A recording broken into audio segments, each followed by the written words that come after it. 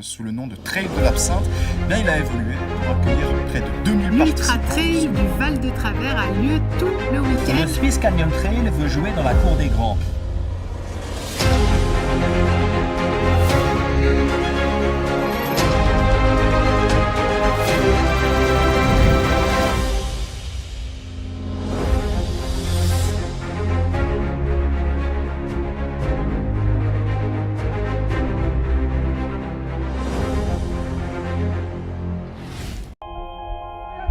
Swiss Canyon!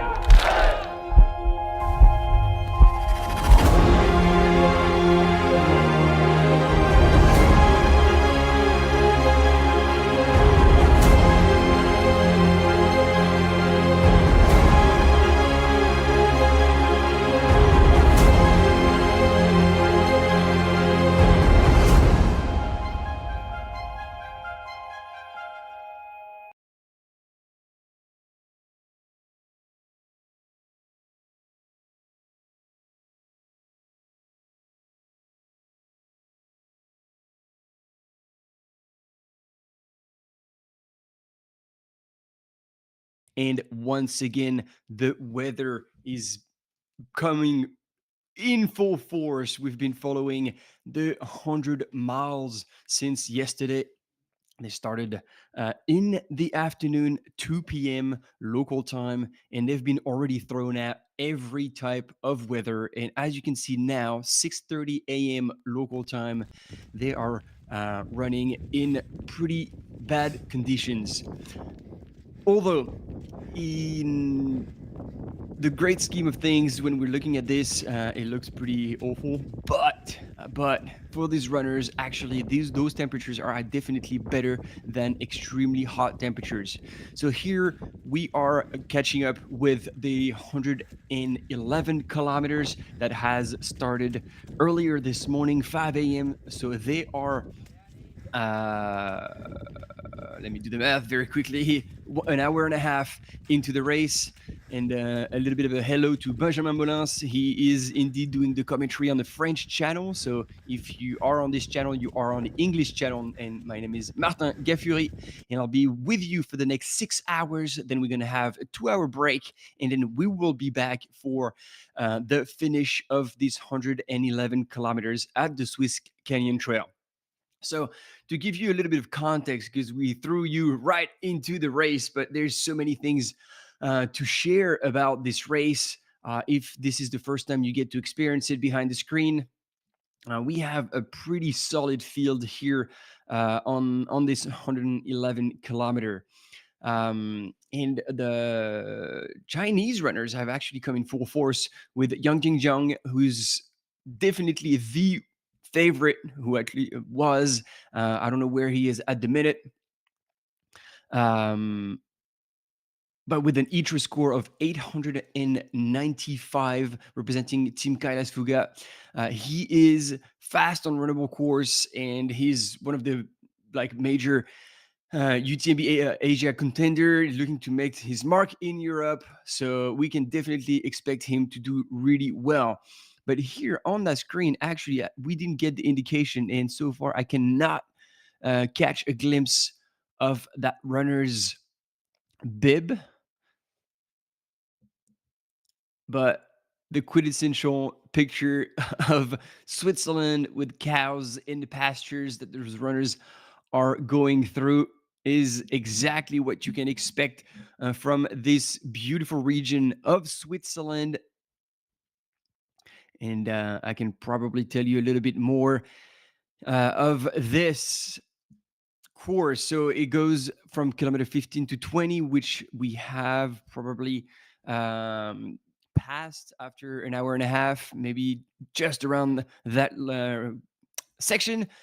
In the Gorge de la Puerta race, the Gorge Mosi, and a lot of wood footbridge that will be dangerous if it's wet. So we have to anticipate that. I'm sure the runners will be careful about that. Kilometer 35, the landmark of this course for all races, the Creux du Vent. It's like a massive cliff run and a photo hotspot for all the tourism that come to this region. And then at kilometer 70 to 80, we have a massively steep switchback descent, rocky and rooty, that will challenge everyone already so far into the race. At 90 plus Ks, you have still a lot of ridge lines typical from the Jura region. It's a bit more exposed, but it's still runnable. And the final climb, La Montée Furieuse. It's a brutal push up to the finish. So it may not look super alpine terrain. Like when you think alpine, you see like the jagged peaks that you can see in some regions in the Alps. But oh, there we go. Now we finally have a bit of a course profile. So you see they started up, and then that is the first big climb up to the Soleil, and down and across.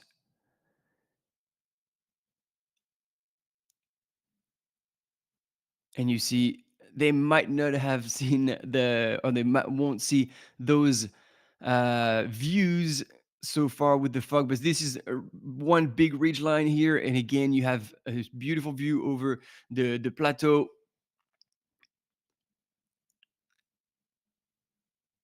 and drops down, come back up to the highest point, and then finally they start making their way back to Couvet where they started.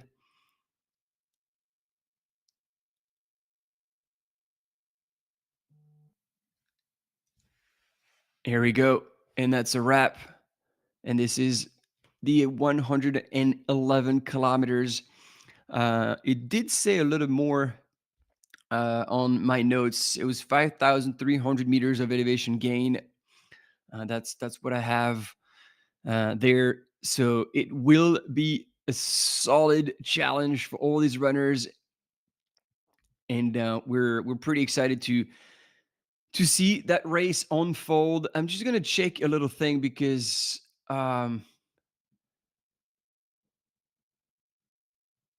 yeah, so technically we're we're missing some of the top runners. The one Chinese that remains is Zhou Ji, who also is pretty strong and currently sitting in third place, only a minute 20 back from the lead. And our leader is actually from Spain, Alex Tolemas. And then last year's winner, Miguel Arsenio, is in second place, but it looks like they were at the last checkpoint at least running together. So I'm guessing we are on a different location here, waiting for the top runners to come in.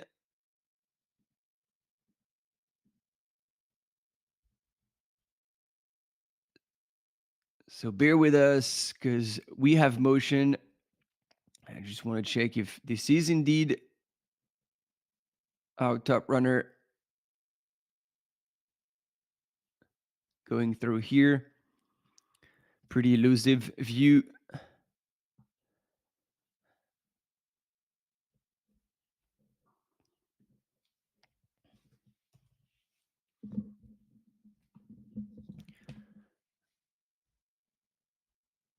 And so we will try also to get you involved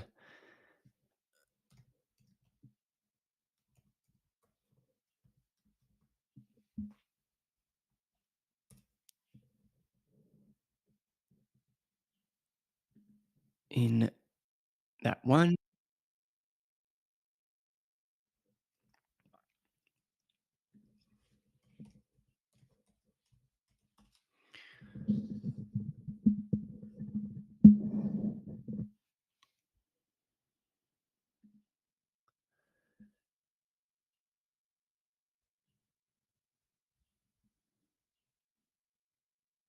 That is definitely not Miguel Arsenio. So I'm unsure who we're having here on the screen and how far down the field we are.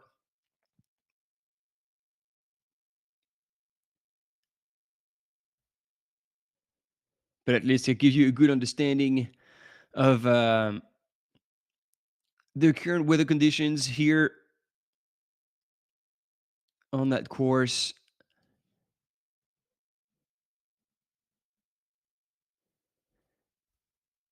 And I guess in the meantime, I also can give you a little bit of an update on what's happening with the inaugural 100-mile race that started yesterday at 2 p.m.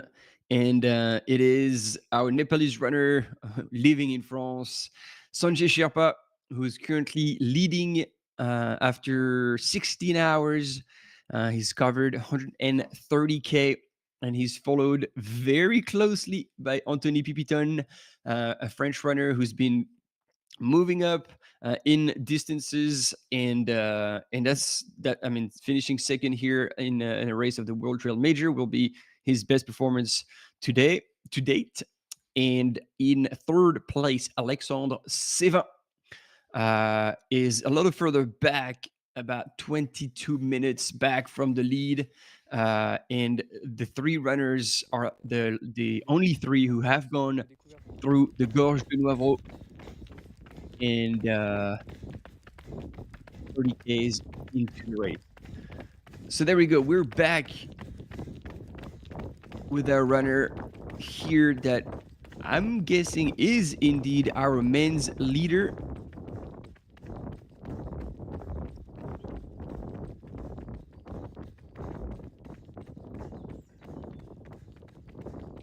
And I got to say, for someone who's running 111 kilometers, he's moving extremely well.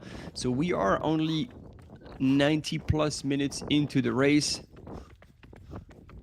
I don't know if this is me, but I feel like he's. Oh, no, he looks pretty happy. Having a yarn. Sorry. I can't quite hear.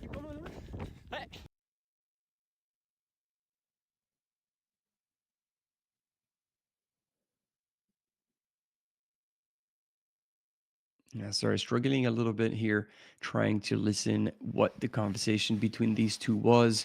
That could have been the opportunity to tell you a little bit more about what is going on.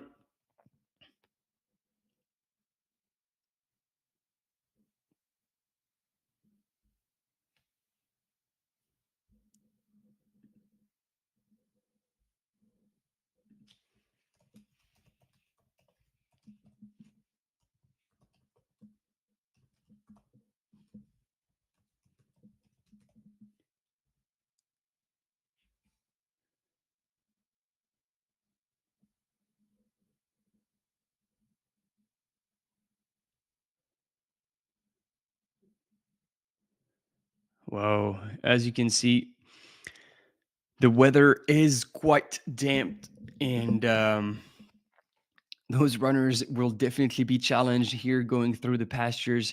It looks extremely slippery, and that's gonna add a whole lot of effort to cover this distance today. And hopefully, these runners will be geared up with the right footwear, with enough traction to be able to move efficiently.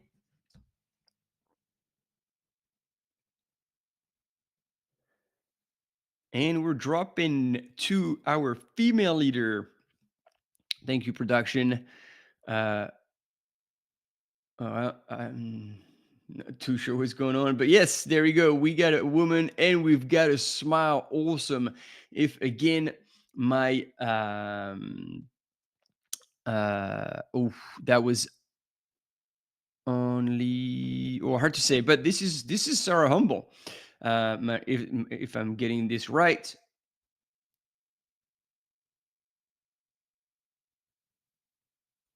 But again, hard like when we can't see the bib number. She would be an American runner, although she's got a keep run backpack. So either she lives around here, or we might be looking at someone else. And again, the course of this 111 kilometers.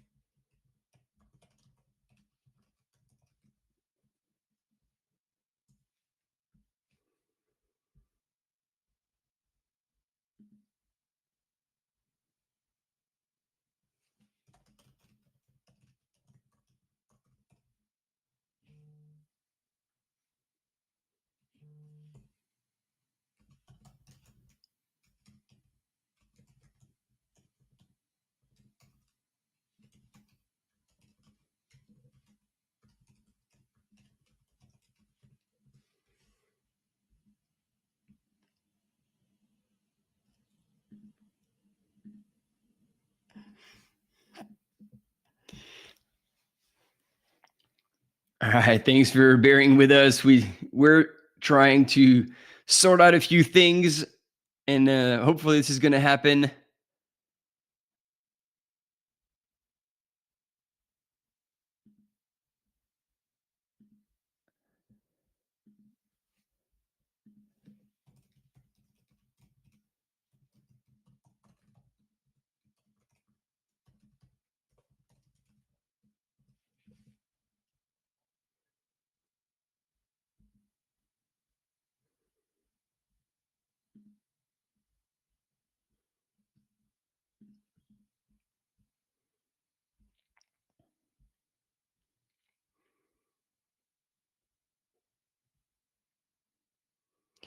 There you go. Confirmation. This is our women's leader here in the 111 kilometers.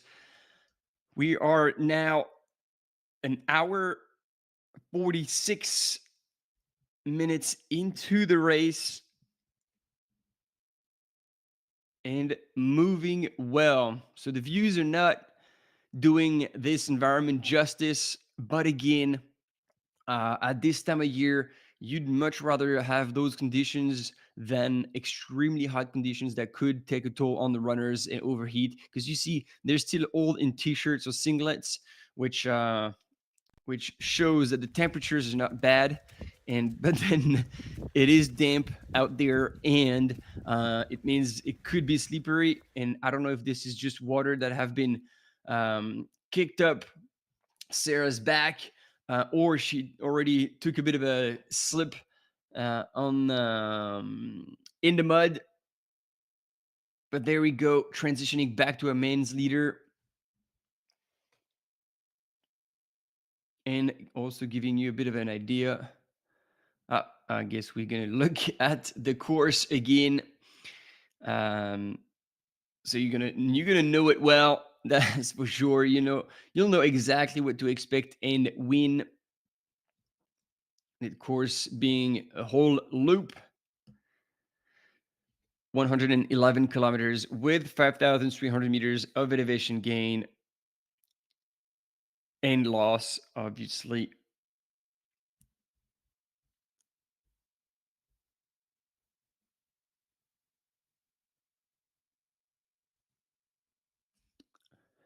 And so to give you an idea, it's actually a dark horse in the lead of the women's race, which is super exciting because Sarah Humble was definitely not on our radar before the race. So I mean, we're only 20 k's into the race, so it might be a fast start. But in all honesty, looking at her run, like she is looking pretty good. And so that is usually a section right there that is absolutely stunning on the left-hand side. But today we'll have to do without those views. And yeah, Sarah is doing extremely well at this point in the race. And then part of the other contenders in this 111 kilometers, we're expecting Azara Garcia to be also up there, although I haven't seen her in the rankings, so I'm not too sure if she ended up taking the start. I believe she might not have because she's not here in the top 10. And then dropping down, Ariane Willem from Team Compressport from Switzerland. She's currently sitting in third place. Ying Li, the Chinese runner, is sitting in second place. Also was expected to do really well today. So nothing is done. They are still the top. Let's go down to fifth, six, seven. Top seven are within 15 minutes of each other, which could feel like it's not much, but although within already 20 Ks, those are pretty substantial gaps. So I guess the top 10 is within 10 minutes. I take this back because this is from the actual overall lead. So Sarah is 8 minute 53 from the men's lead. So I'll redo the math, and top 6 women are within 7 minutes. So that makes more sense. I apologize for that.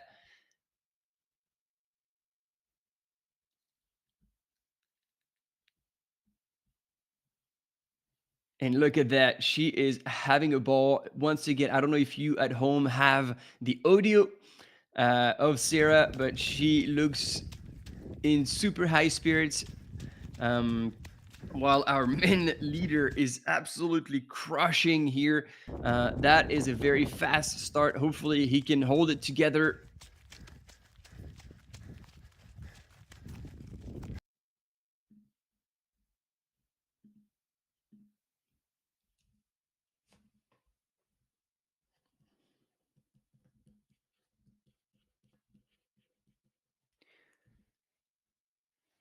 Alex Todamas, who's gone through the first 30 Ks in a lead in 1 hour 45:50, and then in 1:50, so 4 minutes back, together, Bruno Gonçalves and Nelson Santos.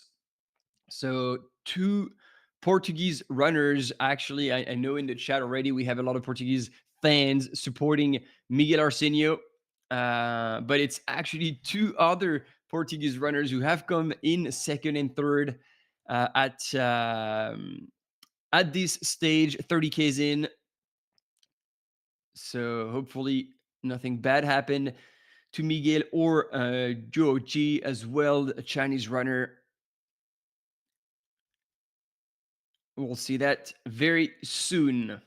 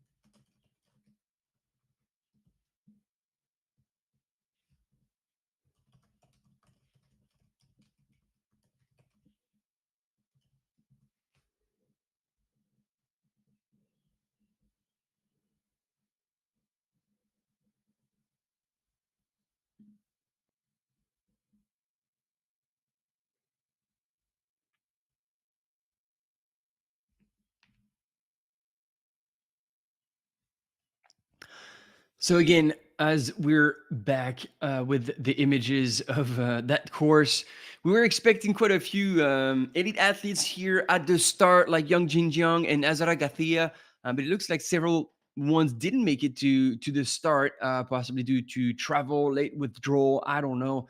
But it means that the race completely opens up for the rest of the field, and some top names out. This is actually a real opportunity indeed for emerging runners to make their mark. And here, Alex Todamas is right there, just like Sarah Humble. So we're in for a show, and we're going to get the opportunity to discover new runners. And we might see a little bit more of a conservative first half, but the chase will definitely be on. So once again, at the minute in the rankings, we have a Spanish runner, Alex Todamas, in first, and 2 Portuguese runners who have gone through 30 Ks in Carrière Motier, Bruno Gonçalves and Nelson. 330 is my game.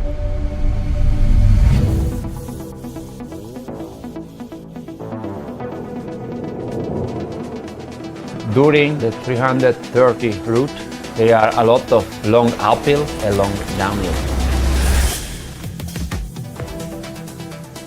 So that gives a lot of pressure to my knee, my ankle, my muscle. And the terrain are very complicated. If you run one time, you need shoes comfortable with good cushioning, grip and breathability. Zero is perfect for technical route. In your uphill, the good grip save energy, and when you go down, give you good support, a good security. For me, 350 is not only a race, but it's a journey, opportunity to pass your limits and you reach your goal again.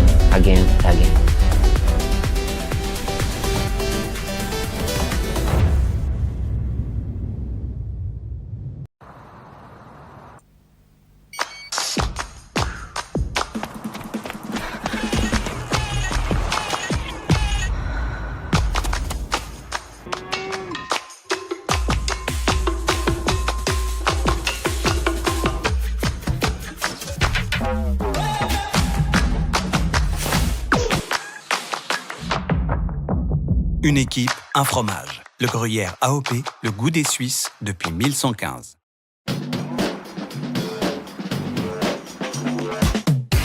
Goodbye calories.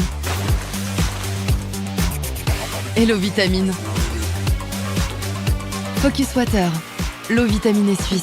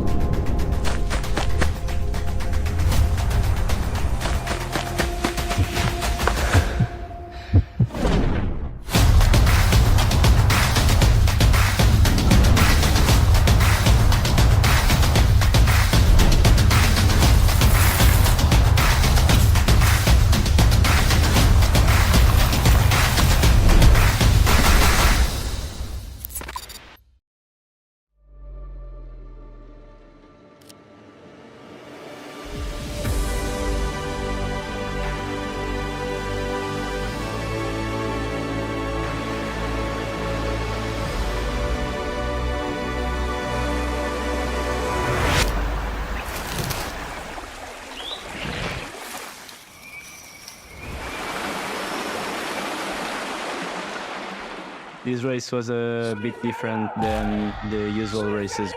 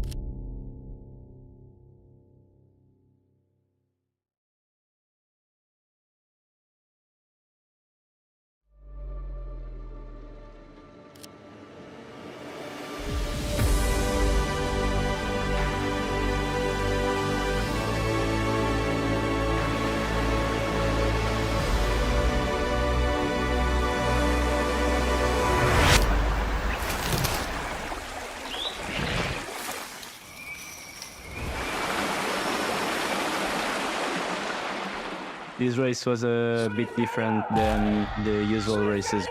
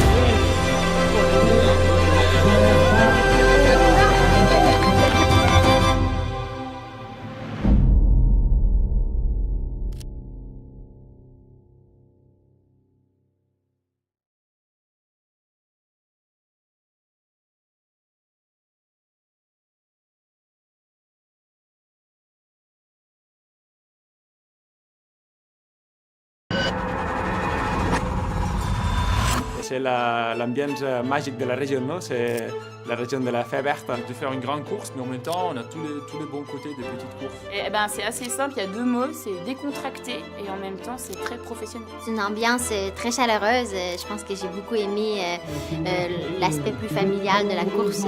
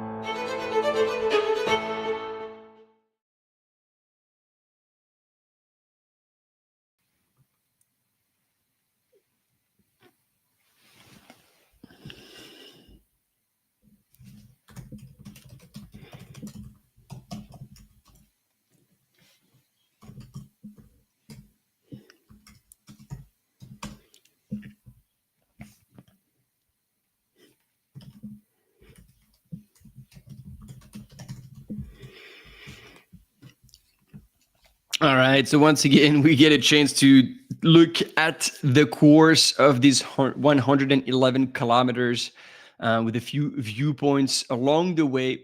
If you were with us just earlier when we have live images, the weather conditions are pretty average with a lot of fog, although temperatures don't seem to be too cold, as most of the runners were wearing short sleeve t-shirts, singlets, which means that if it clears out, that's going to be a really great day for this second day of the Swiss Canyon Trail. Yesterday was the start of the inaugural 100-mile race for this 30th edition already of that race. Imagine that, 30 years that runners have been on these courses. And there we go, ladies and gentlemen. We have American runner Sarah Humble, who took out the race by storm and actually made a bit of a surprise on the rest of the field.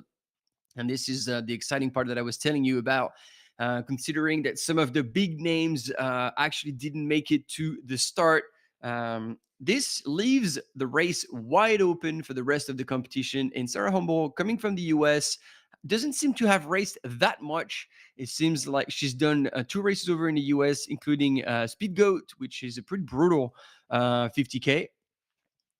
So it will be good to see what she can pull off on a distance that is seemingly twice as long as the longest race she's done. So she's basically she's following a pretty steady trend. Like she started in 2021 with a 24K run, then 2024, 52K runs, about double. And so 2025, she's going again double with 111 kilometers. Let's see how that suits her. In the meantime, let's take a look at the rest of the field in a women's field for this 111 kilometers. You get Ying Li in second place, and she is definitely one of the ones we were expecting to see up at the front. Coming from China. She's done already a whole lot of races. Most of them, although in China, she hasn't had the chance to come out very, very often. But definitely a super strong profile representing Team Kailas FUGA. And yeah, so far in third place overall. I mean, in the women's race, sorry. And I'm looking at the other results, and she's scored some pretty high ITRA scores, like the Chengdu Trail in Chengdu is 107 kilometers with 5,200 meters of elevation gain. So that's quite close in terms of stats to Swiss Canyon Trail, and she scored a 762 ITRA score. So that was quite impressive, even though that wasn't enough for the win. She was second at this race. But then earlier this year, she's already done quite a lot of races. She's done a 50K Zhongdu Ultra Trail, and then a 100K Ultra Trail Mont Yun by UTMB, and then the Ultra Trail Great Wall by UTMB 50K as well. So she's done already 3, 5, 6, 7 races already. Although the first race in Hong Kong that she did, actually she didn't finish it. All right. After a quick look at the results for our top female runners here in this 111 kilometers. Yeah, there you go. We are still with Sarah Humble. And again, it definitely looks like she's being challenged by the terrain, just like the rest of the field will be. It is muddy in the Swiss Jura, which, to be fair, is a fun part of it. This is what trail running is about. Understanding what those races and weather conditions will throw at you, and respond with open arms, welcome whatever is being thrown at you once again. And whoever is more comfortable with adapting their running, their hydration, their nutrition to the conditions will succeed and will get the best out of themselves on the day. And again, we are now 2 hours 15 into the race.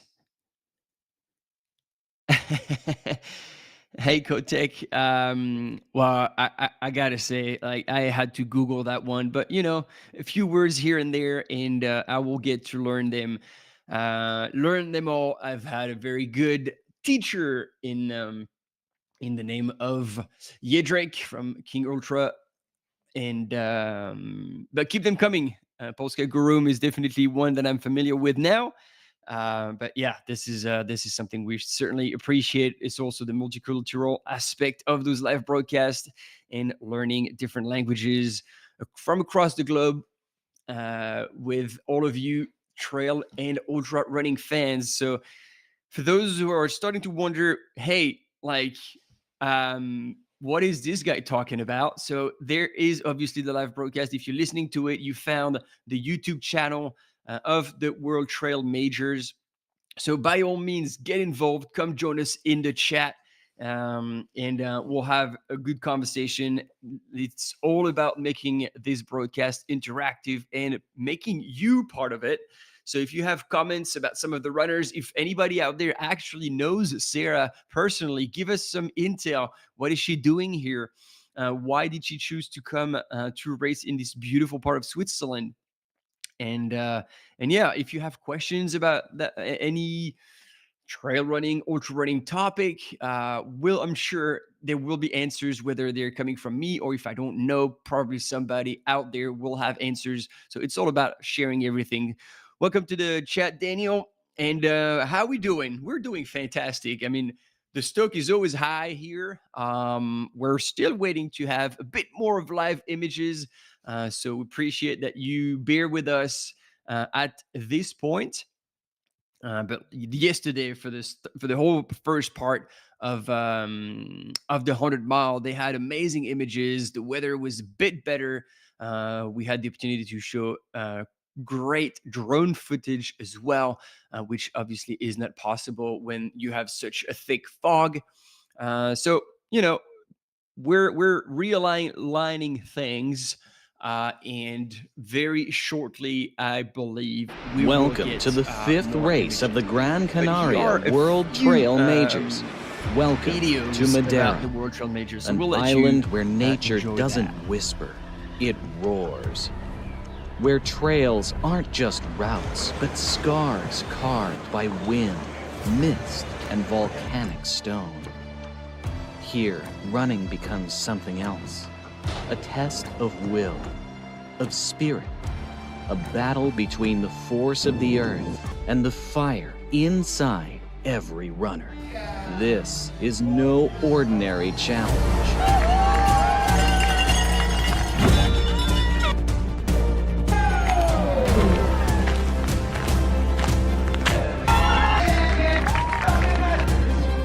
This is the Madeira Island Ultra Trail.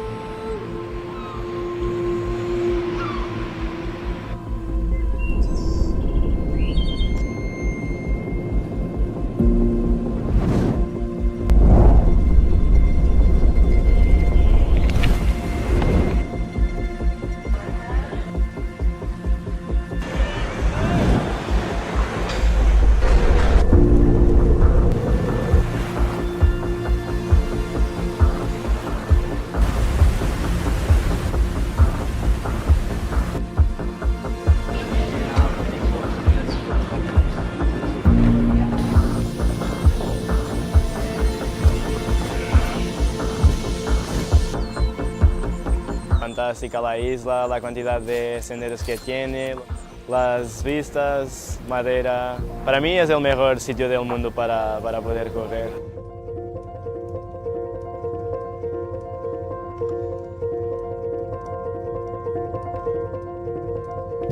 You have landscapes are changing every 10 kilometers, so it's for the runners. It's nice because they don't get bored with always the same landscape. The most important that there are a lot of people still wanting to come. Definitely, it's really amazing for us and proud.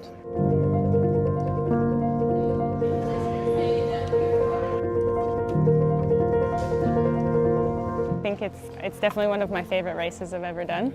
It was my first ultra to finish such like a big traverse with so much climbing and technical trail. So yeah, it would be great to be on the list of winners here.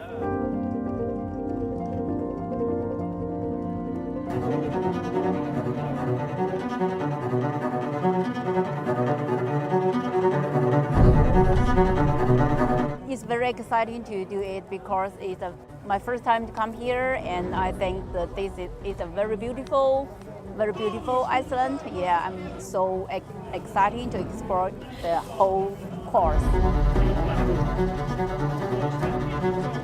Como me sinto ansioso, com vontade de virar a ilha e chegar a Machico. Morrer e renascer várias vezes ao longo da carreira, e isso é um bocadinho como é a vida. É igual. Estamos cá em baixo, depois estamos lá em cima.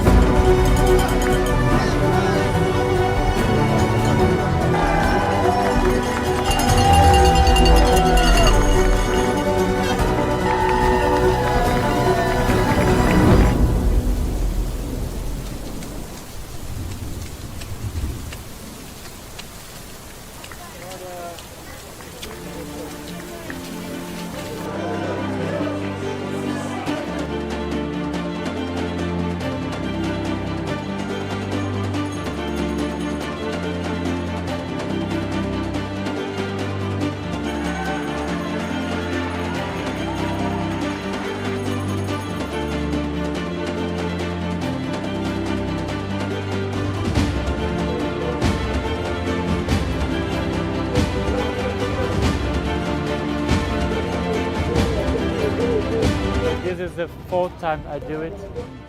It's a pleasure to be running in Madeira.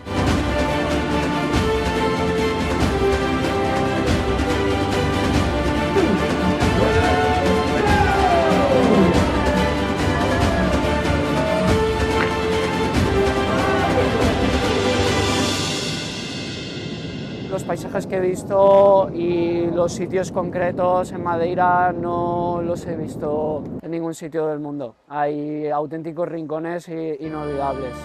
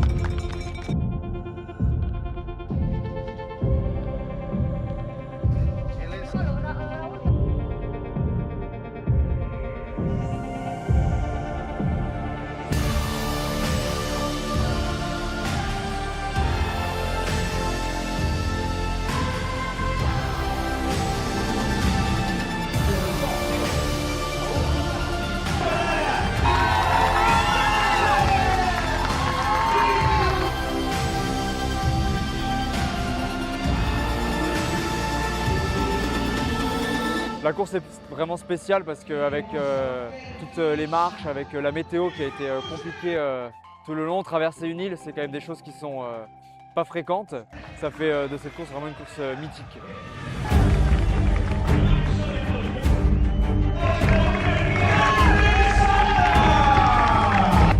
I wasn't thinking too much about like winning or my position because there was so much to manage with the weather and the fog and rain and everything for so much of the race. But yeah, I knew I had a big lead partway through the race, so then I knew as long as I could keep a good pace, I could make it.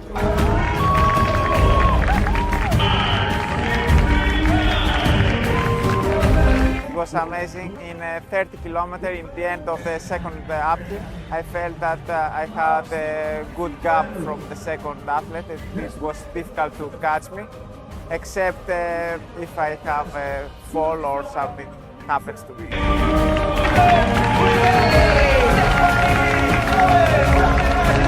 my first time to the island, first time racing, and it was pretty special to have such a good day. I think it's like a really cool place because you've got like big mountains and you've got like technical trails and you've got like big views, and that's pretty rare.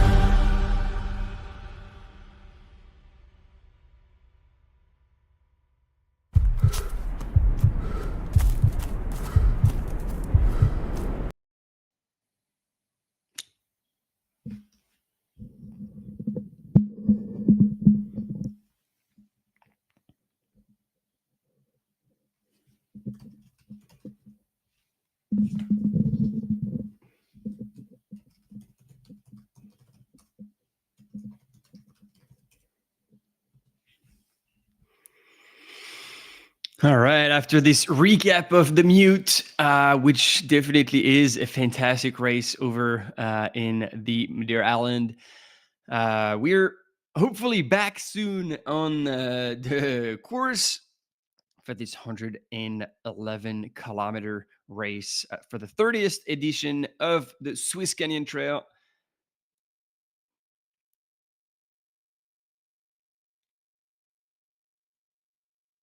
And during this live broadcast today, we'll also be covering the finish of the 100-mile runners, 100-mile race, which took place for the very first time this year for this 30th anniversary of the race. And actually, that's probably the good opportunity to take a look at the current rankings. I did this a bit earlier. Nope. Do we have images? Yes, we do. Ladies and gentlemen, if you're joining us, welcome to this live broadcast of the Canyons, Swiss Canyons Ultra Trail. And we are with our female leader, Sarah Humble, coming from the US, stepping up in distance, in style, and so far looking fantastic, making quick way of that forward drive track. And you can see it is still pretty wet out there, although conditions could change very quickly. And so far, she is leading over second place if it's still the same person. She's from China. Oh, no, there's been a change. There has been a change. Wait a minute. Trying to get an update here, but all of a sudden everything has been reshuffled.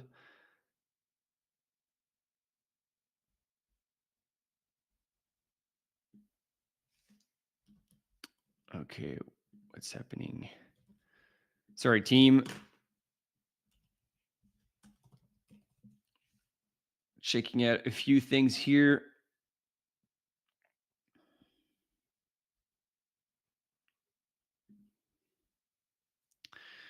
It looks like we have lost our top runners, or at least there's been a bit of a change, because it looks like going through the 30-kilometer mark, it is Ariane Willem from Switzerland that is now in the lead, 2 hours 09 elapsed, followed by Karina Nig,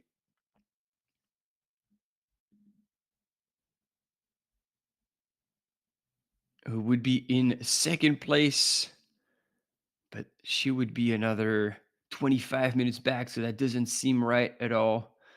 Sorry, that live tracking seems to be having a bit of a challenge here, but we should be able to correct that very shortly. In the meantime, let's take a look at the course again.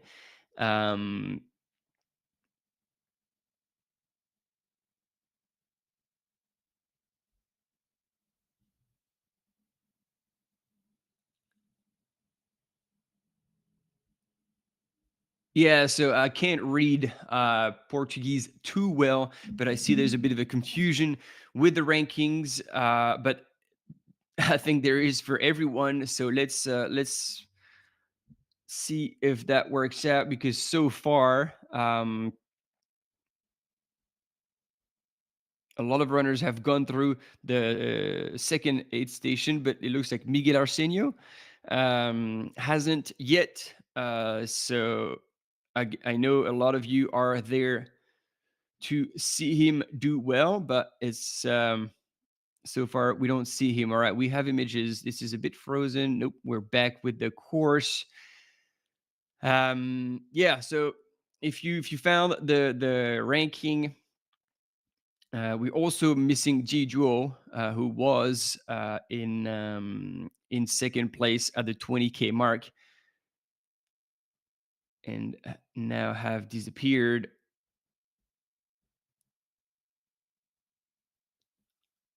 Oh, right. Okay, so Miguel Arsenio now has clocked through the 30K mark. Wow. I'm sorry. There is a lot going on here. And all of a sudden, Miguel Arsenio, if you're watching us now, seems to be in the lead after 30K in 2:28, followed by Alex Todamas, 2:28. So they are 2 seconds apart. And that makes a bit more sense. So let's hear it in the chat, team. It looks like Miguel is now officially in the lead.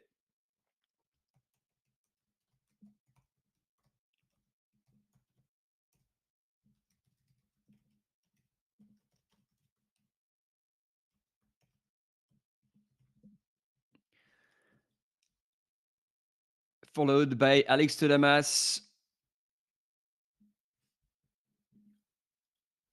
who we had very early images of earlier this morning when we took on already an hour ago the live broadcast.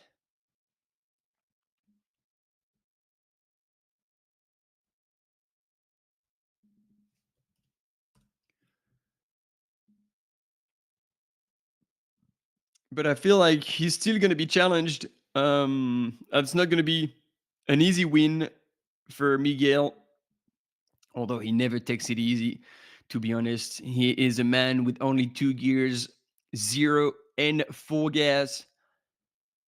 But Alex Todamas has a lot of really good results. And the last one he did earlier this year in February at the Cursa for Termes, in the marathon distance, 47 kilometers, 2,500 meters of gain, with a solid win and a nature score of 8:38.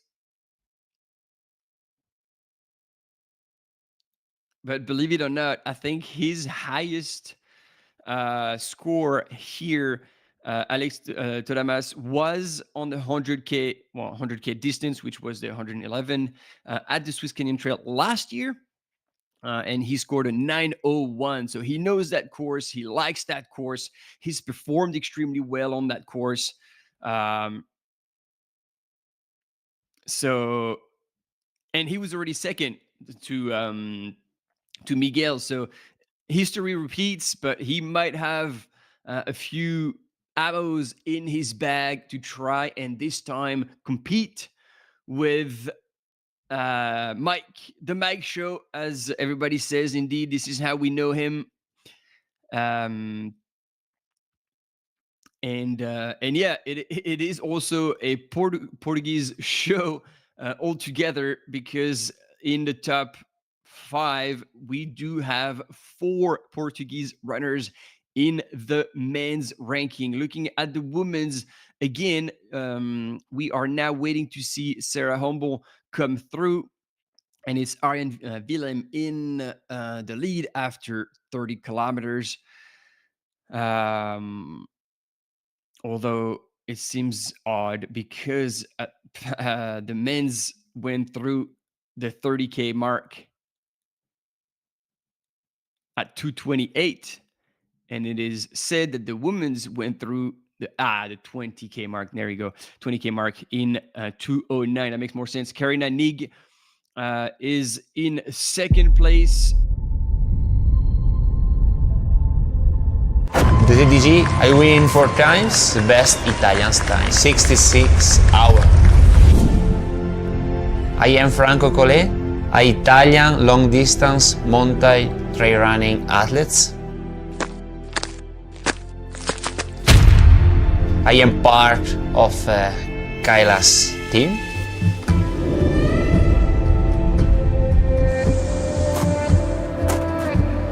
I am an engineer. It's not so easy to combine work and running. I knew the TDG because he passed in front of my home. My sister registered me. I finished in 5th position, the best Italian's time. The TDG is my game. I win 4 times. In 2023, I break my records.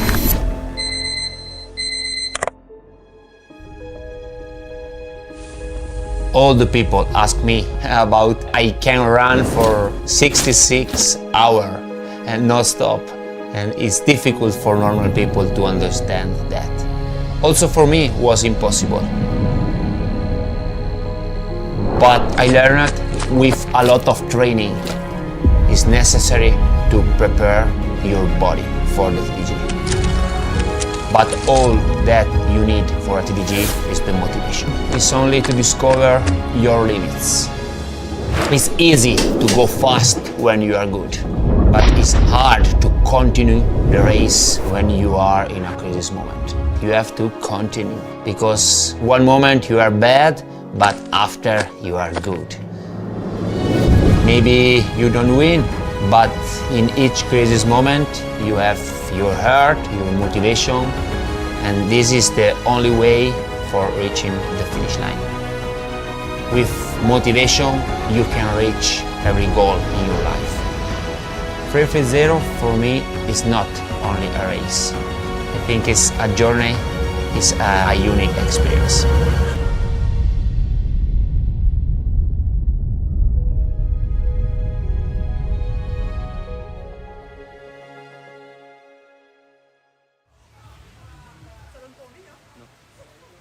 All right, we do have live images of our beloved volunteers here at an aid station.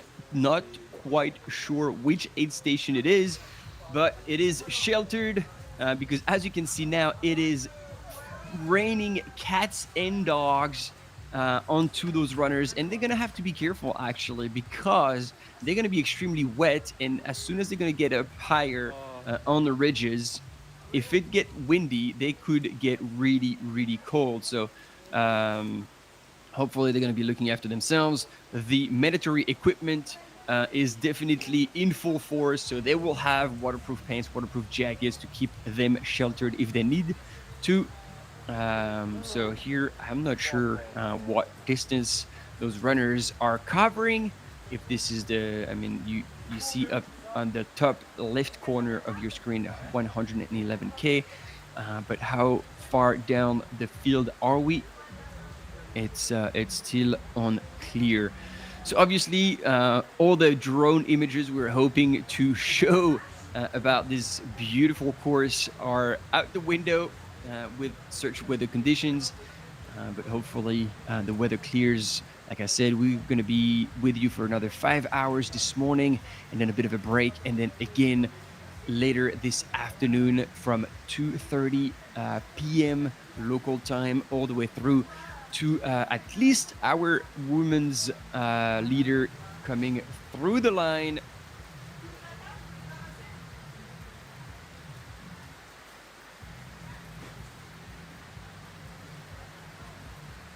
You can see a very Swiss aid station. We got bananas, oranges, and then I believe this is cheese and dried meat.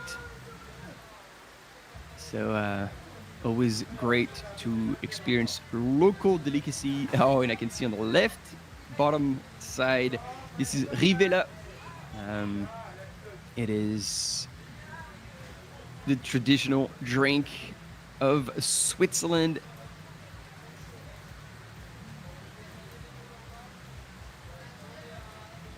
But yeah, we weren't expecting such bad weather that is being thrown at the runners. That's going to test their mental strength as well as physical strength. And again, the smarter runners will take the time to stop and put on a jacket, stay covered, because very quickly with this kind of rain, that will cool you down. And see that runners is putting on a jacket, getting their crew to help them out with whatever is being put on the bag or pulled out of the bag, and then jacket on. And this is a very smart move, ladies and gentlemen, because when you're going to spend that much time out there, you do not want your body to be working to provide extra heat as you're cooling down. So put on a jacket, take that time. Those few minutes are well spent,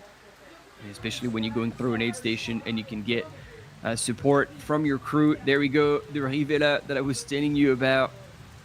Good old Coke, water, and syrup for a bit of extra sugar boost going through the aid station.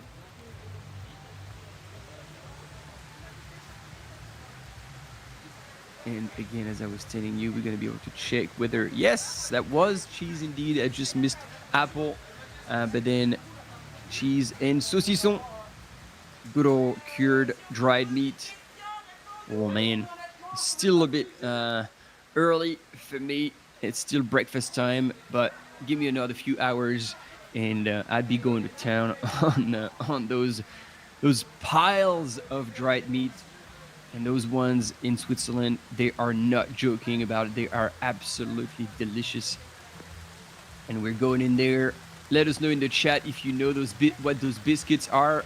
This is a bit of a quiz here. And then dried fruits and nuts.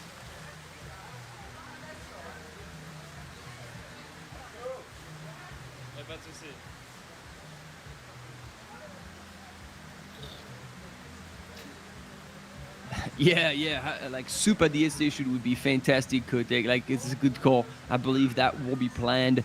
And Daniel, when are the top runners expected to finish? That is a great question, and I have the answer somewhere. Let me check again, because there's quite a lot of tabs open, to be fair.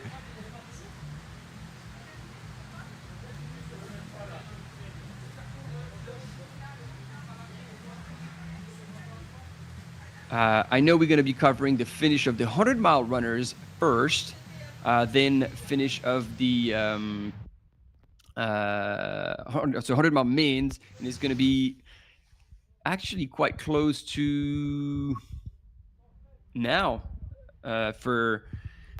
depending on how quickly they ran, between 6:50 and 7:30.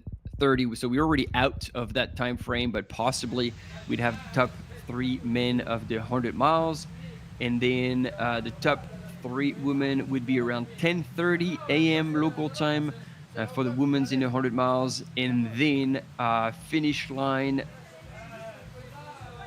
for the top men will be around 4:30, 4:45, and then the women are expected to come across the line at between 5:20 and 6 p.m. today. So if you want to go for a run, you have heaps of time. And we also going to have a break during the live between 12:30 and 2:30.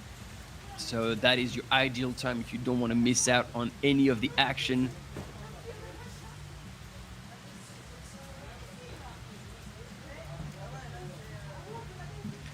That's your shot.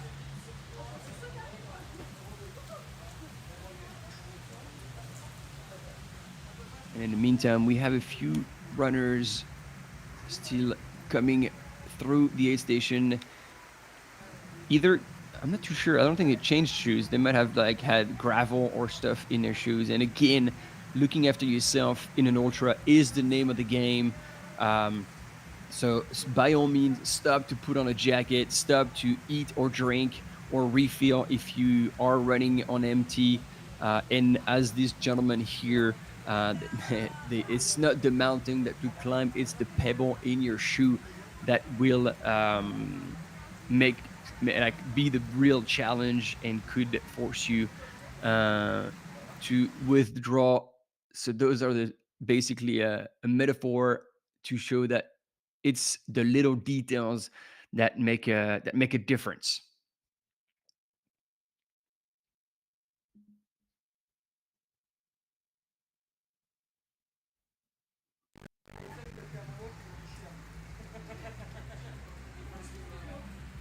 And a big shout out again to all the volunteers who are out there supporting all the runners, as well as all the crew that are also out there filling up and being the safe place for all these runners whenever they come through the aid station. As you can see, oh man, look at that water on the ground. It's just going right through the aid station, even though they are sheltered. The water is coming through. It is a tough job out there for everyone, but everybody is holding the fort. And let's take a look at the course.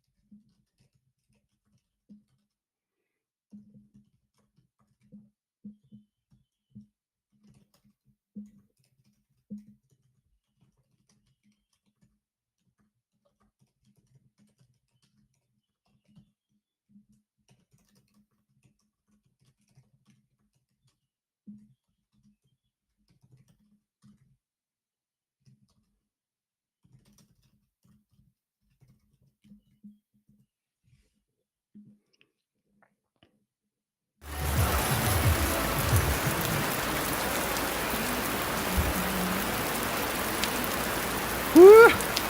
Look at that finish line. The grass is beautiful, perfect on the pitch, but it is raining like very few times I have seen on an event. This is going to be a very challenging time for all the runners out there. This will be an addition to remember, ladies and gentlemen. Hopefully conditions won't be as bad that some of the race will have to be canceled. Once again, runners' safety is the primary concern of the organizers. And being out there, like so far, if it's only raining, that's fine. If it gets stormy and thunder starts to join the party, maybe there won't be either course changes or a few alterations to the situation, because as we saw on the course that we now have seen quite a few times already, there are a lot of exposed sections on that course. And so if lightning starts hitting, that would be quite dangerous. So fingers crossed it doesn't get any worse than that. But again, it would be hard to imagine something worse than that, like considering that the visibility is pretty poor. The rain is coming down hard. And again, we do have that fixed camera on the finish line because we were anticipating the top runners in the 100-mile race to come through around this time. So if we take a quick look at what's going on, there has been a change. They have gone through 138 kilometers, so they're still a wee ways away. And Anthony Pipiton has now gone through in the lead. He's moved up and passed Sanjay Sherpa, who's now in second place, but only 22 seconds. So he's made 3 minutes, Anthony. And then another French runner in third place, 36 minutes. The DDG, I win 4 times, the best Italian's time, 66 hours. I am Franco Collet, Italian long-distance mountain trail running athletes. I am part of Kailas team.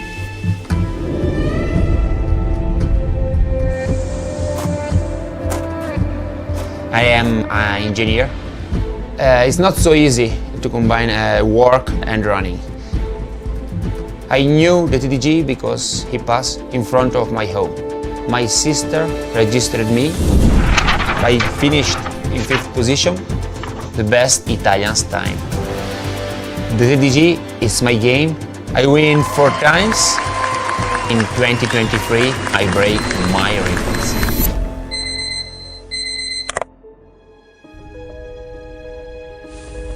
All the people ask me about I can run for 66 hours and not stop.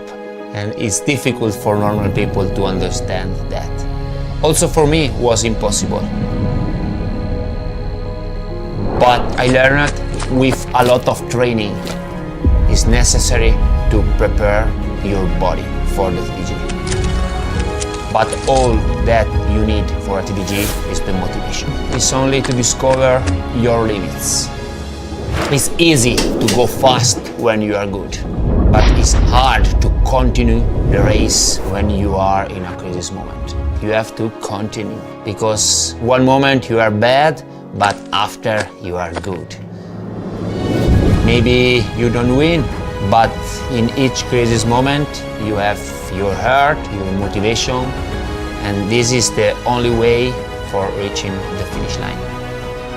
With motivation you can reach every goal in your life. 330 for me is not only a race. I think it's a journey, it's a unique experience.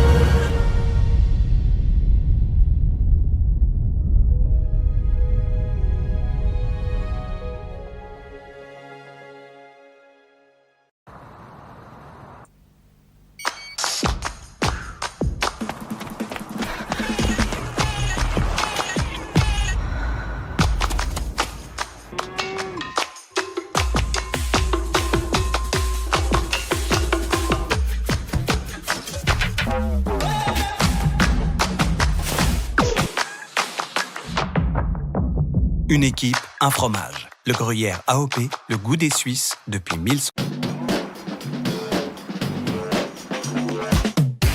Goodbye calories. Hello vitamine. Focus Water, l'eau vitaminée suisse.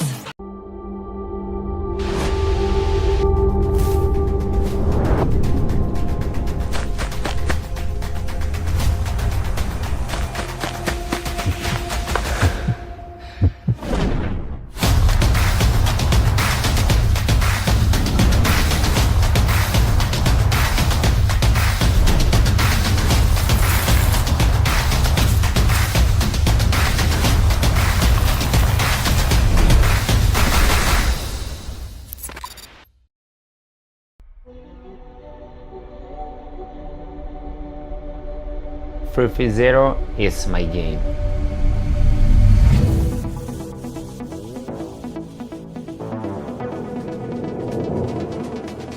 During the 330 route, there are a lot of long uphill and long downhill.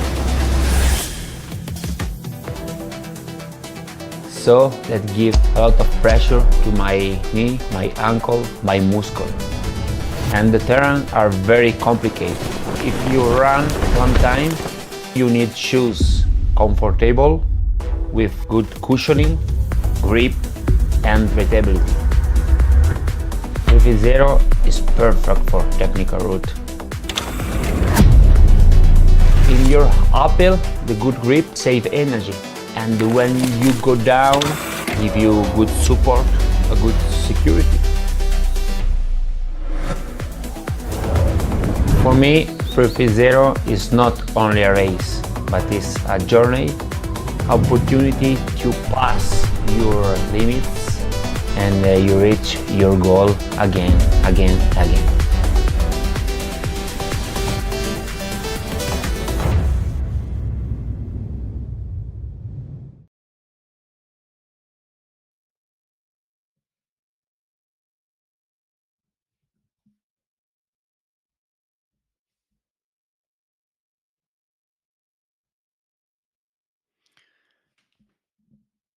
All right, this is as much as we can show you, and that will give you a better understanding of the weather conditions here. Not that you were wondering about it, seeing how much rain was coming down.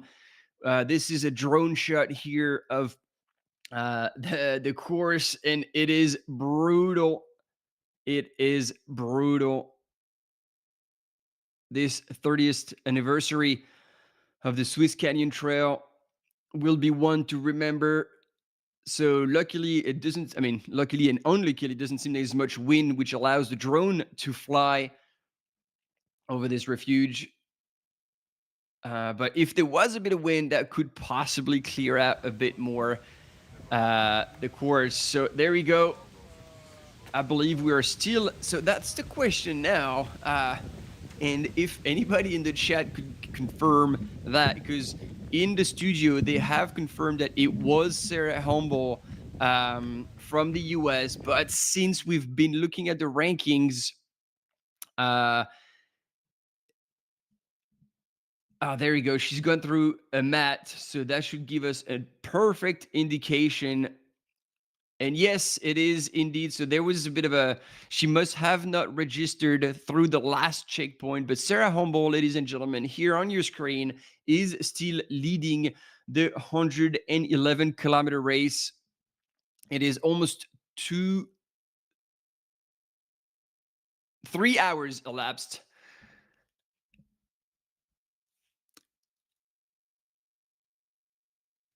For this 111 kilometers. And you can see she's now transitioned into a smoother path.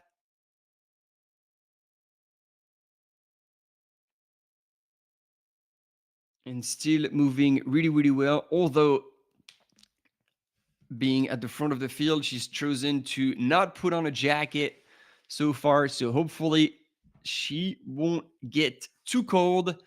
And we have yet to see another runner come through, but she had quite a bit of a lead at the last checkpoint.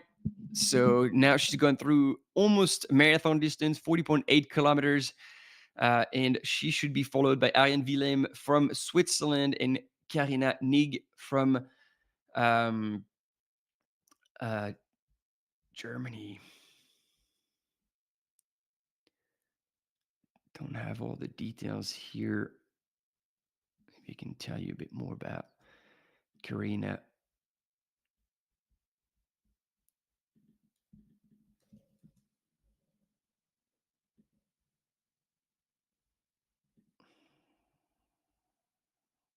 Karina, who seems to be racing quite a lot in Switzerland.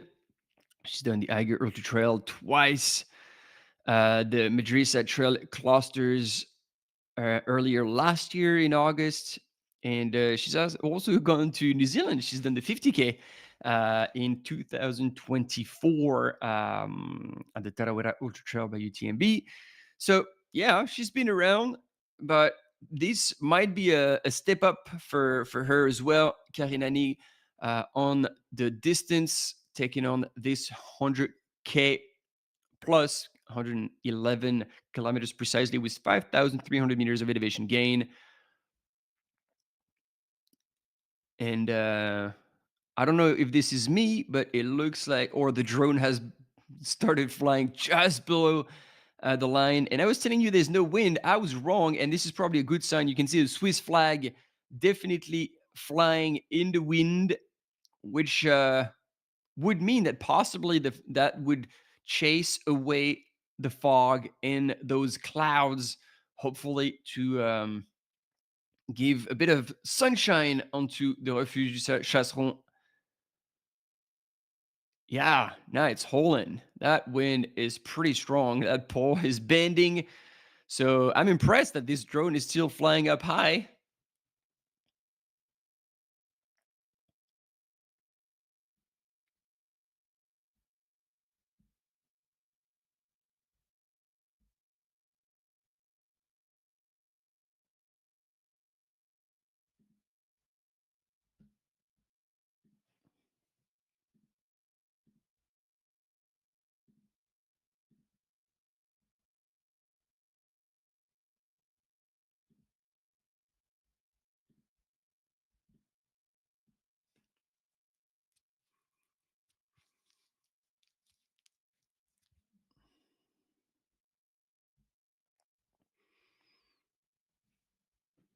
All right, we're going to let you on those images for a second. I'm going to tune out very quickly, but be right back.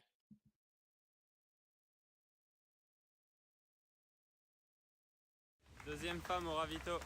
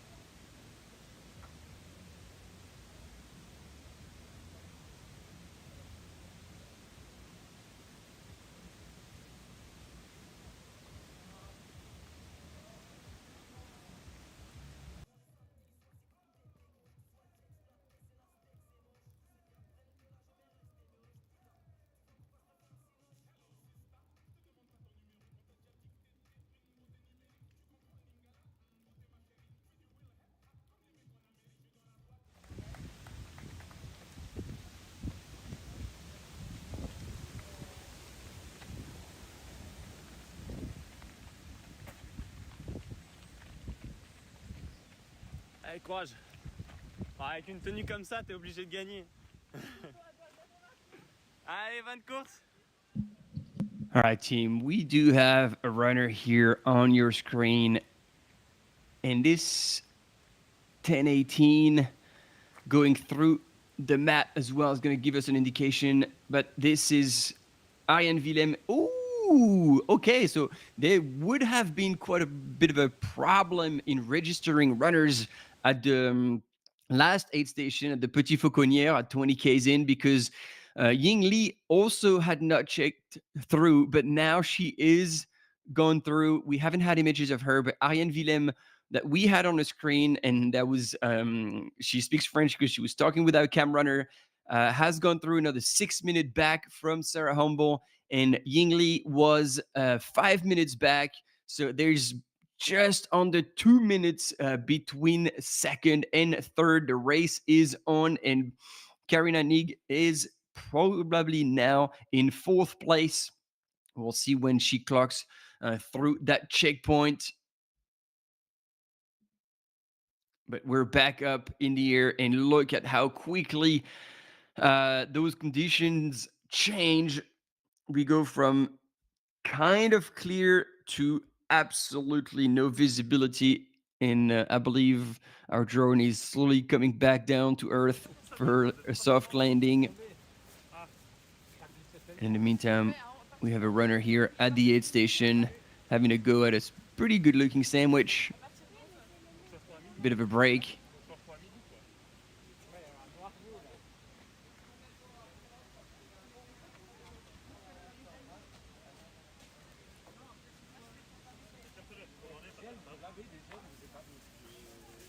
Reloading the pack. And that is a big pack. I don't know, maybe that is a 100-mile runner going through there as well. Or another runner in the 100K that would be within, I don't know, top 15, top 20. And he's taking his time.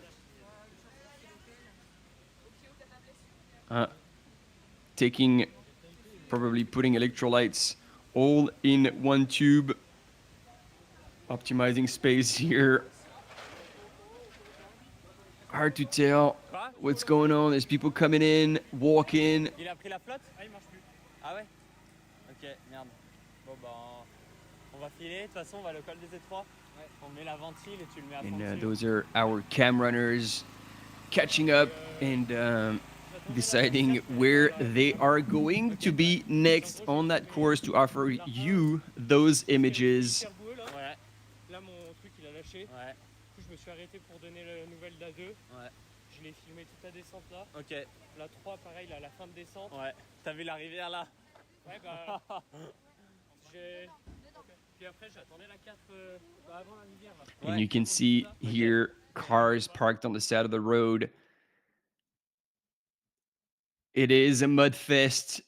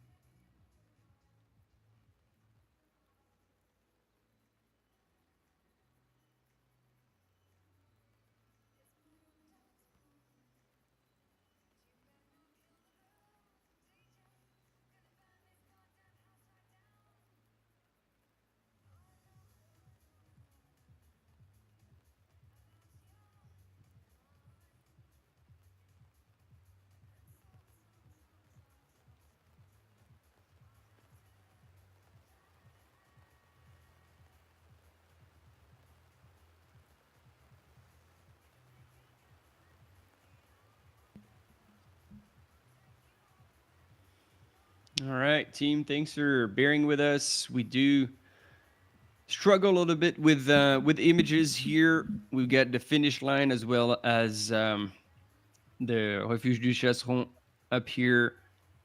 And as you can see, weather conditions are quite horrendous on this 30th anniversary of the Swiss Canyon Trail. And hopefully, we get images at some point. The original finishing time for our 100-mile runners we're around 7:30, and we're already 8:08 local time.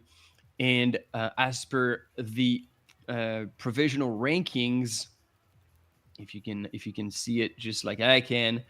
We have our top men who have gone through 138. So they're still about 30 Ks away from the finish. So it will take them at least another 3 hours. So we're going to be quite behind on the expected arrival time. And hopefully we'll still get to see, obviously, the men's we will. There will be no problem with that.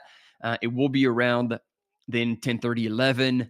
And then the women who were planned around 10:30 will most likely be another 3 to 4 hours later. So it's going to be closer to 2:30. So whenever we're going to be back live this afternoon.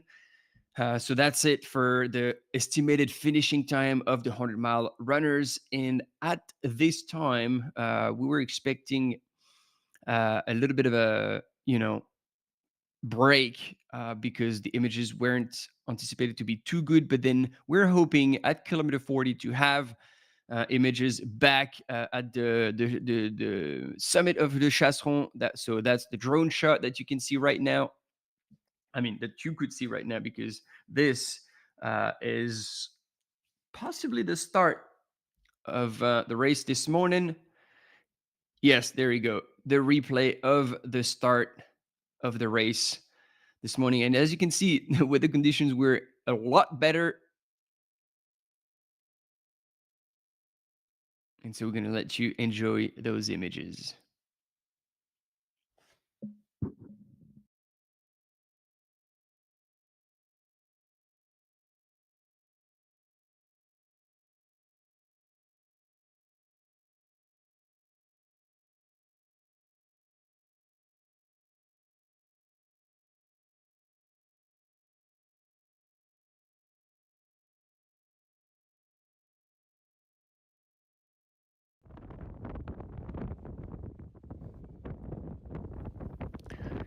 And we have chamois, ladies and gentlemen. These are the ones that are not too worried about the weather conditions. And our cam runner here out there just bumped into a whole herd of them. That is a pretty cool sighting on the side of those cliffs.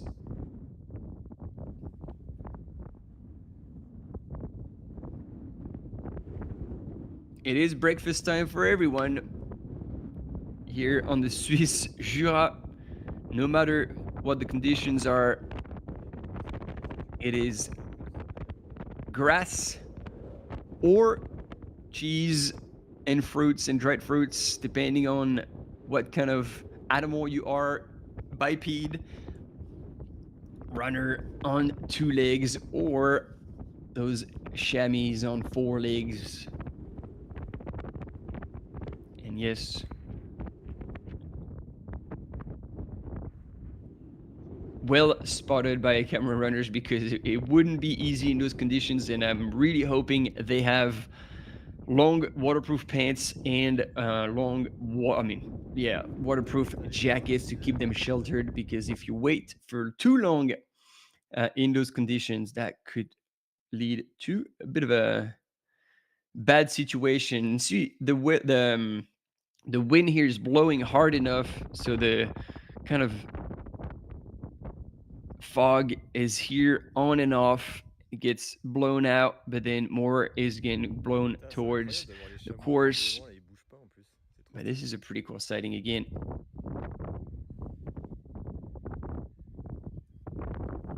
And it is only 8:13 a.m. local time, so we could hope that everything clears out, and for the later hours of the day, you could even have a little bit of sunshine, beautiful views. Those drone shots that really do justice to the course will be finally possible, and unveiling the beauties of the Swiss Jura. But at this point, we're not blessed with the best weather conditions, that is for sure. So again, the battle is on, ladies and gentlemen. 143 Ks into the 100-mile race. Sanjay Sherpa from France, but also, originally from Nepal, living in France, has responded to Anthony Pipiton. because he is back in the lead and has put a minute 17 on Anthony. So there it is, definitely a ding dong battle at the front of the pack. Actually, there are also changes in the third and fourth places. Alexandre Sevin in third, but hasn't gone through Les Places just yet. And Maxime Hodebeeks is in fourth place and also hasn't gone through Les Places at 138 kilometers. In the women's, in this 100-mile, Marie Janot is at 118 kilometers Col des Étroits, and she is the only woman who has gone through that with 17 hours elapsed, and she is over 3 hours back from the lead of the race, the overall lead. So from the top men, she's 3 hours back. So that will give us a bit of an idea. So she might finish with 3.5 to 4 hours back from the top men's. So that will give us an indication when they will cross the line. And then at kilometer 94 is Cécile Bernasconi and Clémence Mercet, both Swiss female runners in second and third place. They are already an hour 10 back from Marie for second place and 2 hours 8 for Clémence Mercet. So that will tell you a little bit the gap between these top female. And so that was a recap of the 100 miles. And in the 111 kilometers, it is still Miguel Arsenio through the, but we had a split at kilometer 40, but now it's gone. So still Miguel Arsenio, Alex Todamas, Joji from China has moved into third. Although, he was always in third, is Miguel. Mike had not gone through, but the Mike show is still going. And then another 3 Portuguese runner, Nuno Marques, Bruno Gonçalves, and Nelson Santos are following. Du coup, tu verras, Damien, là, quand on va partir avec la tête, très rapidement, ça va couper et ça revient un peu après. So we're still hoping to see the runners here come through, as those images are now focused on the herd of chamois that were up high. We're expecting top runners to go through, and then we'll have images for a short while before the connection drops. Oh, I think we had someone in the distance, so I'm hoping our camera runner did not miss that runner, because I definitely saw someone go through.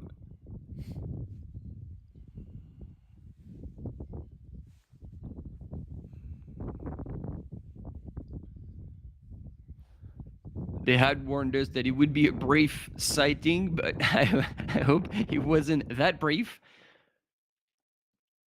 And we're back on the aid station here, where at the Chasseron, where we had drone shots, and you can see, wow, that is brutal. I guess the shelter hopefully will hold on, but the wind's blowing, the rain's coming down hard. Probably the temperatures are also dropping. I mean, look at that pole, how bent it is. That is some serious weather conditions.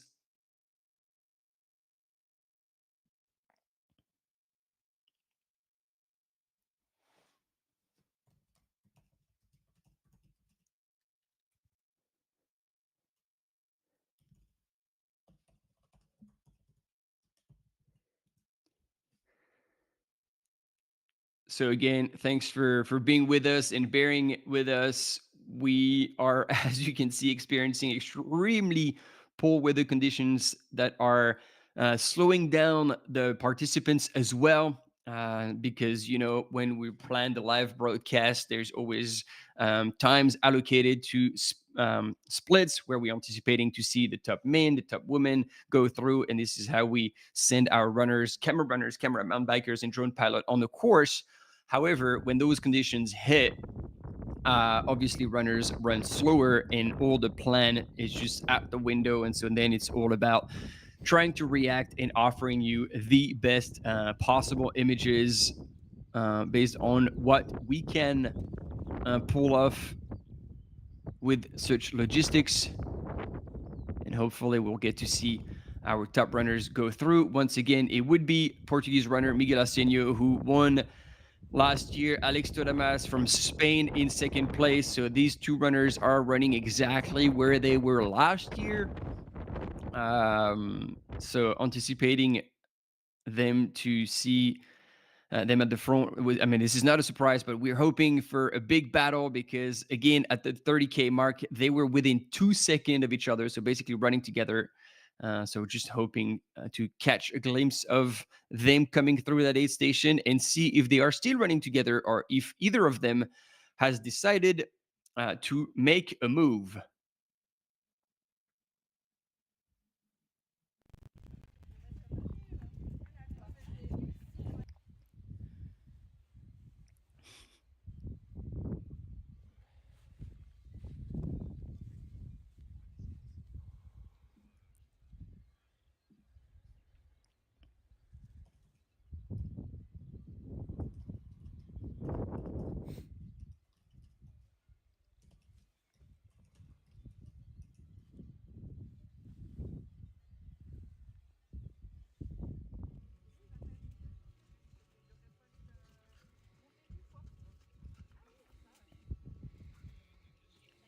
All right, our drone is back up in the air, team.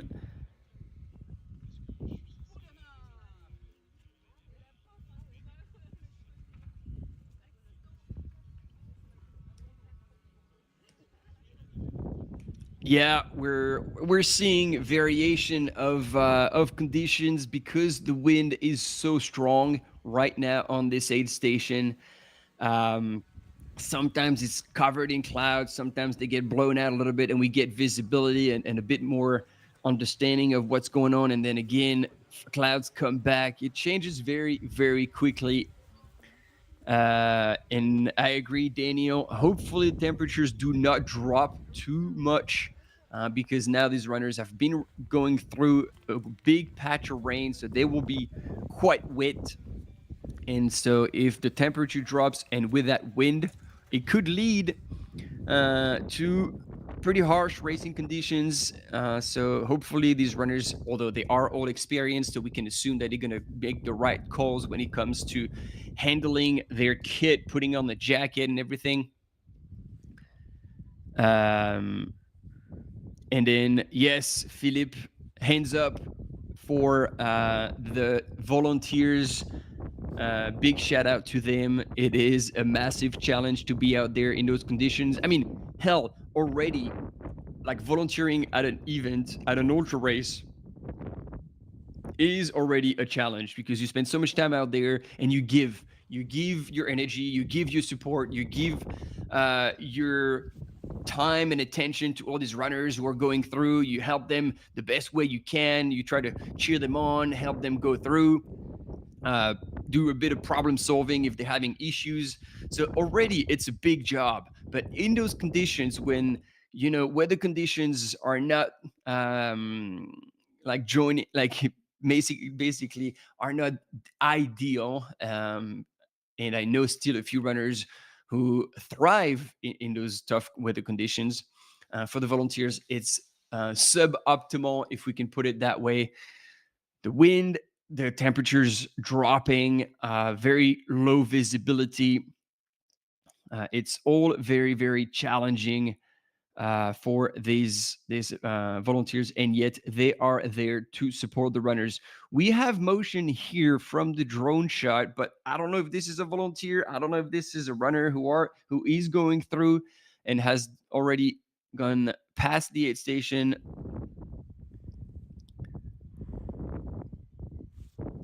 And you see those traditional and easy to spot yellow signs that are the trademark of Swiss trails. And see the weather conditions are getting the best out of our drone still.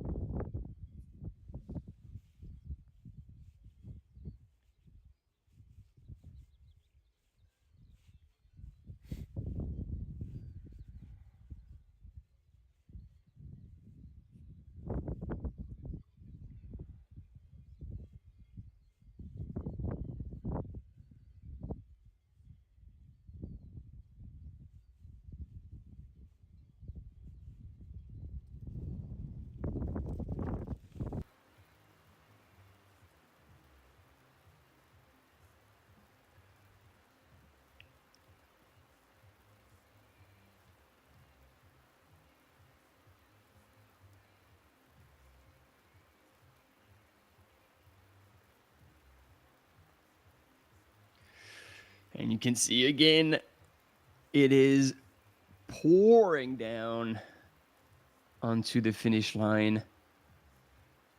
Whew. That is a very tough situation because, I mean, obviously they're over such distances, they're going over different summits, ranges, and valleys, and the weather condition here on the finish line in Cuvée is awful. There's no other term. Hopefully, all the electric system has been protected because like the ground is going to be extremely damp, and have experienced at previous races where all of a sudden you start seeing sparkle and electrical systems being short-circuited. Not the best. Yes, Daniel, your Portuguese friends are doing a great job in the top 5. It is an almost complete takeover of the current ranking by our Portuguese friends.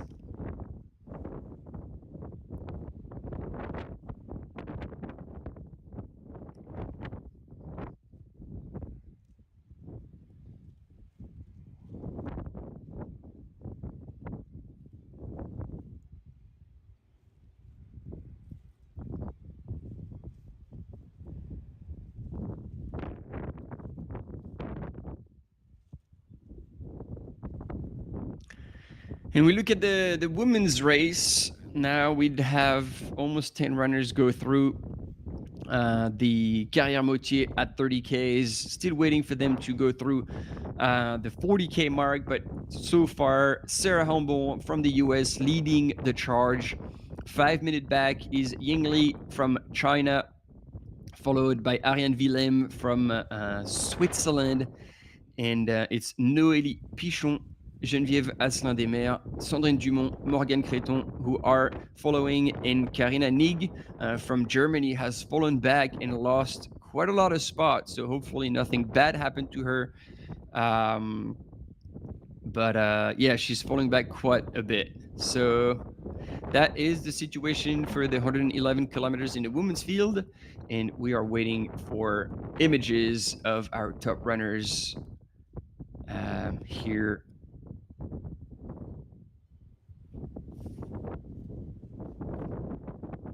in the clouds.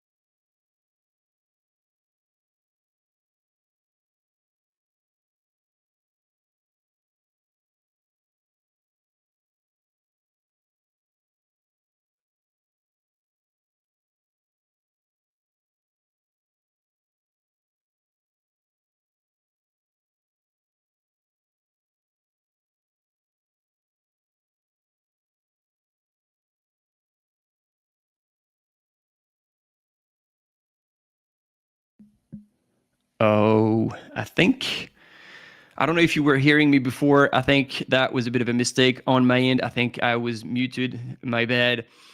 So a bit of a recap, because I've been talking over the images for a long time, and I wish I had been told that nobody was hearing me. But yes, we saw Miguel Arsenio go through, and I was telling that he didn't stop at the aid station, but that's probably because he had his own crew there, and there because crew is allowed at every single aid station, 100 meters before, all the way through to 100 meters after the aid station, and that is extremely helpful when you want to go fast. You can have people from your team giving you exactly what you need, and you can get rid of all your flasks and food and everything, so you don't waste any second. And here in second place from Spain, Alex Todamas is still on his way to the Chasseron, still moving extremely well. We saw him giving a bit of a smile. So that is good. The spirits are high at this point in the race. But the difference between those two runners is that Miguel Arsenio was wearing a jacket. He was keeping himself covered and sheltered from those weather conditions, while Alex Todamas is still wearing his t-shirt. So hopefully that's not going to have an influence on his race, and he's not going to get too cold, because getting to that high point, the winds are blowing hard, as we've been seeing for quite a while. Again, my apologies for the silence. I was here with you, but I don't think you could hear me entirely. It is fixed, and we are now back in the game.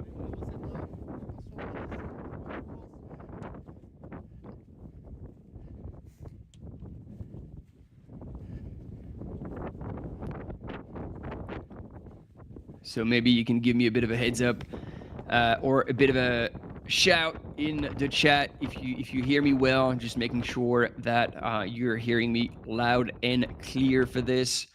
That would be a shame that we have images to miss out on the commentary. So there we go. Alex Todamas from Spain once again has gone through the highest point in the race, 1,600 meters and 1,606 meters. I'm going to get that right. And now dropping down onto the aid station. The other question we can ask ourselves is, will he stop at the aid station, or will he also have crew up there to hand over whatever is needed for him? We'll have images right there. Let's check it out.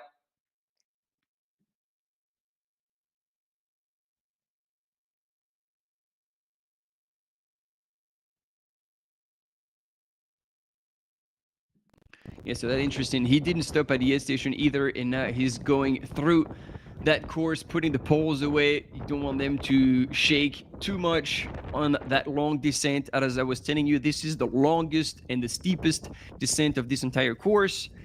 7 kilometers to drop 1,000 meters, and it looks like there's a bit of a struggle here with the poles. So hopefully he's going to be able to figure this one out, because it is slippery, and so you want to be paying attention to your footing, because now is not the time to take a bit of a fall. Yeah, this is a bit of a bouncy setup here. This is the thing you want to be testing at home and in training.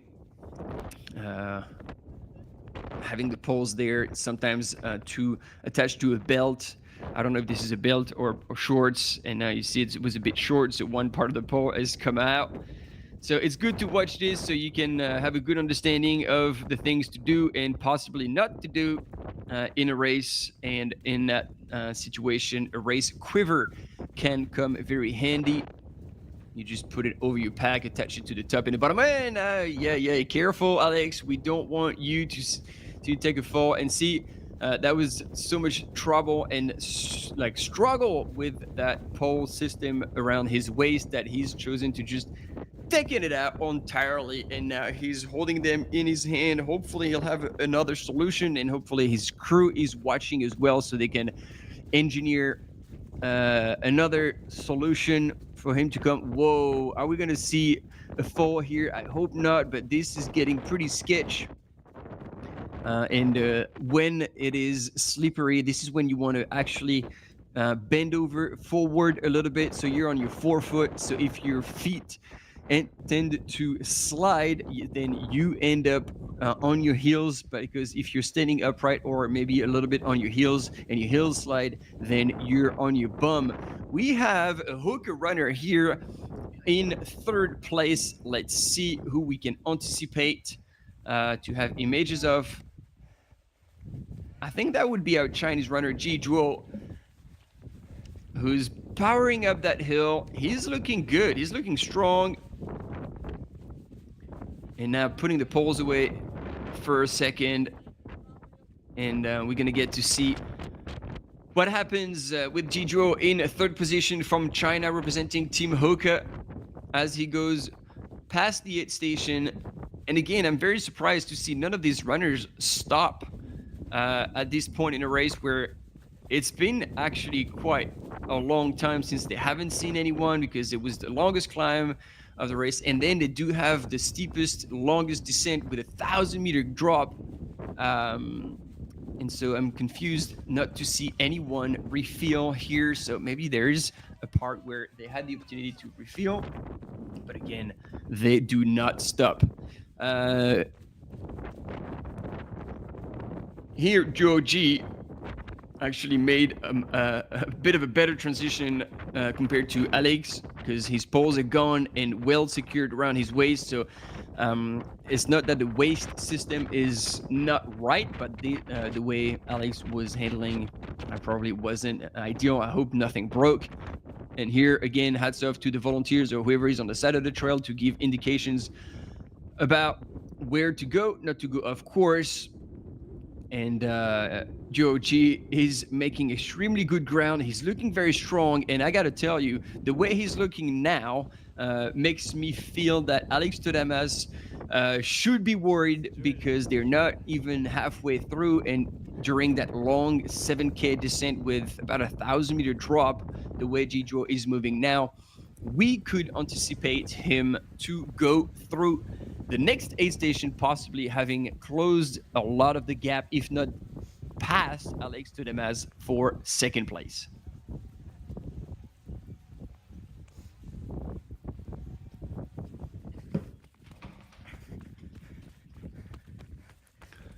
So here we are with our men's leader, who I believe now, I mean, not I believe, he has taken off his jacket, and look at him go. Look at the ease and the flow he is running at. He's not bothered at all by the conditions, and it looks like he's got the right type of footwear to ensure good traction and not too much slippage.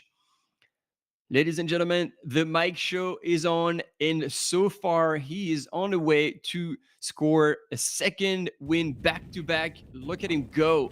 He is full throttle, and once again, not even halfway through the race just yet, but man, he is moving. Come on, Portugal, let us know who is out in the chat. Let's celebrate this early lead of Miguel Arsenio, last year's overall winner of the World Trail Majors as well, and so far doing extremely well. And hats off to cam runners as well. That side shot was pretty amazing when you know that they have to run off trail and aim at the runner and make sure they don't trip over themselves. And so all of this at the speed enforced by those runners, and Miguel is pushing the pace for sure in that long descent. And it's hard to believe. Whoa, and you see, that's exactly what I was telling you. He is bent forward on the forefoot just to make sure that he's got the best possible traction as he's going through. And if he slips, see, that is such a professional way. He went through the gate, boom, turned right on, and then as he turned, he was like, okay, I've been running in a straight line for a while, so I should have a clear line of sight. Looks over his shoulder, see if anybody else is coming, but I am guessing there's absolutely no sign of second place Alex Todamas. There was enough of a gap, and look, boom, finding his way, moving quickly through that gate, and boom, again on the road and moving. Masterclass here by the Portuguese runner Miguel Arsenio.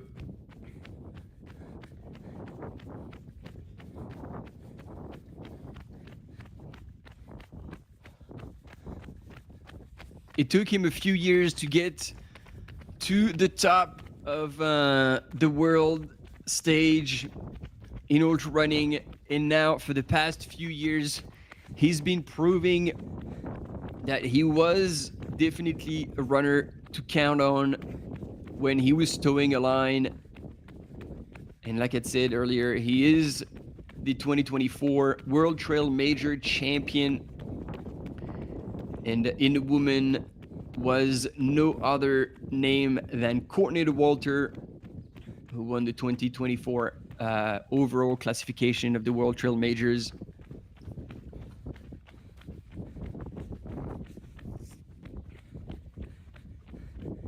And here you get volunteers showing the way out in the rain. Kudos to them, hats off to their presence and dedication for the runner's safety as they get onto that road.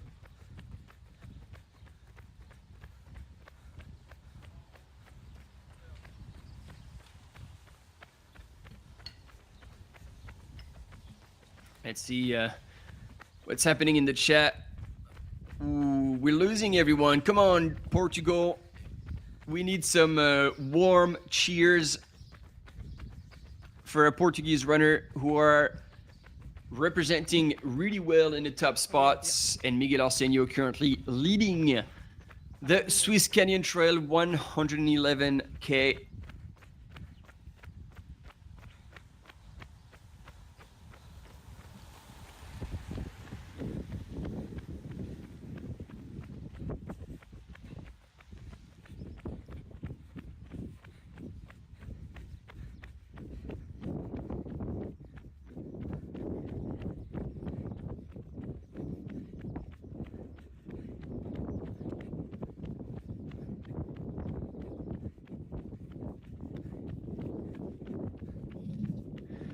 And so you see it's a very varied terrain.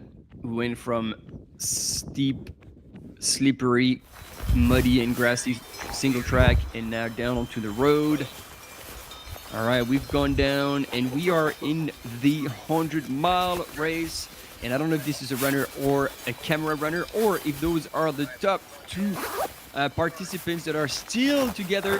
Sanjay Sherpa and the French runner, hang on, I just lost his name, Anthony Pipiton.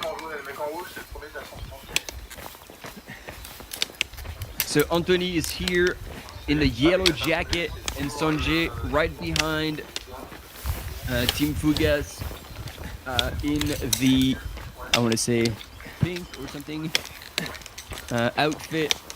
They are very well color-coded, so it's going to be easy to identify them. Sanjay is faffing around a little bit, looking for something, dropped his poles, but no problem. Sanjay is a man in control. He's definitely a runner who does the most amount of ultras in a year. Most of the time going way over 10 ultras, 10 100K plus races. And still doing extremely well. Look at him, just cruising alone, in control.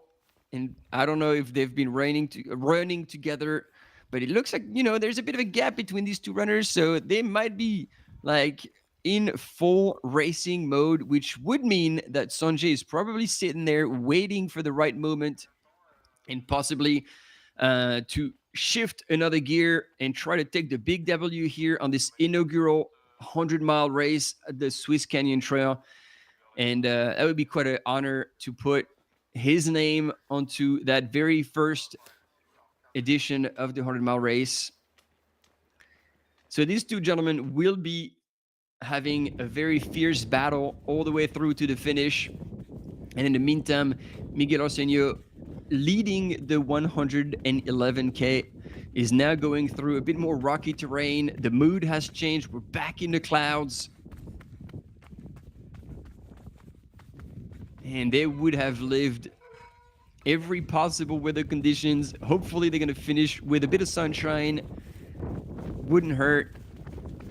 And there we go. Now you can see split screen. First runner on your right, Miguel Arsenio. Man, he is like 10 out of 10 for style. Like the way he's handling that mudslide is pretty impressive. And on the left-hand side, second place, Alex Todamas from Spain is still apparently in second place. So our Chinese runner has not caught up with him, Georgie, but he was chasing hard, so it will be interesting to see how far back he is. But there's probably 4 or 5 minutes between first and second place already, and that is going to grow because look at how fast Miguel Arsenio is moving through that terrain, going through each of these cattle tourniquet, and really pushing the pace. Maybe this is where he has decided to push a little more and try to open a gap that will be or will seem impossible to close for his competition, because after that long downhill there's going to be an also almost equally long uphill.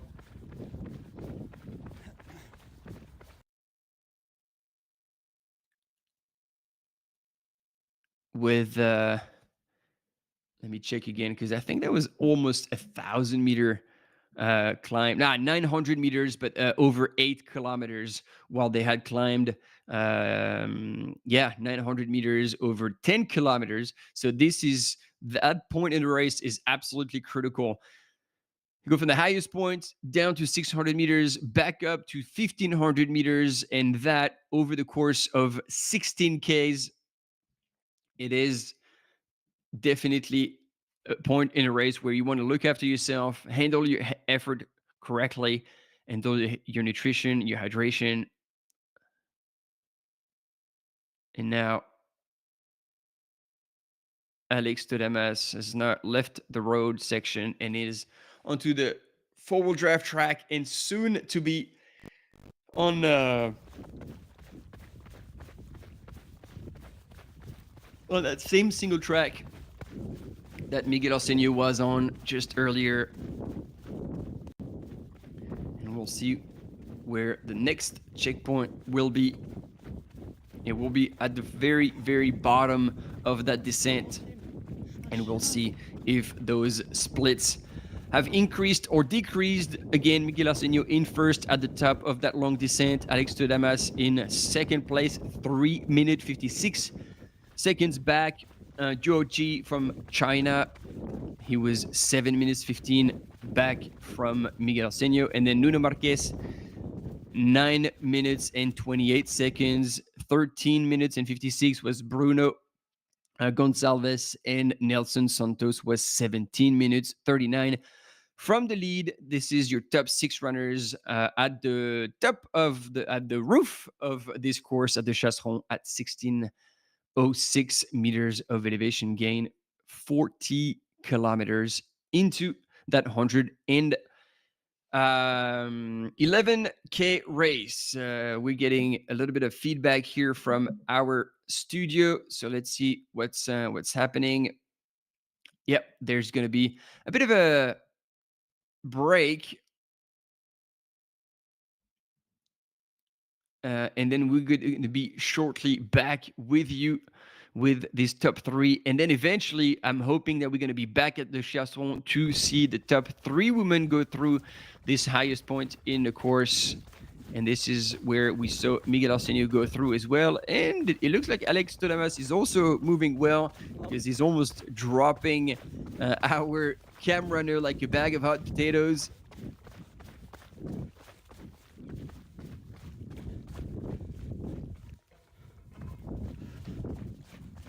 Yeah, I'm sure those runners are happy to stretch a bit the legs after such a long climb, and also leading to another one. All right, quick commercial break. Yeah, we'll be right back. 330 is my game.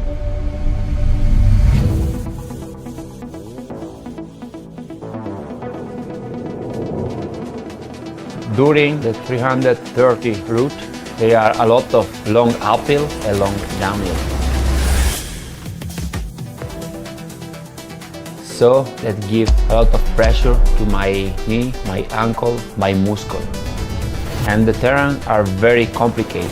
If you run one time, you need shoes comfortable, with good cushioning, grip, and breathability. 350 is perfect for technical route. In your uphill, the good grip save energy, and when you go down, give you good support, a good security. For me, 350 is not only a race, but it's a journey, opportunity to pass your limits, and you reach your goal again.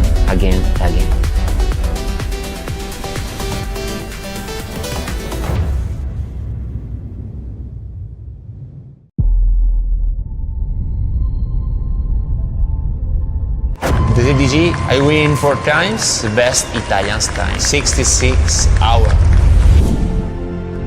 I am Franco Collet, an Italian long-distance mountain trail running athlete. I am part of Kailas team.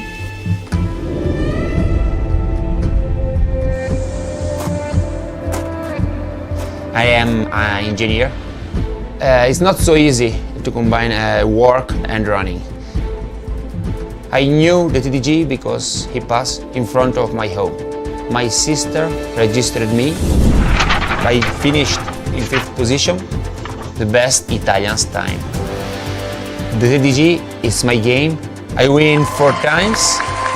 In 2023, I break my records.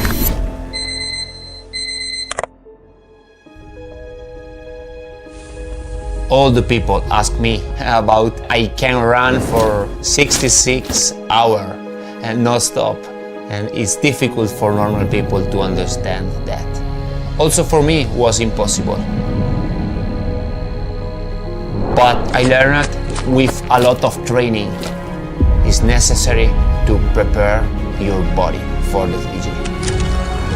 But all that you need for a TDG is the motivation. It's only to discover your limits.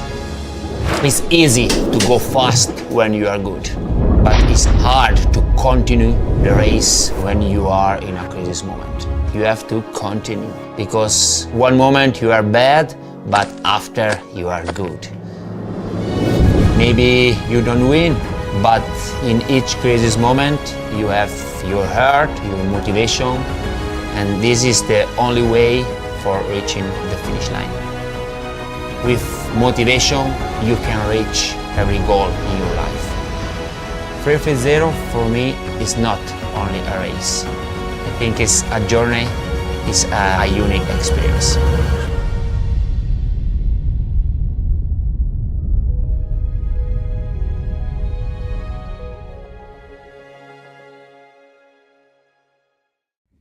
¿Y vas bien muscularmente y todo bien? Sí. Guay, tío. All right, and we're back, and it looks like our cam runner is speaking a little bit of either Spanish or Portuguese. I'm not sure I could catch what was said, but the conversation is on between these two.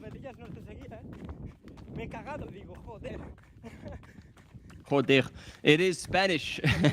I know that one. And so it's cool that they can have a conversation. Bien, tío. Muy buena.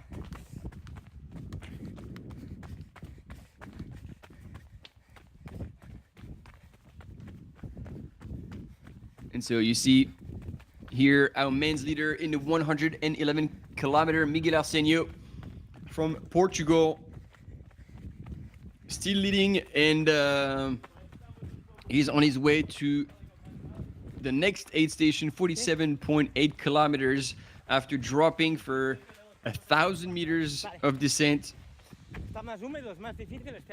And you see this is getting pretty steep with transitions on the road and then cutting the switchbacks. And I believe, yeah, you can see it is people cheering from their cars, probably volunteers or crew of some of the runners. Muy bien, tío.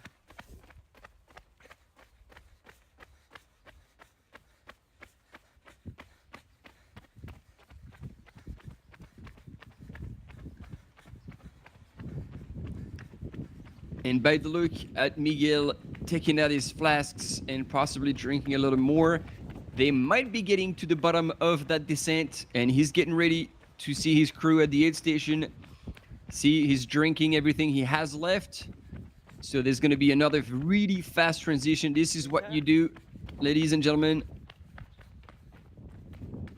You get everything out of your pockets, out of your bag, drink whatever you didn't drink, because technically you've taken the amount of fluids that you wanted to drink in that section.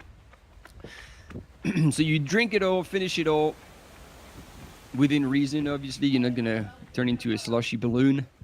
But then, yeah, you are getting ready to see your crew and drop everything and pick up whatever you need for the next section. And that next section, it is, again, a 900-meter climb over,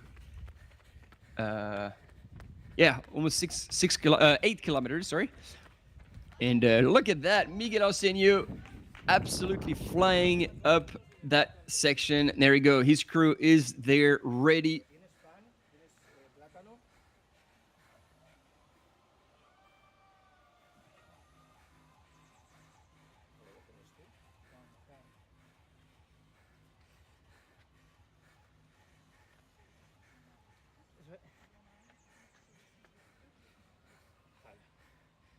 Tienes gomas, plátano, pan, agua con gas, Red Bull.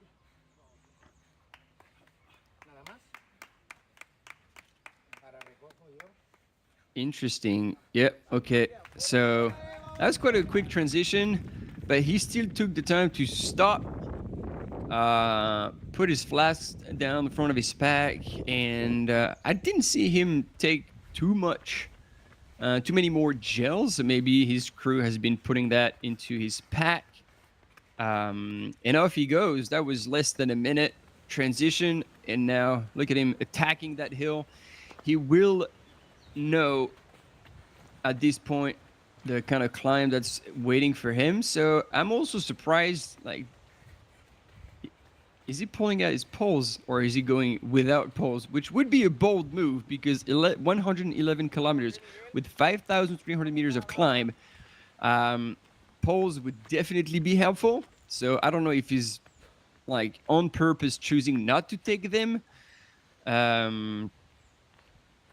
Yeah, that I'm surprised to see that, because we saw the next two runners, Alex Todamas and Joji, with poles, and they certainly make a difference when obviously you're used to training with them and racing with them. But look at that. It is still a steep climb, and Miguel is freaking flying up that hill. Yeah. Today, Miguel Arsenio is once again giving us a mic show, and he's going to be a very, very hard one to beat.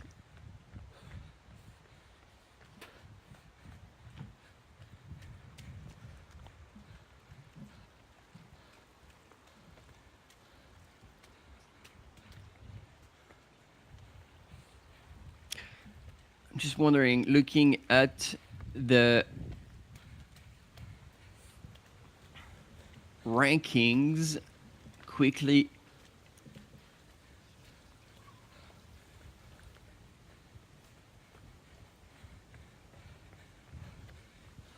Yep, none of the female runners have gone through the 40.8 kilometer mark. I'm really hoping that we still have drone shots and some runners to cover the women's race at this point, highest point in the race. That would give us an indication of how good they are. The last splits, Sarah Humble was 5 minutes ahead of Ying Li from China, and then 6 minutes ahead of Arjen Willem from Switzerland. And so that'll be interesting to see where they are at this point.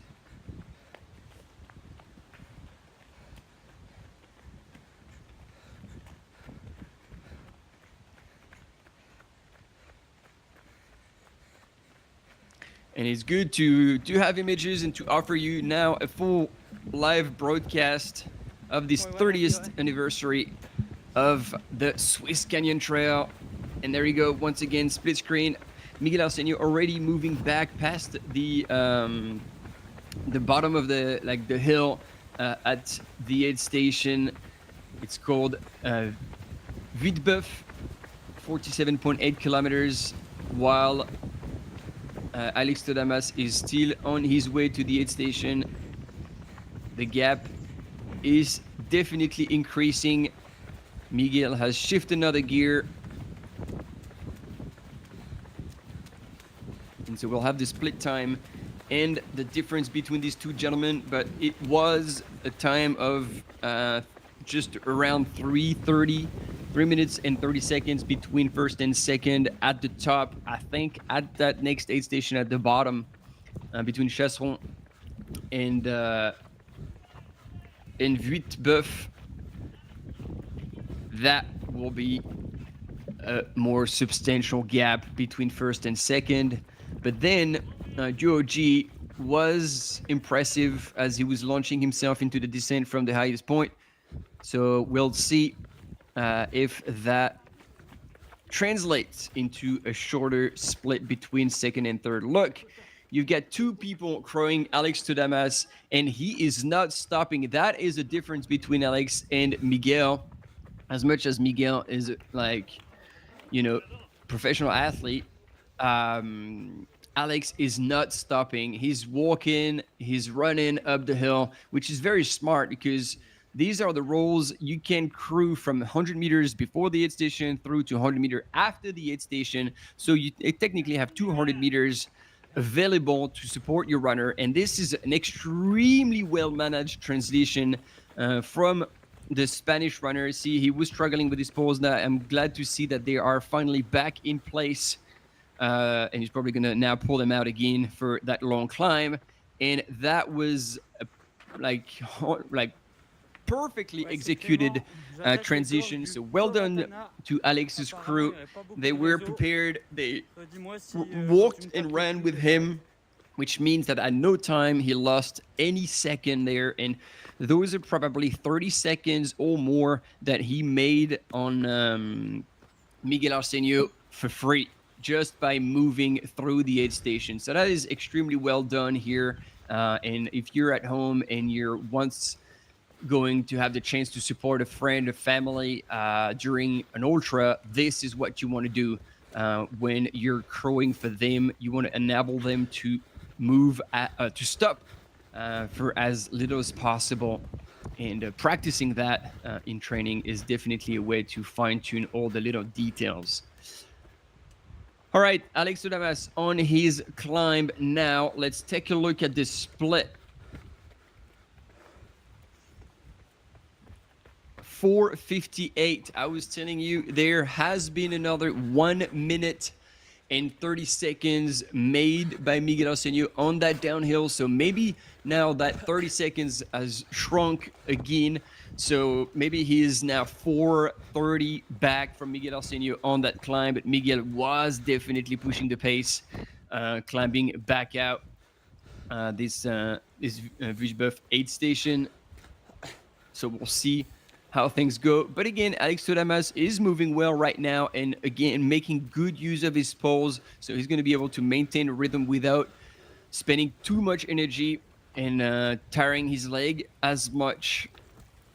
It is said that on the climb that is above 15%, and if you obviously, assuming you're making good use of your poles, you can save up to 30% energy from your legs moving at the same speed by using poles. So the total energy expenditure is going to be about the same. So you need to eat just as much. You know that you're going to be working just as hard, but your upper body, your shoulders, your arms are going to take away 30% of the effort from your legs. So then it means that you're not going to feel better, but in the later stages of your race, your legs would have worked less, and it means that you can push harder or longer depending on the kind of race you will be doing.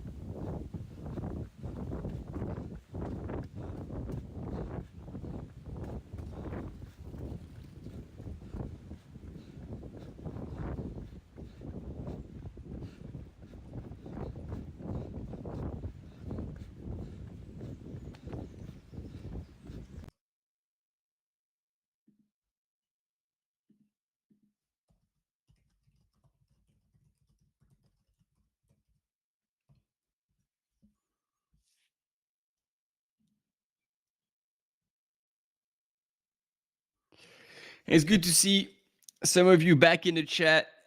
Virgilio, Vamos Mike, Joao, Vai Miguel, and Halim, you're very welcome. Thanks for being with us. Halim, si tu parles français, il y a aussi le suivi live en français de la course qui se fait sur la chaîne de Swiss Canyon Trail, sauf si tu préfères m'écouter en anglais.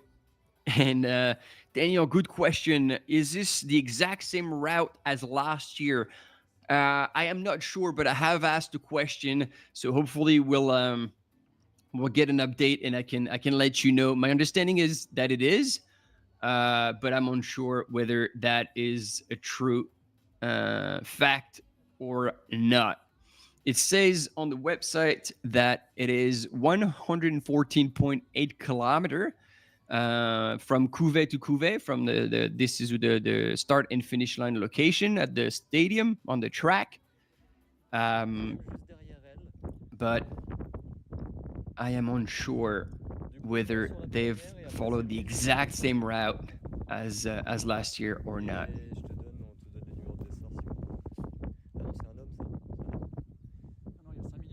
Ah ouais, donc du coup, il y a que la première, la deuxième n'est pas là.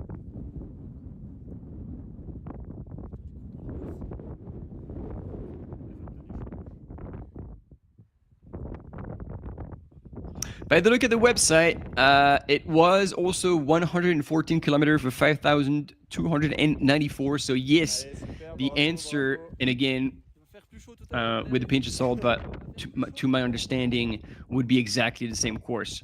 Different weather conditions, though, so let's keep that in mind for the splits and the time calculations.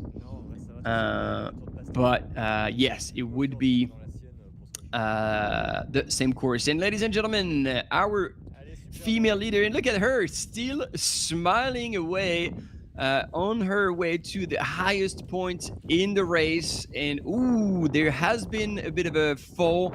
She has a bleeding elbow, so hopefully it's not too bad and this doesn't hurt too much. But this is something that we could unfortunately anticipate, considering that it is a very slippery terrain, and this is very, very impressive the way she's running uphill at the minute.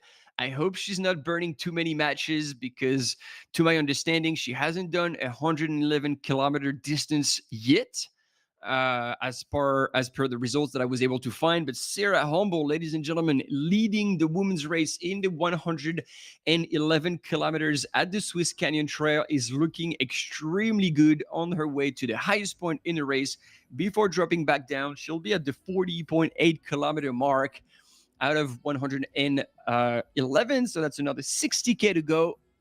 But so far looking very, very good. And the point of similarity with Miguel Arsenio, who's leading the men's race, is it looks like none of them are using poles, but so far it doesn't seem to be slowing them down one bit. When Sarah's going to go through the checkpoint, we're going to have an update on the ranking at this point.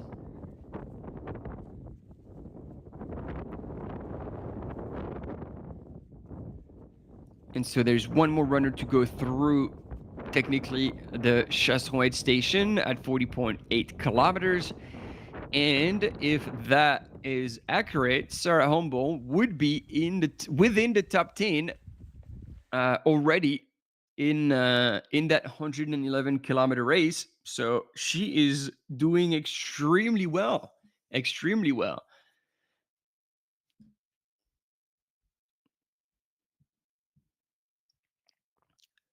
There she is, getting through the highest points and up and around, and now down into the aid station. So that would be most likely someone from her crew who came up there to see her go through and then run those few meters down with her and be ready to provide support at the aid station.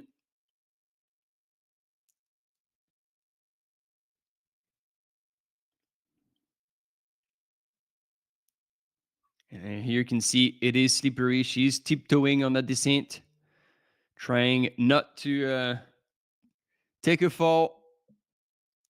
and also going through the aid station. So she might stop there. Yeah, look at her taking out flasks. And that seems to make a little bit more sense. Nah, she has crew there. Fantastic. Good effort. So she's going to go through it, asking. I wish we had audio.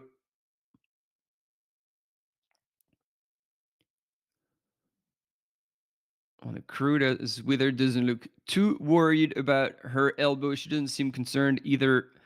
So she's putting the flask down. And then, yeah, he's telling her, now you're going down for about 1,000 meters. There you go. The gels all ready in the pack. Pills. So I'm guessing those are salt pills for electrolytes. A little thank you. It goes a long way. You know, these people crewing you are out there driving sometimes crazy distances, waiting for you in the cold and enable you to just have fast transition and everything you need, as opposed to having to go through the aid station and choosing whatever is available. Plus, the mental support is always awesome. So it's good to see those runners being grateful for their crew. And there she goes down. It's going to be 1,000-meter downhill.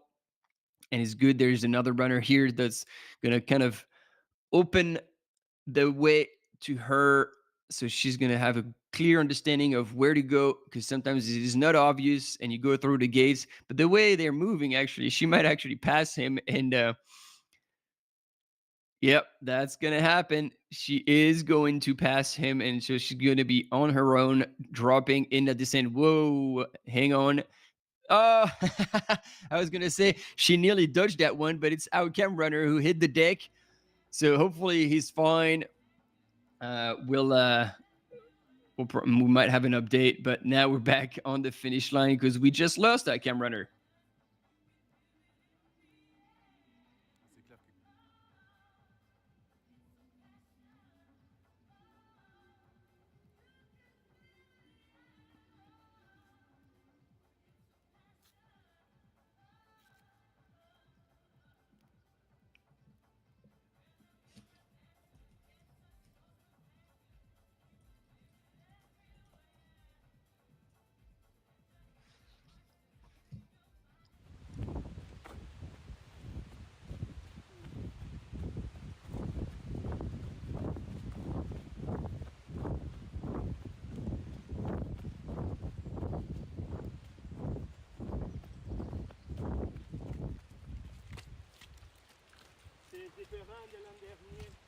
Comment?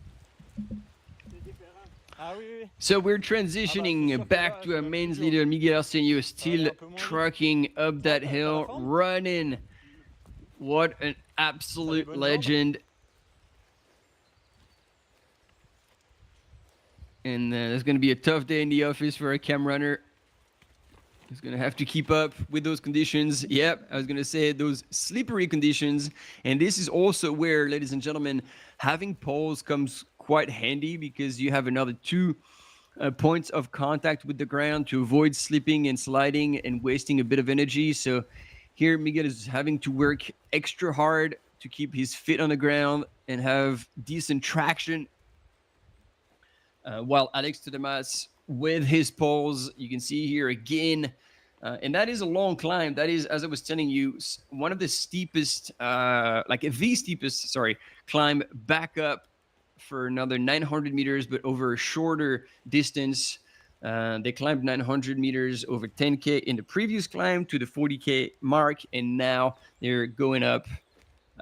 So same elevation, but over 8 kilometers. So as you can see, it gets pretty steep and still is muddy.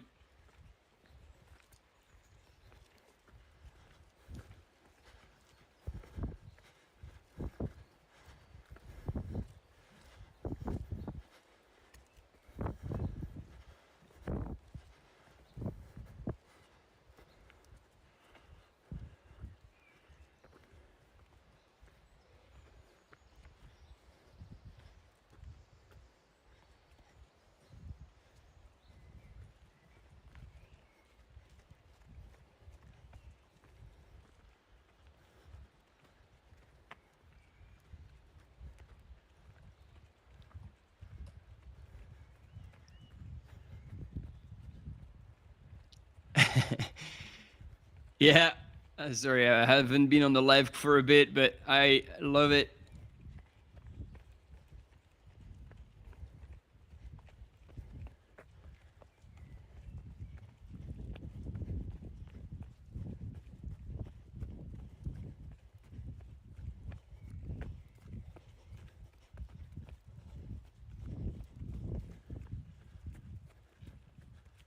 Yeah, Daniel, you're right. Like Miguel knows the course very well already, but Alex Todamas was second last year, and on that course also scored one of his best ITRA scorer. Like he scored 901, and he was second to Miguel Arsenio already. So both these runners are extremely experienced with that course and will know how to play their cards right. So I like to see like Alex with a pair of poles because that can really help in the later stages. But I gotta say, like now we're having images of Miguel climbing up. It's very impressive the way he's still running on that climb. I prepared mute. I'm mute. 1 month ago. Yeah. I finished second. Yeah. I follow you. And now I came for this one. Yeah. And after I will make a break. Okay. Last 2 years, I'll film you in Val d'Aran in the hard condition. Yeah. 2 years ago. Yeah, 2 years So ago. now, even though he's moving extremely well, but he's still managing to have a conversation with our cam runner, so it shows that he's not redlining. And then he's just cruising uphill. He's bloody strong at the minute. At the UTMB. But for you, it's not a good memory. You did not finish.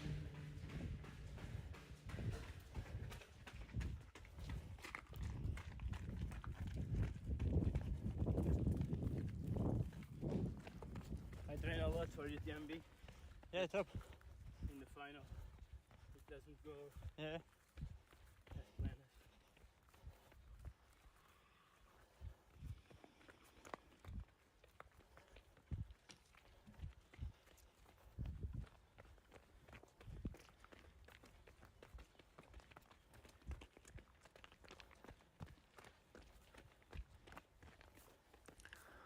So yeah, Sarah Humble has gone in 10th position through the Chasseron aid station at the very highest point of this course.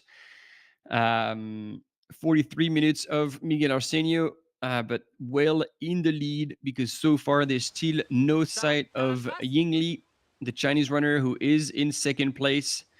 Although for second and third, there is a bit of a fight because Arjen Willem was only a minute 10 behind Yingli. So we might even see a change depending on how Arjen is climbing. But Sarah Humble has opened up a substantial gap now, and that's going to be quite a comfortable blanket to hold on to that first spot.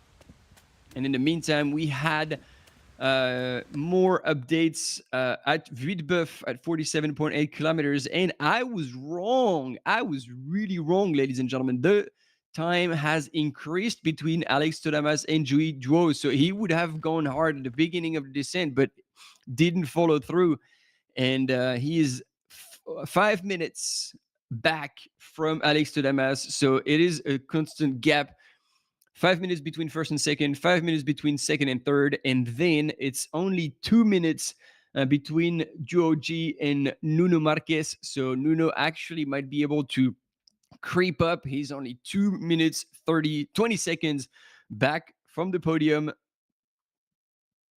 And Bruno Gonçalves is another 5 minutes back in fifth, and another 5 minutes back is Nelson Santos. And the woman, one more check in case somebody else has gone through. Nope. Still, no one has gone through. Impressive performance so far from the American runner, Sarah Humble.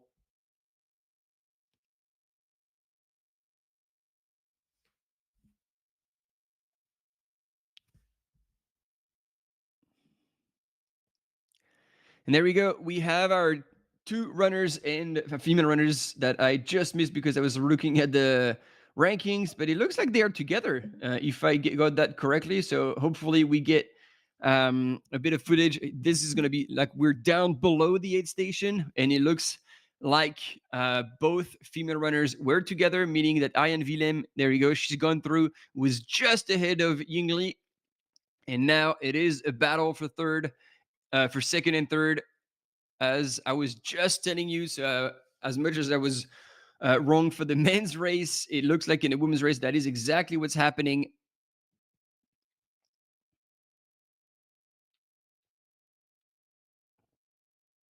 And waiting for them to come back. But there's probably a home advantage for Ariane Willem being on country ground. The Swiss runner will be familiar with those changing conditions and that potential tricky terrain. But we still have to count Ying Li to be in the mix and responding. They're only air quote 40 Ks into the race. And I don't remember whether that like the checkpoint was coming into the aid station or out of the aid station, but we saw them together at the top, and now there is almost 30 seconds between them two. So maybe Ariane Willem had crew at that aid station, and she managed to ooh, that was a close call. She was going to run into those wires. Wow.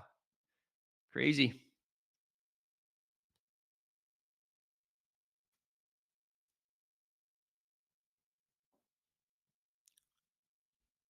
Okay, so I'm just a bit confused here. Yeah, no, okay, we had seen her, and she was smiling away, but there's definitely not 30 seconds between these two ladies, and we're back with Miguel Arsenio still on his way back up the hill.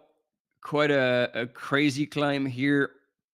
And then there's going to be actually no aid station at the top, and they're going to be dropping down to the Col de l'Aiguillon at 57 kilometers, and that's where we're going to have another checkpoint. But Miguel Arsenio here was still climbing, and now we're back with the women's race, and they are together, and look at them go.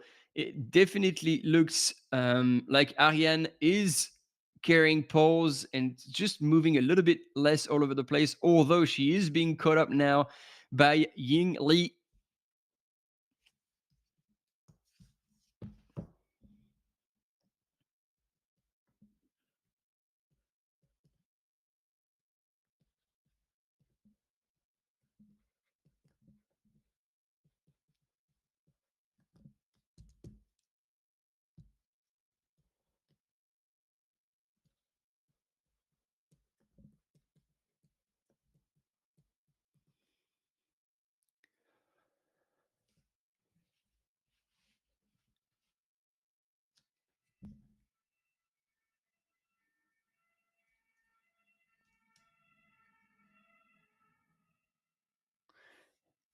Yeah, that might be a decisive moment here in this race where Miguel Arsenio is definitely not slowing down one bit, looking extremely strong on that climb. And we are with another runner. This is not Alex Todamas. So let's get closer to see if it is our third male in the 110 kilometer duo G from China, making very good use of those poles, as you can see.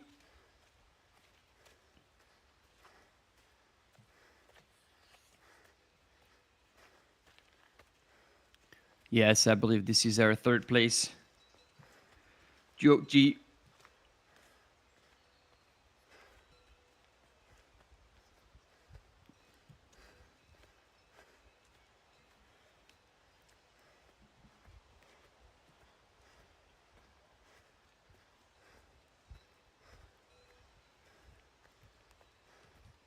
And you see very, very different style. Power hiking up the hill. Very good use of poles. And then probably, yeah, there you go, transitioning back into running. Still using poles. So I don't know how much slower or faster Miguel was, but you can see that Joji is definitely moving smoothly here and using poles once again. And you guys were saying it in the chat as well. Even for a 50K, you would wear poles. But yeah, agreed. It is surprising that he's choosing not to use poles. Maybe this is to train for something bigger. I know other runners have been doing that in the past, such as Dmitry Mityayev, who had chosen to run without poles because he was like, I know this is harder. So he was actually like accepting that it was harder. But he says, like, I want to train for the eventuality of, breaking a pole or not having the pole in the race. So I don't find myself with no experience without poles. But he even admitted himself that was harder to progress without poles. So see, two very different body types, two very different strides. Miguel Arsenio, like shorter with a very high, like a higher cadence and powerful stride, while Gijo is more smooth, much taller, longer stride, slower cadence. And yet both of these gentlemen are world class right now, fighting in first and third place, if I got that correctly, because there was still 5 minutes between Alex Todamas and Gijo at the last aid station at Villebeuf. So I don't believe that at this point Joji has made already like 5 minutes to a point where he would have passed Alex Todamas. So my guess is that, yeah, Joji is in third place currently, but again, moving super well at this point.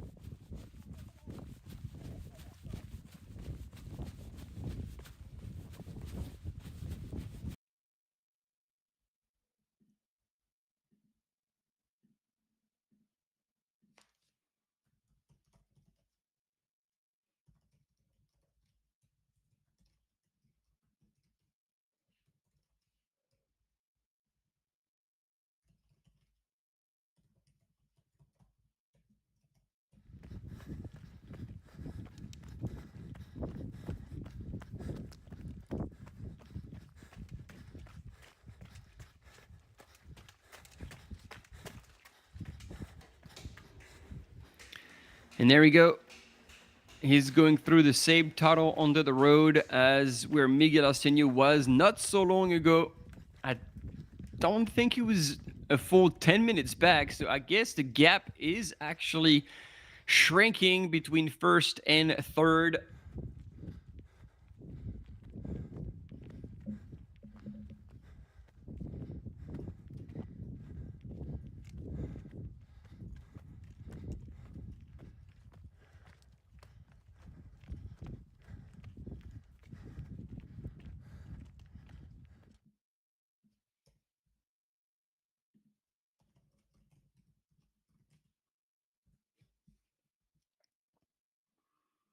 And there you go, back with the women's race on that flying descent.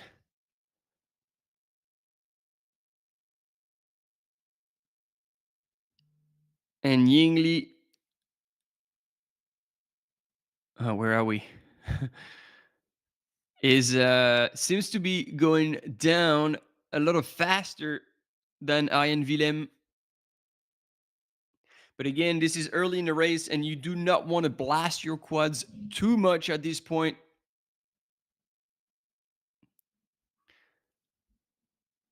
And so this is what I was thinking, although I was a bit confused because making up 5 minutes within that time frame was a big difference, and yet this apparently is the case, ladies and gentlemen.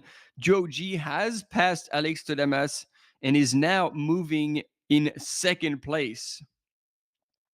So extremely smart run from the Chinese runner representing Team Hoka. And it will be interesting to see because he is indeed looking very good.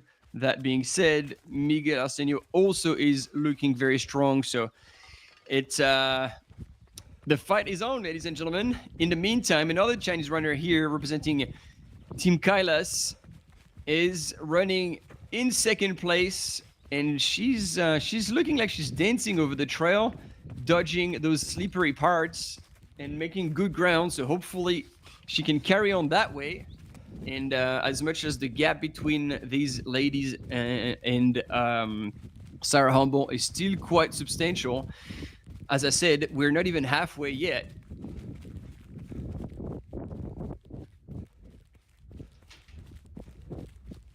So a lot could still be happening.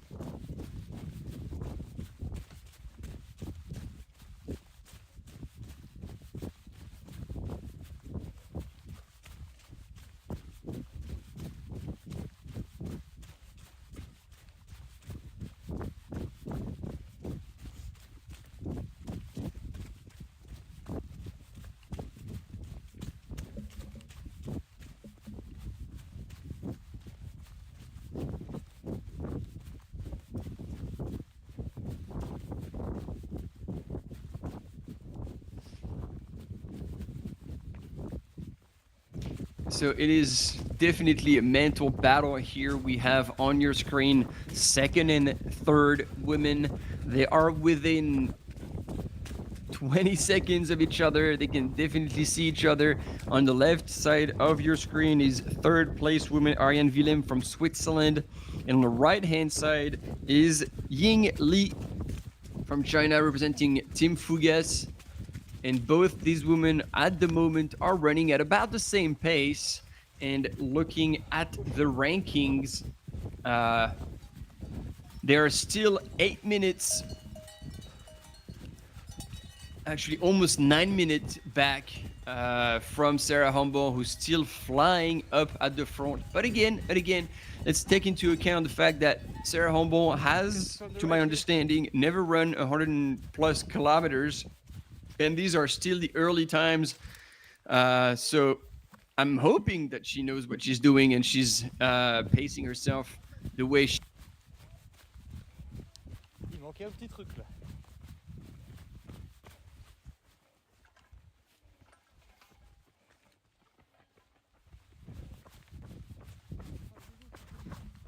At the minute, her lead is comfortable and substantial. So let's see how things go. But at least second and third here, once again, Ariane Willem from Switzerland and Li Ying from China representing Team Fugas are going back and forth with one another. So if they help each other and not like murder each other on that way, they could be helping each other to get closer and closer to Sarah Humble, who once again, to my understanding, is doing her first 100K, 100+ kilometer distance. So she will be running into the unknown past the 52K mark.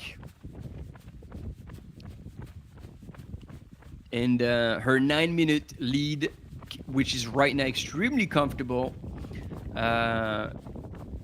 she'll have to hold on to that, and she has got more than half the distance still to cover. Although after that descent, there's got to be that big climb coming out. So we'll have splits because these ladies are not getting, they're only minutes away from the aid station. So we'll see how they both handle it as well. And see how they get back out on the course. Whoa, a camera runner needs to be careful with that car. So let's keep an eye on these two ladies, see how they handle that transition. Yeah, and that fog is not the easiest. It's funny. It's always the same. You know, runners, they're out in the wild, out in the mountains, and they still manage to find their way. But the minute you get into town, it's always super confusing, and you end up like struggling to find a way on those sections going through town.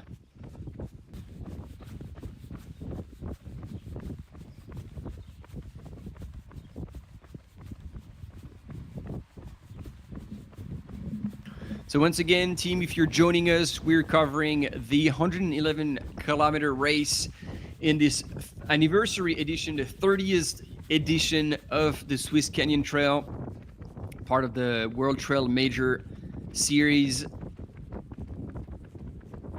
And we have a pretty exciting fight up at the front, both the men and the women's race. In the lead in the women's race is Sarah Humble from the United States of America. And at the last checkpoint, she had 9 minutes over these two ladies, Ariane Willem from Switzerland and Li Ying from China. And then in the men's, Miguel Arsenio. Mike is doing what he does best, masterclass in the lead as well. But there is changing and there's motion happening behind him, because Alex Todamas from Spain was running in second, for quite a while, and now apparently Zhuo Ji from China, representing Team Hoka, has made a move and has passed Alex Todamas and is now in second, chasing Miguel Arsenio. And the difference between Miguel and G is that G is using poles on all these climbs, and that might help him save his legs a little bit. They have two very different body shapes, two very different running types, and yet both of these gentlemen are moving extremely well up at the front. So that is a bit of a recap for you all as we're getting close to already 3.5 hours of live broadcast. And we're going to be with you for another 3 hours before a bit of a break. And then we'll be back in the afternoon to see the top men and women in the 100-mile race, the inaugural 100-mile race at the Swiss Canyon Trail, finish. And then we'll follow the rest of the 111K race with the men's and the women's. We'll see the top female finish the 100-mile. And then we will welcome into the finish line in Cuvée the top men and women in the 111K. Needless to say, we have a big day ahead, and we're pretty excited to have you all there to follow that fantastic race.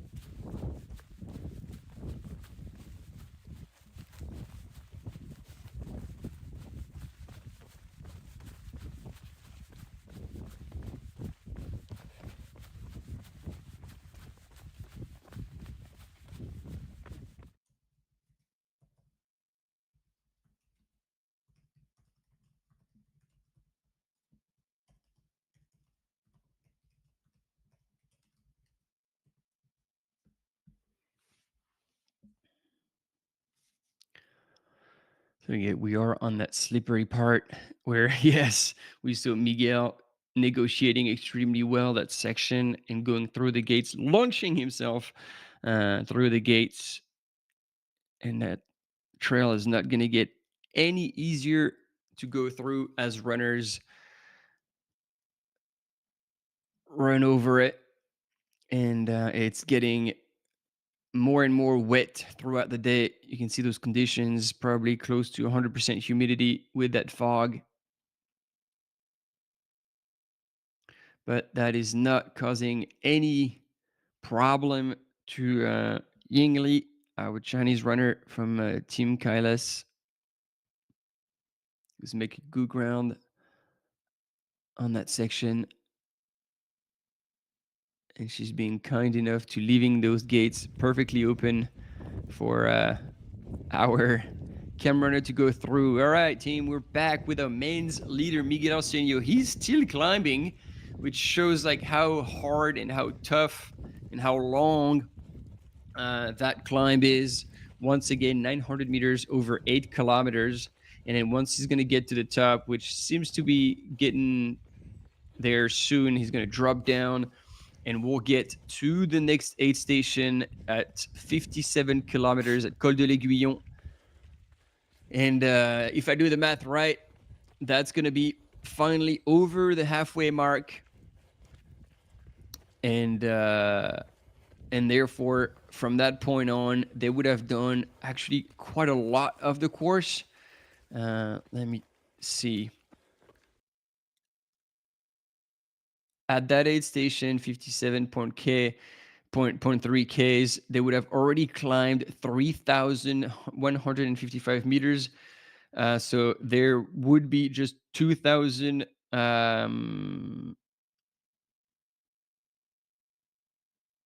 2,100 left for the second half. And with kind of a downhill trend, they're going to have one big climb left. That's going to start at 65 kilometers and going back up to very close to the summit. They went just after the 40K mark. And then from then on, it's all the way down with still quite a few bumps, but nowhere near as long of climbs as they've had so far. So that's also probably why Miguel was pushing the pace a little more, because I guess he wants to take advantage of those climbs. In those ultra races, obviously it's a game of attrition. So whoever can conserve their legs fresh for as long as possible. So if you push in a descent, you have more chances to destroy your quads, your IT bands. And so if you want to play a conservative game, you can actually slow down quite a bit in the descent, try to have a smooth run, be light on your feet to avoid any muscle damage, and then blast yourself on the uphill. So the heart rate will go higher, the calorie intake will be greater, and obviously you don't want to be like redlining too hard, but you can push a lot harder in the climbs and still look after your, like basically not damage yourself, because in the uphill there's very little impact. And so it's how high you can push the engine without obviously again putting yourself in the red zone and creating like digestion issues, because if you have too quick of transitions, that could actually be a problem. But yeah, if you haven't done the right conditioning work at the gym or doing enough elevation gain and loss, especially during your training, that is a tip that you can apply. Ooh, what happened there? Whoa, did you see that? She came out of the trail and then Ying Li came from a different location. So either Ying Li has gone the wrong way, or maybe she stopped for a whiz, which then would make sense, because then the camera runners would leave her alone, and that camera runner was up on the side. So this might be what happened. So then she needed to go number one or numeros dos. And so she's done that, and now she's back in the race and just managed to come in right in with Ariane Willem. So they are now again together, running on that section, and still on the way down to the next aid station would be 47.8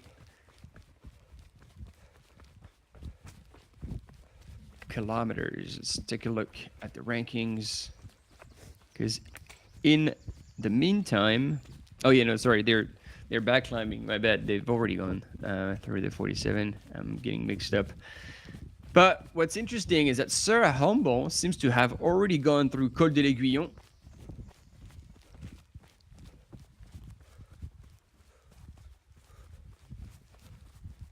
And she is, let's see if she has moved anywhere in the overall classification. Nah, she's still in 10th place. And cruising. So we didn't have images of Sarah going through that, but she's done with that extremely long climb.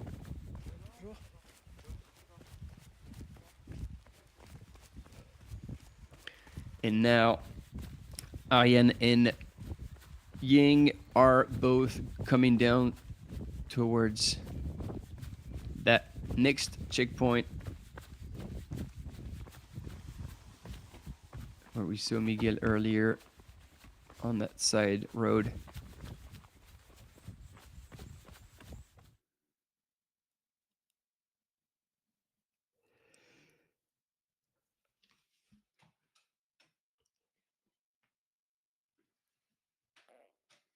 And there he is, our leader, now extremely easy to identify.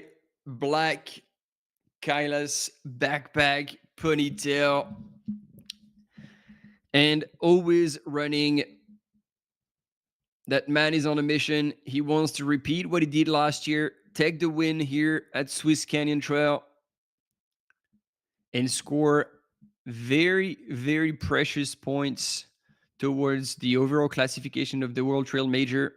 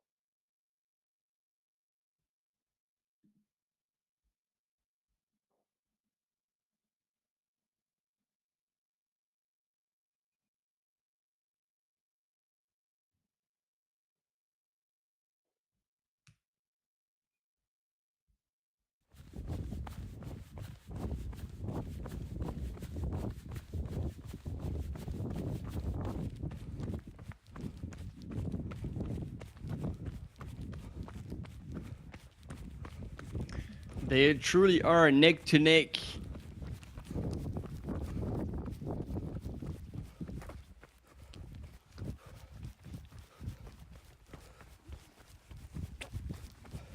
And again, if they manage to work together, it could be really helpful to try and close the gap with Sarah Humble, who's currently absolutely crushing in the front.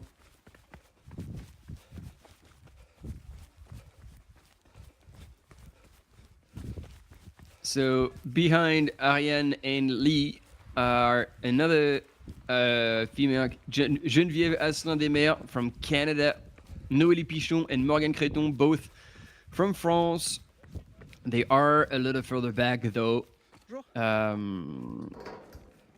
Like 20 minutes for Geneviève and 23 minutes for Noélie, and 28 minutes for Morgane Créton at the 40K mark. So at the top, at the Chasseron, on the way down, and they are all going on their way to Vuiteboeuf, the aid station where we saw the men's go through at 47.8. And only Sarah Humble has gone through that aid station and is now climbing on her way up to the summit and then slightly back down to the next aid station at Col de l'Aiguillon.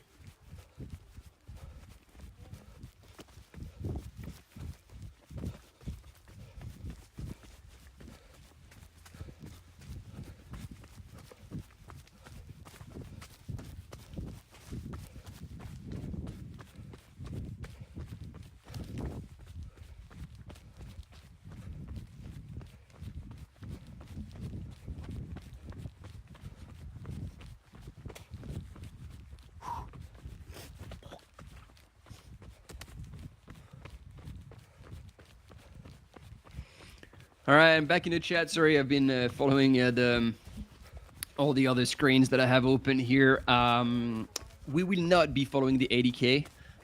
We'll focus on the finish of the 100 miles, the inaugural 100-mile race here at the Swiss Canyon Trail, as well as following closely that 111 Ks. Hello, everyone coming in. And it is indeed a very green environment. As you can see, there's a lot of mud, water, and overall moisture in the air. So the vegetation is still very bright green. And, well, I mean, Daniel, it would be the first time to see a top 5 Portuguese athlete in a Swiss event. Yes, however, so far it's not happening because my understanding is that Alex Todamas is still in third, and Alex Todamas being Spanish, and Ji Zhuo being Chinese. So there's still a bit of work to do from the Portuguese crowd, but they would.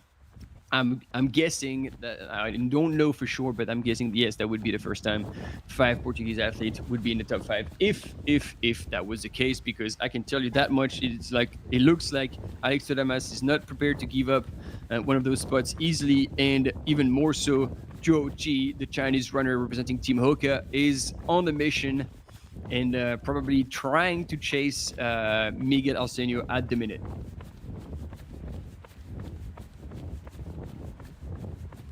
So traveling in Europe, I don't think is going to be shown on the live broadcast at all, but there is the live results that you can find if you go on the Swiss Canyon Trail website, and then you have a live broadcast, a live results with the split time on. So that website is called My Race Results. And then you find the right event. You look at this. You select the 80K race, and then you'll have the overall classification. So far, I'm looking at it right now, and at the 40.8 kilometer race, Benjamin Levieux is in the lead. Davide Rivero is in second, and it looks like Janos Kowalczyk is in third. And in the women's, very quickly, Sylvain Cussot from France, Moser Adriana, another 2 minutes back in second, and Noélie Carretero in third, another 4 minutes from the lead. I'm hearing people cheering, so we had our 2 ladies coming into the 48.7 kilometers aid station. And this is, I believe, our male leader in the 100 miles, coming from Nepal, but living in France, Sanjay Sherpa.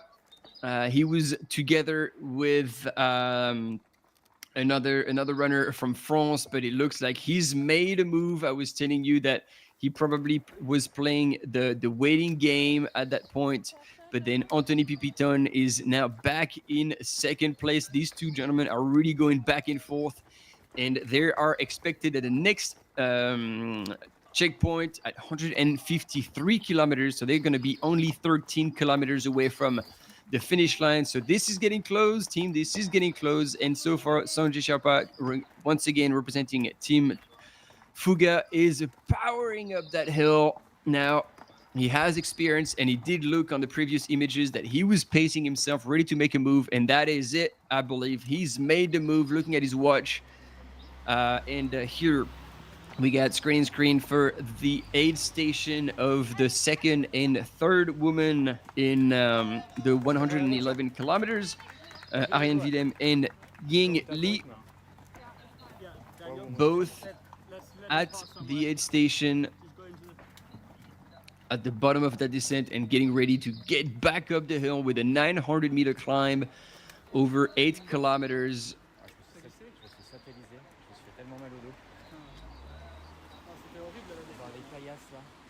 J'ai la cheville qui c'est pas les bonnes nouvelles afro, j'ai aucun appui. Allez, good job.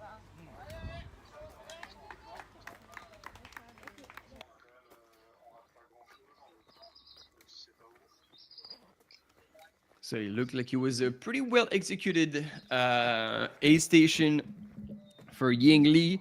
And you know what's even more exciting to see is what's happening right behind Sanjay Sherpa. It does look like the sun is actually coming out and shining a little bit on that lush forest of the Swiss Jura.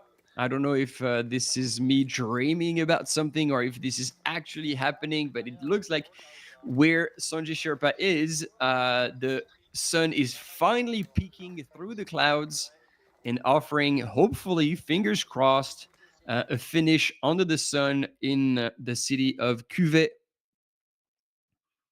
So we can have crowds line up on that finish line to welcome Sanjay Sherpa, the current leader of this inaugural 100 miles here at the Swiss Canyon Trail for the 30th edition of that event.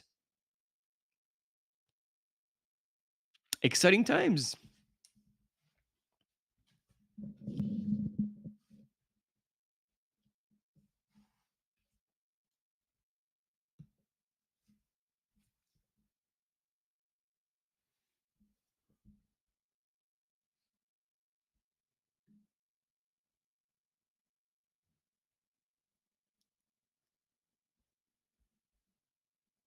Yes, indeed, Daniel, the legend, Sanjay Sherpa, the guy who can run 10 plus races in a year that are 100K and more.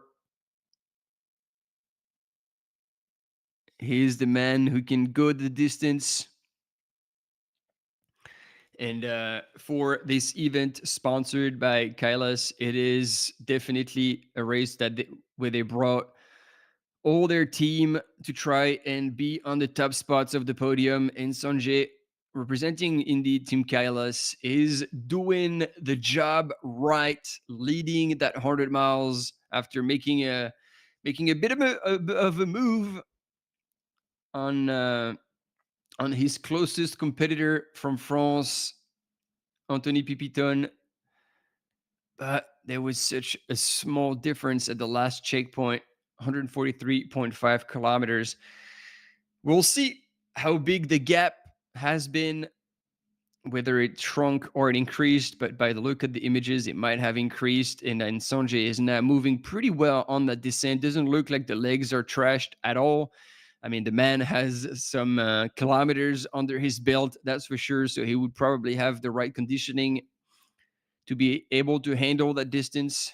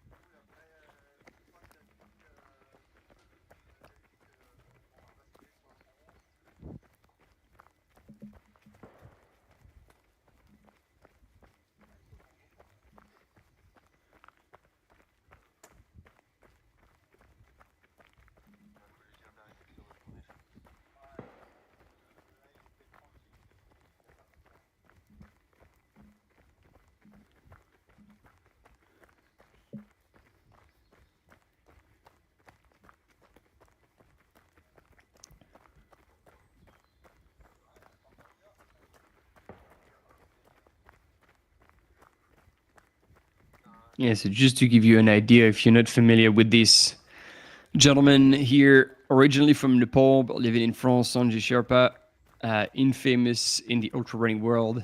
But if you don't know him, that's all good. We're going to fill you in a little bit, but just looking at last year's races that he's done Amazing Jungle by UTMB that he won, I believe. I seem to recall he did the Crossing Switzerland, which is 390 kilometers. He was second. He did the Grampians Peak, 165 kilometers that he won.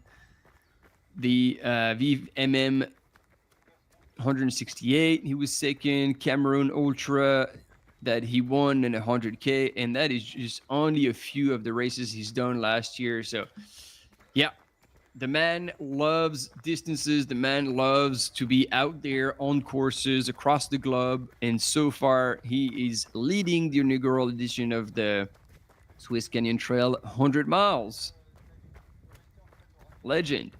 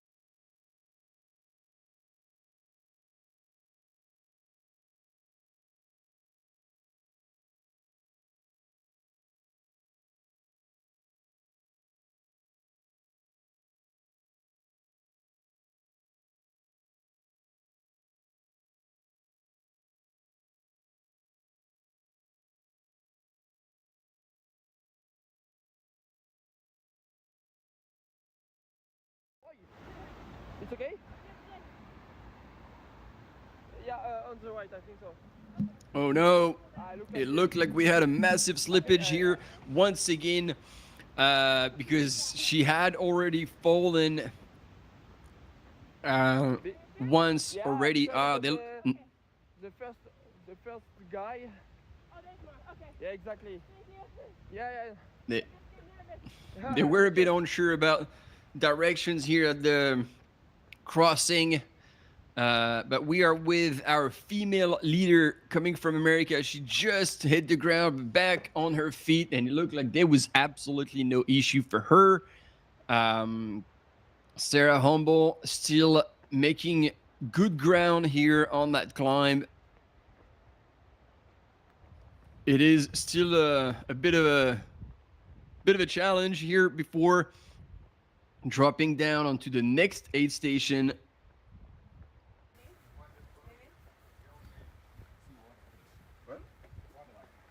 And in the meantime, Sanjay Sherpa has made it to an aid station, so that's going to be the 153-kilometer aid station, so we'll get a split at that point. And yes, we're getting to the later stages of the race, and he's going full Coke in the flask. That's what you need at the end of a race to give you the final kick. 13 Ks from the finish. This is the time where you absolutely have to go head down and give everything you've got. In the meantime, our lead female in the 111 kilometers is trying to make her way to the top of that third big climb in a race.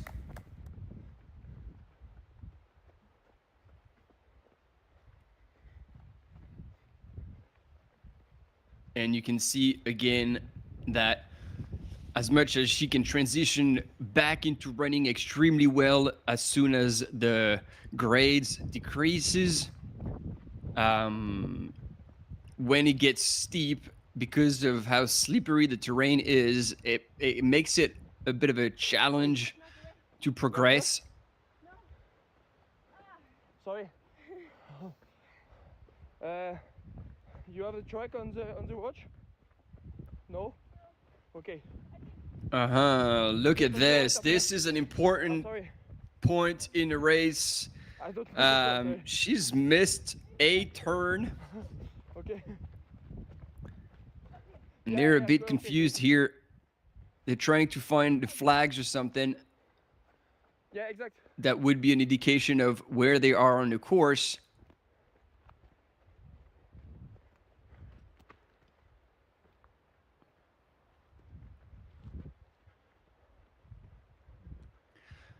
There we go. We see the markings. So she's back on course, but that's probably about a minute that has been lost here just because she went off course for a while.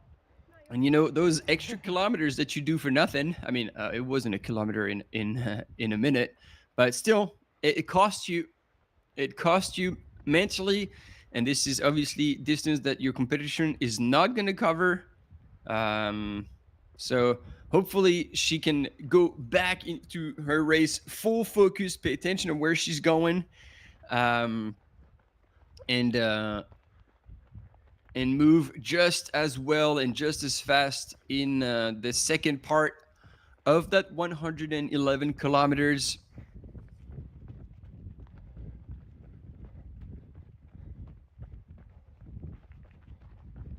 But she'll be soon entering, if not already, into unknown territory. Yeah. Straight. Because my understanding is that the longest she had run was at Speedgoat 50K, which is just over 50K distance, with about the same amount of elevation that she would cover in the first 55Ks of this race. And then after that, I don't believe, based on what I found, that she's been running any further than that, at least in a race context.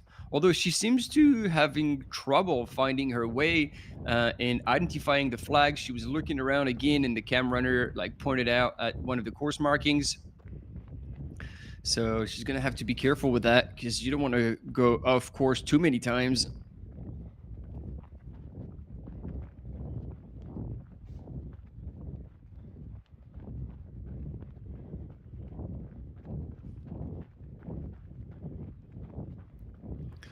So we're almost 4 hours into the race.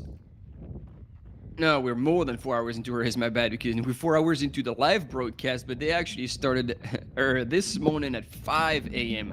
So we're getting we're 5 hours, almost 20 into the race, because I was doing the math. I was like, wait, 4 hours and almost 50K? That is moving. So no, they started this morning local time, 5 a.m., and it is 10:20. Yeah. You look really good. Local time, so almost 5:20 elapsed in that race. And again, here on the screen, still having a good old chat with that cam runner, so it's good. The spirits are still high. Sarah Humble, coming from the USA, is in the lead. And again, similar point with Miguel Arsenio, who's also in the lead in the men's race. None of them are carrying or even using poles, which is a bit unusual for that distance with this amount of elevation gain and loss. But No, I'm French. So far, they're both pulling it off. Sorry, we are in live, so maybe I can speak just after, sorry.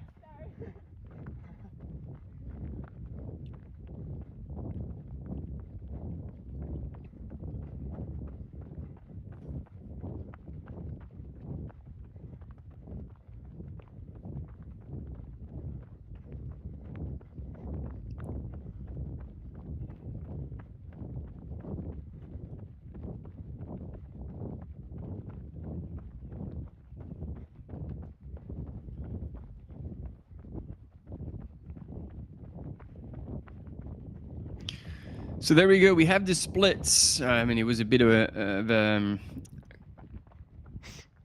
a while ago, but yeah, 10 minutes back. No, we had this. We've already talked about this. I got excited. I thought there was going to be another split, but no. But still 10 minutes between Sarah Humble and Arjen Willem. While so Li Ying took a bit more time at the aid station to refuel. We had images of her, and that's why we always were focusing on her, because Arjen Willem was already gone. So there she left with 30 seconds ahead of Li Ying. So if Li Ying wants to catch up again, she'll have to put on a bit of an effort on that climb. But yeah, the gap was still increasing, went from 9 to 10 minutes for the American Sarah Humble. So even though she went a little bit the wrong way at some point, it is still a well-managed gap ahead. And here on your screen, in the yellow jacket, is second place male in the 100-mile distance from France, Anthony Pipiton. Still hasn't gone through the bas du chapeau de Napoléon at 153 kilometers. So the gap now has really opened up significantly. Sanjay Sharpa has gone pedal to the metal to open a gap, offer himself a safety blanket, as we call it, to secure the lead. He was still weighs like 13 Ks from the finish, but that is a move that might be the winning move in the men's race at this point.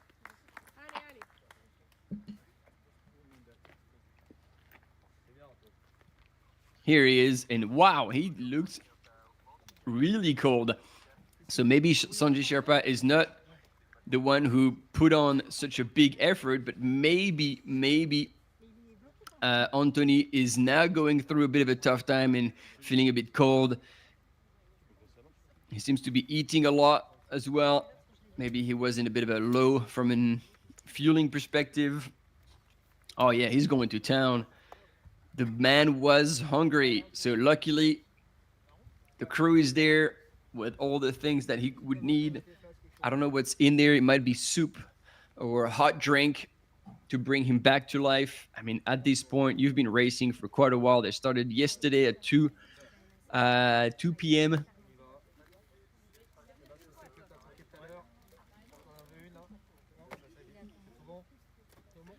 So yeah, they're over 20 hours into the race.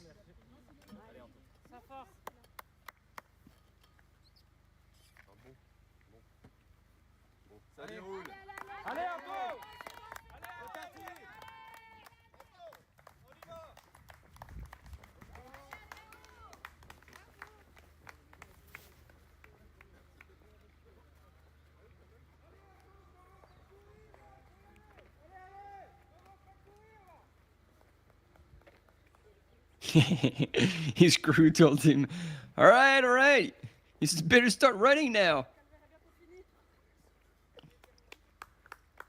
It's fun, like the words of encouragement you can get from your crew.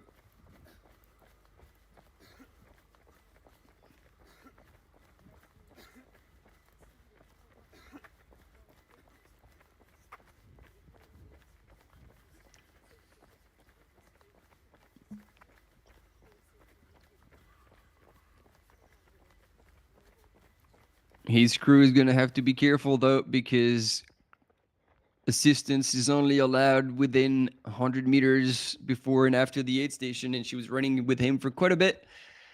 So that's also very important. If you're crewing someone, you got to be aware of the rules and making sure that you do not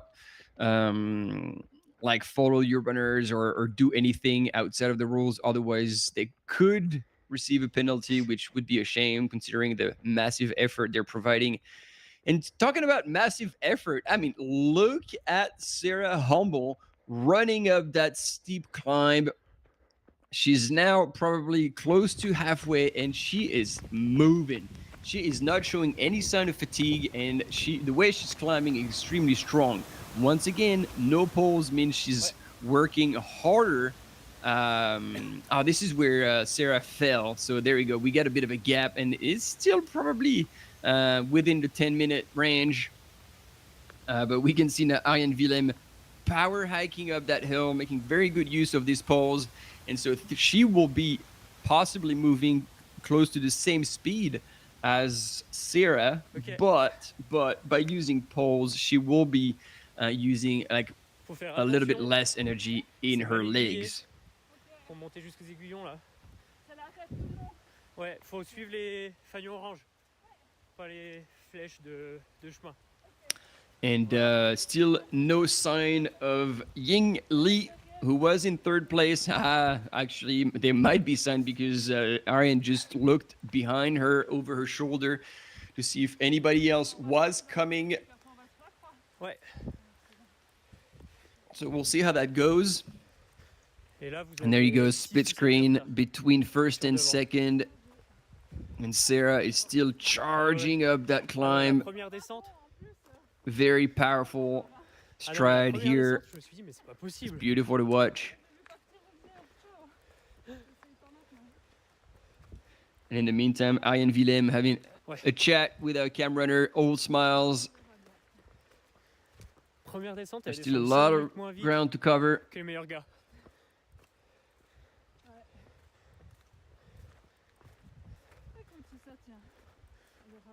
Oui, oui. Mais quand même, impressionnant.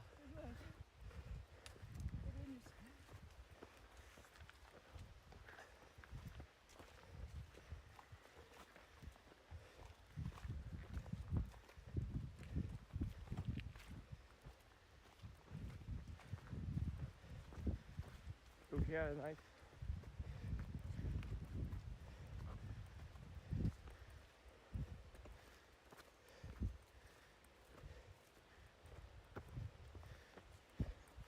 So, all right, I'm just, again, like looking at both styles and now seeing Sarah branching back into a steeper climb, rooty, muddy, and transitioning back into running. She might go back, back into running. So she's still transitioning really, really well between running and power hiking. But that being said, she's definitely using her legs a bit more than Arjen at this moment. So my question is, what do you think the outcome of that woman race will be at that point? We're getting close to the halfway mark with a whole lot more elevation gain and loss in the first half than in the second half. We have over 3,000 meters in the first, and it's going to be 2,100 in the second half of climbing. But what do you think, whether these things are going to happen? Let us know. All bets are off.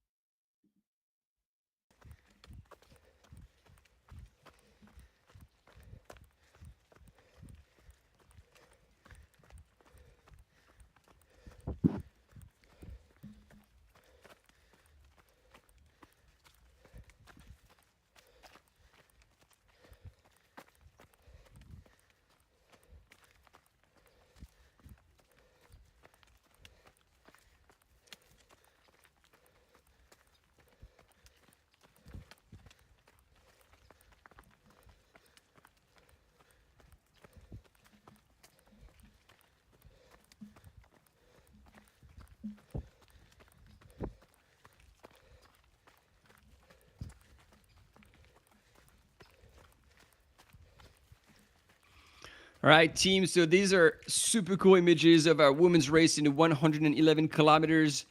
And we definitely appreciate you all being there for this exciting part.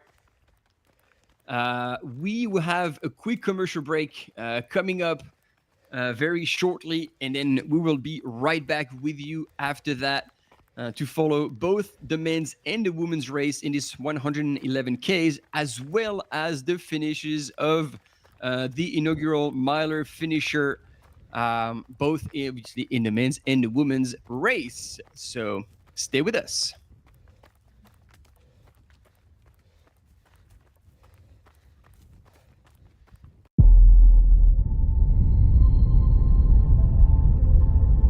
TDG, I win 4 times, the best Italian time, 66 hours.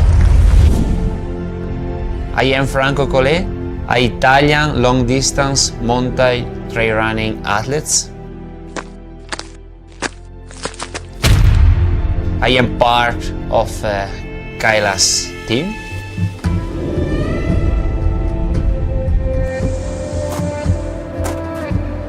I am an engineer.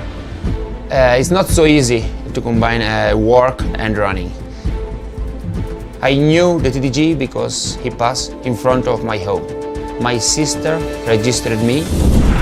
I finished in 5th position, the best Italian time. The TDG is my game. I win 4 times.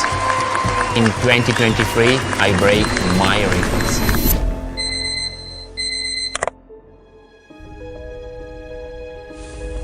All the people ask me about I can run for 66 hours and not stop. And it's difficult for normal people to understand that. Also for me, it was impossible.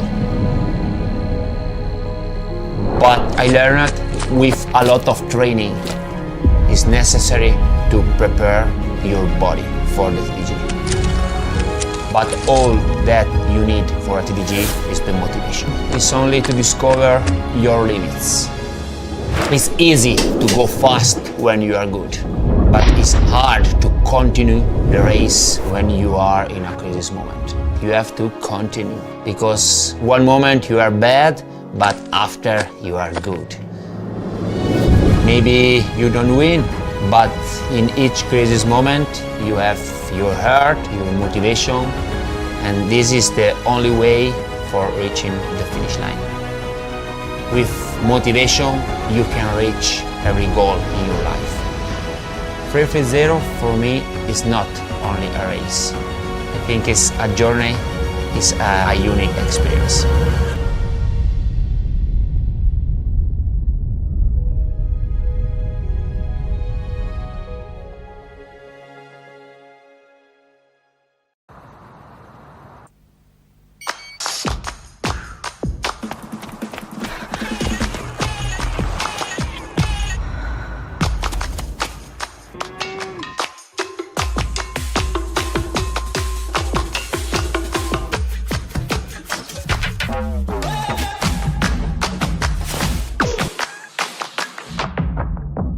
Une équipe, un fromage. Le gruyère AOP, le goût des Suisses depuis 1115. Goodbye calories. Hello vitamine. Focus Water, l'eau vitaminée suisse.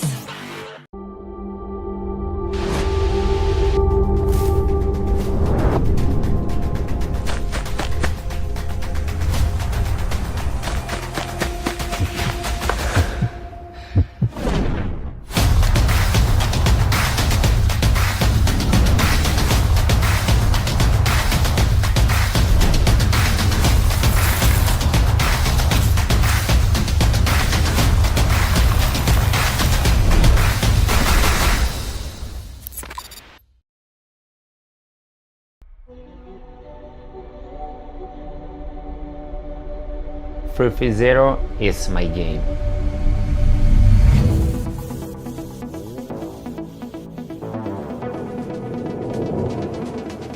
During the 330 route, there are a lot of long uphill and long downhill. So that gives a lot of pressure to my knee, my ankle, my muscle. And the terrain are very complicated. If you run one time, you need shoes comfortable with good cushioning, grip and breathability. 330 is perfect for technical route. In your uphill, the good grip save energy, and when you go down, give you good support, a good security. For me, 330 is not only a race, but it's a journey, opportunity to pass your limits and you reach your goal again.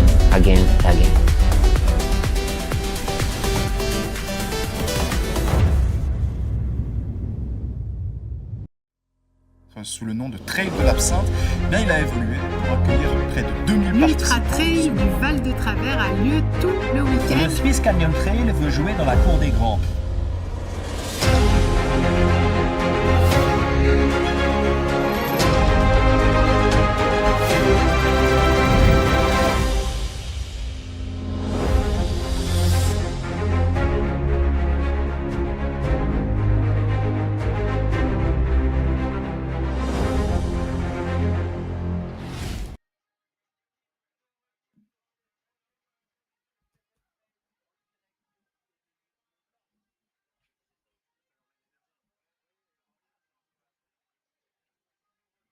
All right, team, we're back with the finish line, and I think the good news was that it finally stopped raining on there, so we're starting to see motion and people gathering. There's still a wee ways to go, probably another, guesstimating under 10 kilometers for sure.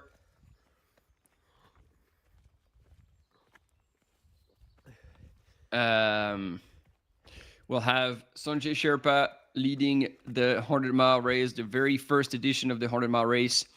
He's in the lead, and it looks like he's made quite a bit of ground on Anthony Pipiton. He's now 8 minutes 55 ahead.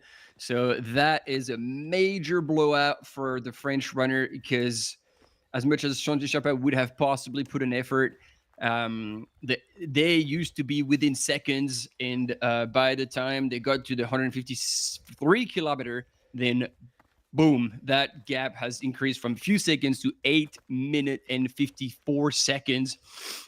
So now with 13 kilometers to go, that's going to be very, very hard to close that gap, especially as Sanjay Sherpa was looking very good and Anthony Pipiton was looking a bit more spent.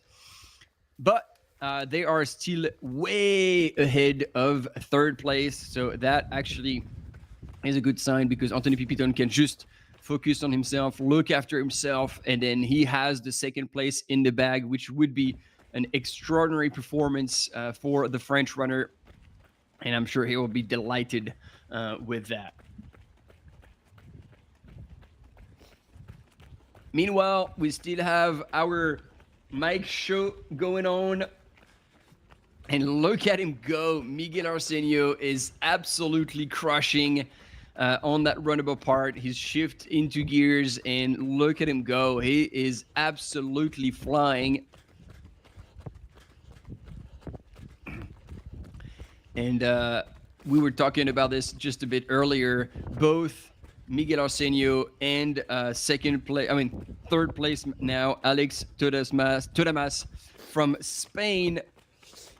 They are both experienced on this course. They've both raced it last year, and they are like, Miguel is still leading. He won it last year. Alex Todamas was second last year, but it looks like now Chinese runner Zhou Ji has come and changed Alex's plans, because for the last update we had, Zhou Ji was in second place.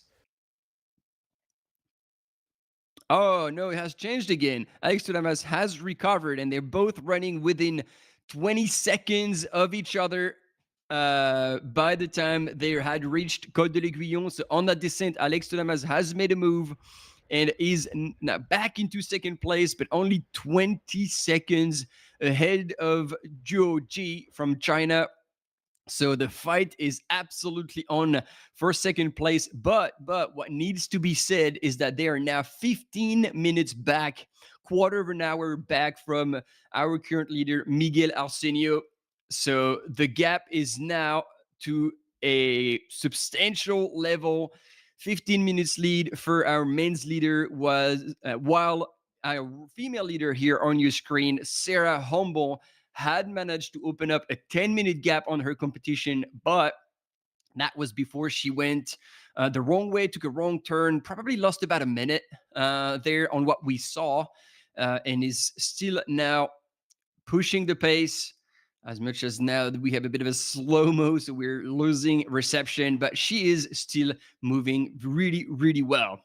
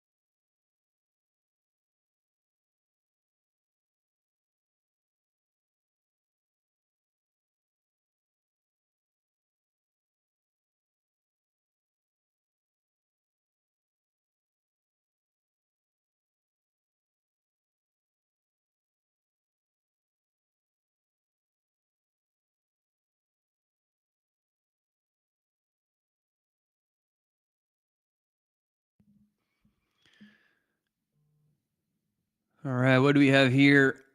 There's no motion on the right-hand side of your screen for our female leader, Sarah Humble. And in the meantime, Swiss runner Arjen Willem is still making good ground. Waiting to see also where Yingli is. Oh no, I had my hopes high about that finish line, hoping to see it nice and clear. I thought it had stopped raining, but nope, it hasn't. Ouais, moi je suis sur le bon réseau. Je suis au sommet I'm afraid. Explication. Redis-moi si dans 5 minutes ça bouge pas. So there we go. We're back with the lead in the women's race of the 111 kilometers. Coming from the USA. And again, to my knowledge, tackling her first 100-plus kilometer race. Sarah Humble is doing a fantastic job here in second place, coming from Switzerland. Arjen Willem is still moving well and seems to have shaken off third place Yingli from China. But nothing is done until it's done. And so we'll see at the next checkpoint if the gap between first and second, between Sarah and Arjen, has increased or decreased. It was of 10 minutes last checkpoint. And we'll see if it would have changed a bit. But look at her now. I mean, she would need to make sure there's no more tripping and falling. We've seen that she had already injured her elbow, but it didn't seem too bad because when she saw her crew right after that fall, there was not even a mention or like a showing, hey, I fell or anything. So seems to be no gravity, just a bit of blood.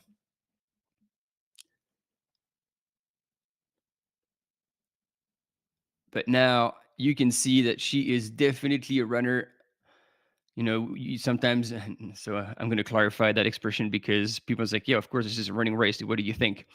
But we see different running styles, and some runners are more like hikers and very mountain athletes, while other runners are like more running style all the time, just like Sir Humble is doing. We often see that with Americans.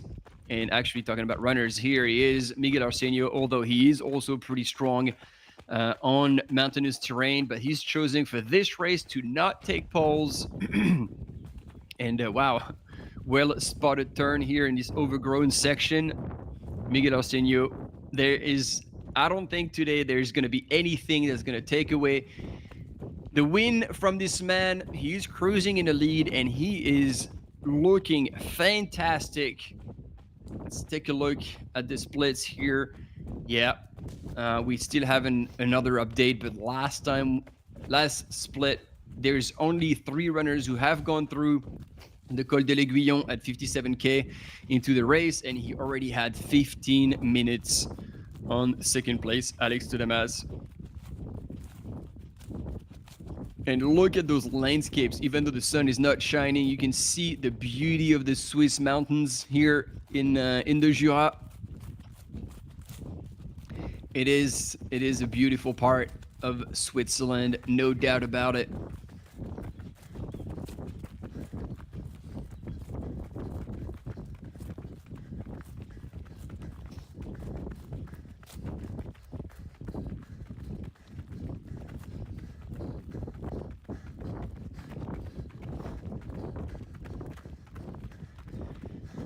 And here you go, first and second in the men's race.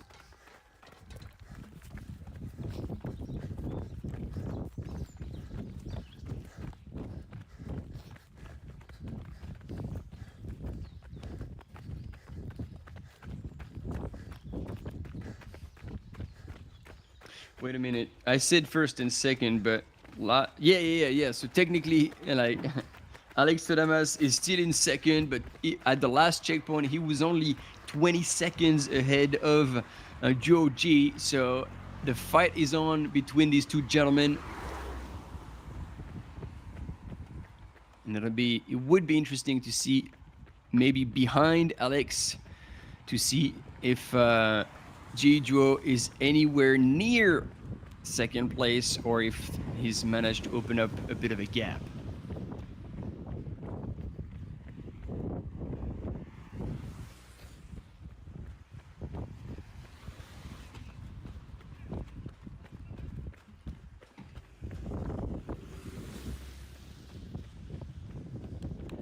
But Miguel right now is pulling off an absolute masterclass. All right, we're going into the Red Bull. We're past the halfway point.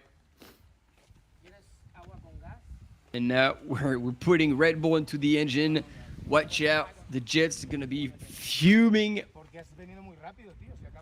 So a bit of water, a bit of sparkling water. That's a lot of fluids.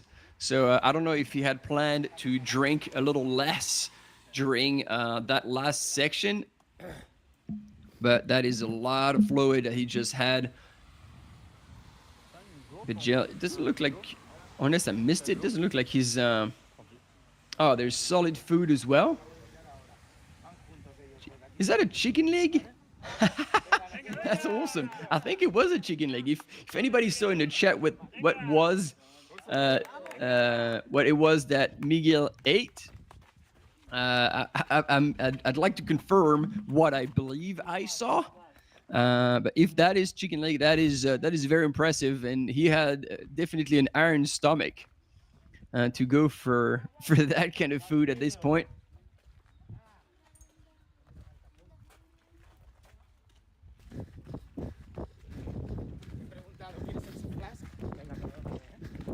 No, I think it was a bit of a quiche. Yeah, I think I did hallucinate on that one.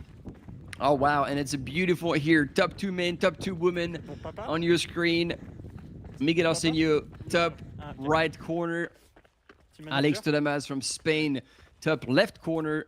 Bottom left corner is second place from Switzerland, Arjen Willem. And in the lead from the USA was Sarah Humble on the bottom right corner of your screen. So as he's chewing away whatever he ate, I think it was a quiche or something, which would make a bit more sense because you don't want to be eating like full protein when you're at such a high effort, because essentially you would need to like break down the protein to turn it into energy.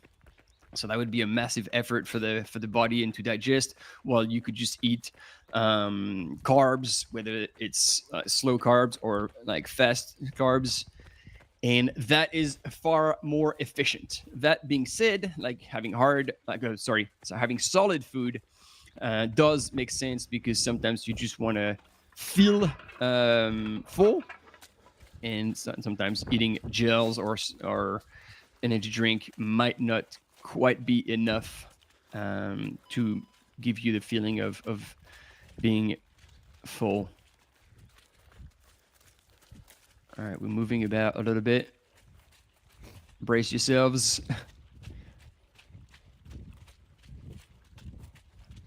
And you see each time going through the 8 stations, the plan is perfectly executed.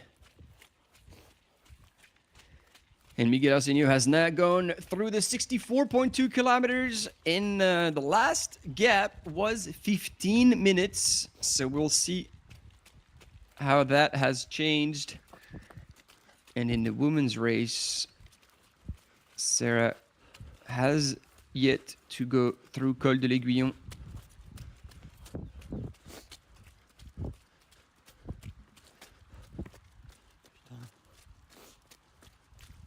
And yeah, agreed, Daniel.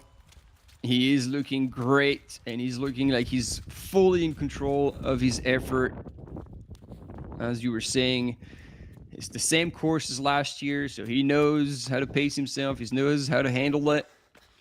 And yeah, his crewing is spot on, so he's not going to waste any second during those transition. It's, yeah, that's how you get it done. Professional. That is, ladies and gentlemen, the Mike Show.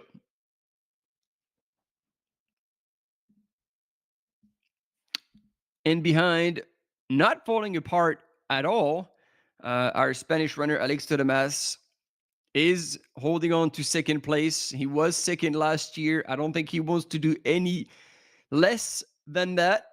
And he'll keep chasing.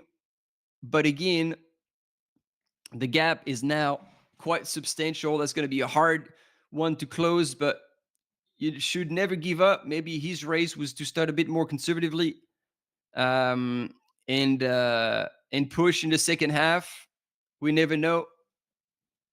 I don't know if he's in the same stride as a cam runner, but it looks like there's a bit of a limp, maybe, or I'm completely imagining this.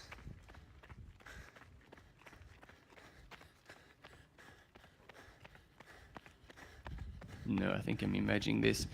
Nah, he seems all right. Yeah, hearing the breathing, it's probably our cam runner who's a bit shaky on that section, which again is understandable. It is a pretty hard job already following those top athletes, but when the weather is poor and the ground is wet, we've seen one already hit the deck earlier.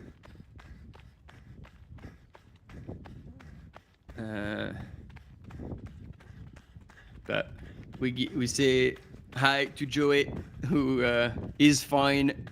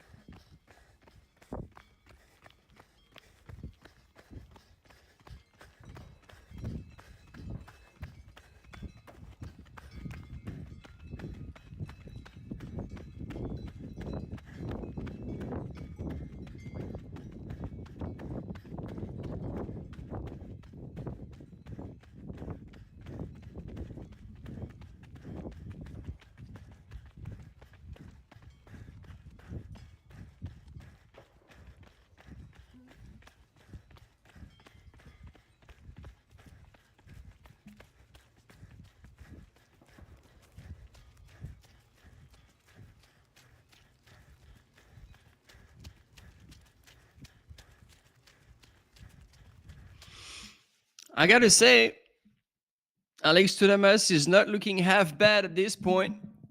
And on that more runnable section, still like his stride is pretty good, 4 foot. Gate is there, and he's looking up in the distance. So,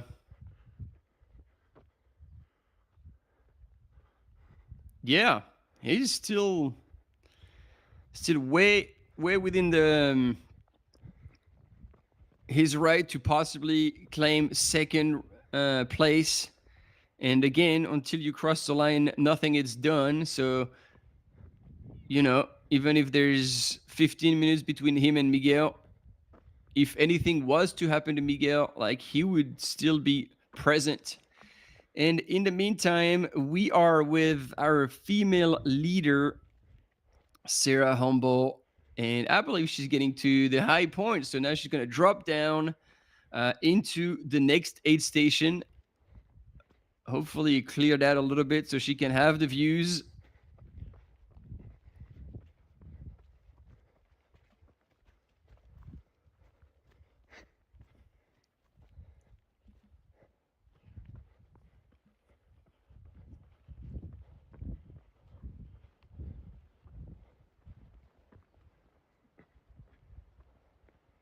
Yeah, she's trying to look for the views and trying to see a little bit around, but the clouds are not quite collaborating on that part, unfortunately.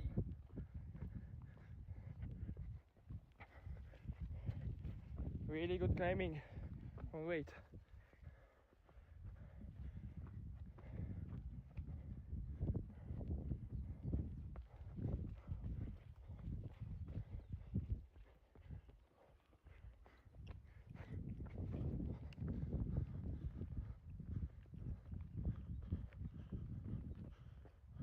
Yeah, she's on that climb, and so I think on her left-hand side, what she was trying to look at as the Aiguille de Baume.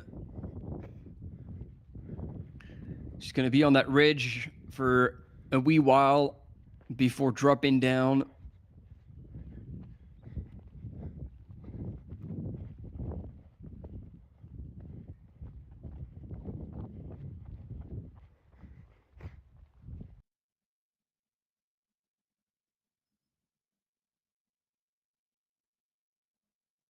And you can see, even though she's obviously slowing down a little bit on those climbs, she's still running most of it.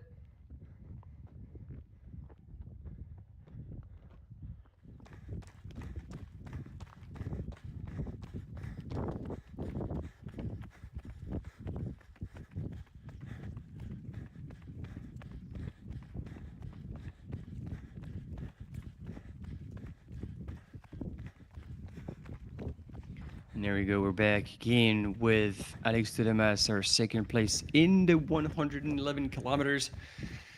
Last checkpoint was 15 minutes back, but only 20 seconds ahead. So Chinese runner Ji Zhuo is probably chasing still. He was looking pretty good last time we had eyes on him. So it'll be interesting to see how far behind Alex Tudamas, the Chinese runner from Hoka, is.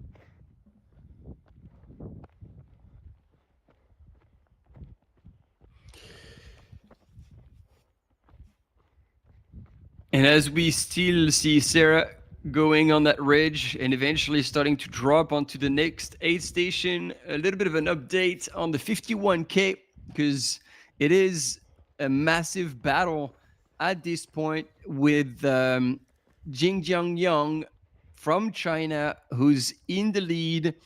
And the next the checkpoint will be the final, like the finish line, followed by Fran Anguita Bayo from Spain, followed by Kevin Vermeulen from France, Aubin Ferrari from France, and Mark Lowenstein, a very, very well-known name that we're extremely stoked to see there in 5th place, and in 5th place with 15 minutes back from the lead. That is an extremely competitive field in that 51K. And in the women's, Sylvia Notskar, not surprisingly, is in the lead, followed by Anne-Laure Salomon and Marcela Vasinova in 2nd and 3rd, respectively. But they are quite far back from the Norwegian runner, Sylvia Notskar. Very good. That was a bit of an update. I think it deserved to be talked about. We couldn't cover all races, obviously, but I know a lot of you were interested in that. So that is your update. And so now we see Sarah on that ridge. Still a bit of a climb. I think I got ahead of myself when I said she was done with it. And she is slowing down a little bit. So hopefully she's not running out of fuel and bonking. But yeah, that climb is relentless, is the longest climb in this entire race. And without poles, again, this is something we talked about. Like it is challenging. It is taking a lot out of your legs. So even though right here she is transitioning back into running again, so she still has juice in the tank. Don't get me wrong, but it did look like she was starting to, feel the distance. Almost 60 Ks in the legs. 50. Next aid station will be 57. So yeah. It is totally understandable. We'll see how she transitions and start running down towards that aid station. And it looked like we're losing one of a cam runner because he took such a tumble that he feels like he might have actually broken a few ribs. So yeah, hopefully he is fine. And hats off for providing us all these images while clearly the terrain is challenging.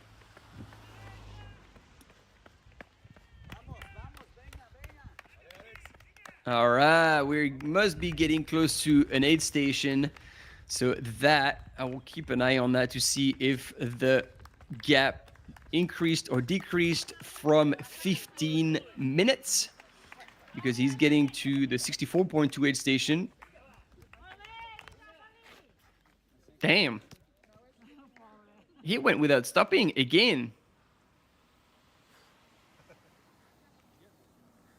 And I think our cam runner is choosing not to go any further than that. And the gap shrunk by only 30 seconds. But that means that he was still faster than Miguel on that section, which is impressive because we saw Miguel and he looked like he was moving extremely well and that nobody would be catching him.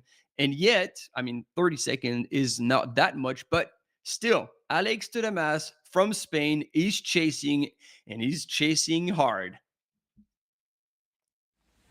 So next stop would be Jeju at this aid station. There he is. He was very, very close indeed. We never saw him because we were pointing the camera at the front. And you can see this. This is traditional Chinese aid station. We see them often eat those, and look how quick they eat those noodles. They can process them so fast. It's quite incredible. And this is actually smart because it's full of minerals and salt. So it managed to very quickly refill the electrolyte levels and then a bit of Coke for quick sugar. So he's got the pasta for like slow burning sugar. He's got the Coke with fast burning sugar for instant fuel, a bit of water, one gel. That is not a whole lot, but he seems to know, and very well done from his crew.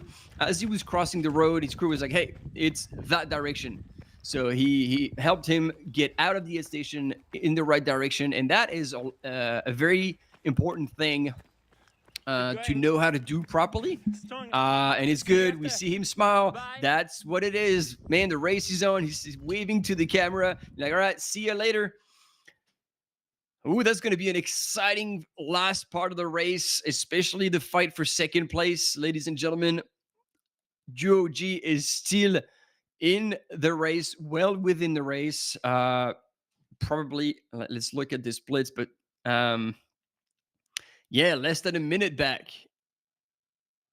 Wait, I'm surprised. So that must be coming in out of the aid station because Alex Todamas went through running in 14:54 behind Miguel Arsenio, and then in 16:39. So it was a minute 40 back when he came out of the aid station because he stopped. He had his noodle and everything. So Alex is on a mission, and G Duo has lost a bit of ground on that section, mainly because of the time he spent at the aid station refueling. But again, we are at 64 Ks into the race. That is 111. It's called the 111, but truly on the course it seems to be 114. So, you know, it is still plenty of time to blow out and plenty of time to face issues if you're not looking after yourself. So, yeah, good stuff. There you go. We're back with Sarah Humble.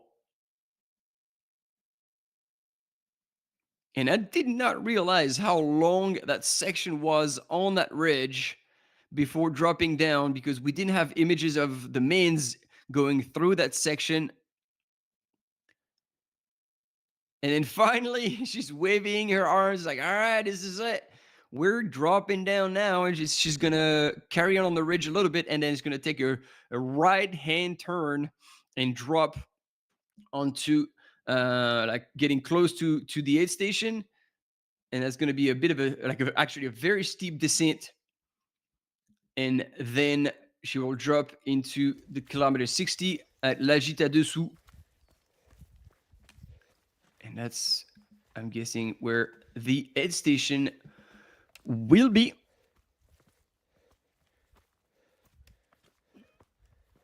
Yeah, it's called Col des Étroits. Is going to be no, Col de l'Aiguillon. Col de l'Aiguillon, that's it.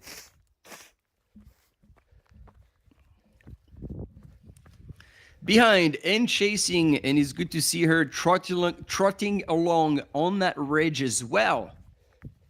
Using her poles, still making good ground, is our Swiss female runner currently in second place, Ariane Willem.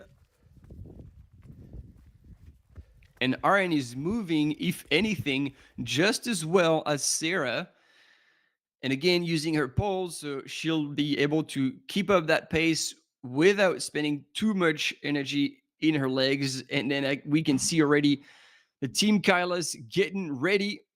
Last time I checked, Sanjay Sherpa had not gone through the last aid station, but maybe he has. No, he still hasn't. So he has yet to come through the 163 kilometer mark in La Roche. And then he'll have another 2.5 Ks to the finish. So I think they're getting a bit ahead of themselves on the finish line, but that's all good. We like the excitement. But I'm afraid it is still raining on that finish line. Oh, my bad. Maybe they are waiting for the top runners in the 51K to come in. That would make more sense. Sorry about that. Let's see. Yeah, they are expected to arrive very soon. Yang Yang from China. And imagine that, like at the 43K mark, he was 3 hours 25 elapsed with an insane amount of climbing because he would have done most of the 2,600 meters of climbing. And then only 2 minutes back from Anguita Bayo from Spain. And then a bit further than 9 minutes and 20 seconds back, Kevin Vermeulen, Aubin Ferrari, 10 minutes back from the lead. So it could be a fight for the podium between Kevin and Aubin Ferrari. Aubin Ferrari doing a really good first part of the season. after placing extremely well at Chianti. Yeah, that's an exciting 51K.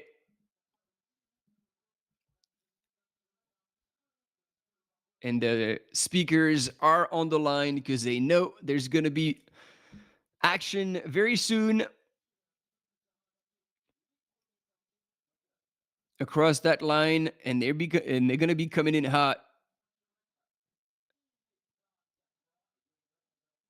I don't know if at home you can hear the ambient sound of the finish line, but I cannot, so I have no idea what they're going to be announcing.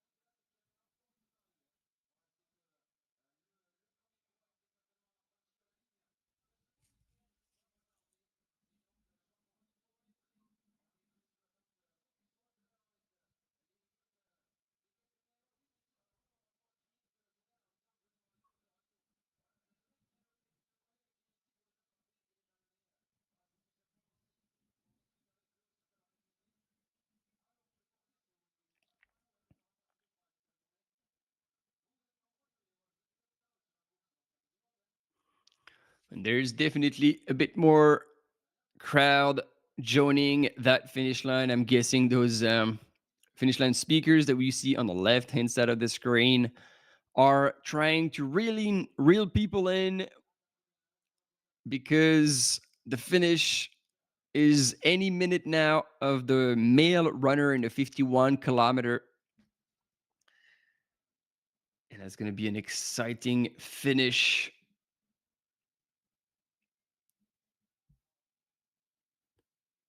Still no sign of them. There's going to be a split time just before the finish line. So I think everybody's waiting for it. But the rain is still coming down hard with a bit of wind as well, joining the party. You can see the flags that are completely sideways.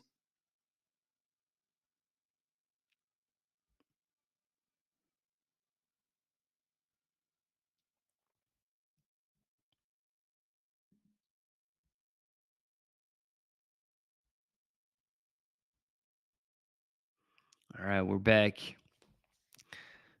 with our second place woman in the 111 kilometers here at this Swiss Canyon Trail.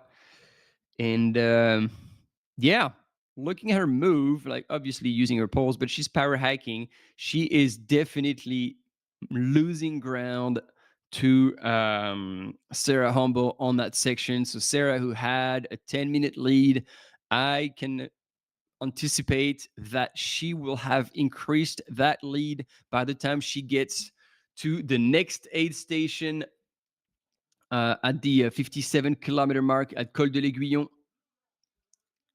And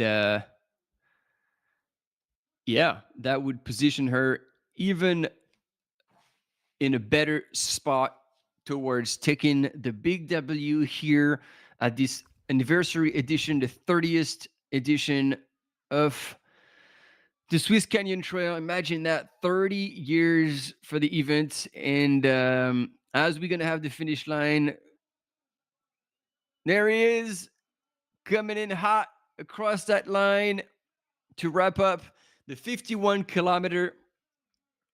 Let me check, because it hasn't refreshed. Yes, it is Yang from China, who has come across the line. And now everybody's in front of the fixed camera, so that's perfect. We can't see anything, but it is confirmed. And look at that. Look at how close they were coming from Spain. I believe this is Fran Anguita Brayo, who is in second place. But man, what a comeback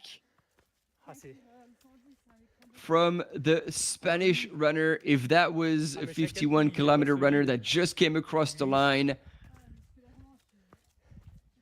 Ah bah ouais, plus la pluie, plus l'humidité.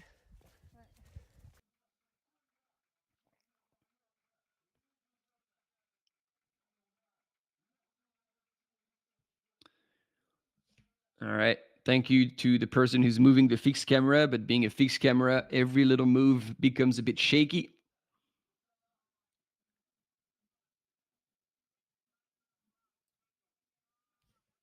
So I don't. Yeah. I know. It is Spanish friend Anguita Bayo who crossed the finish line in first in a time of 4 hours and 24 seconds.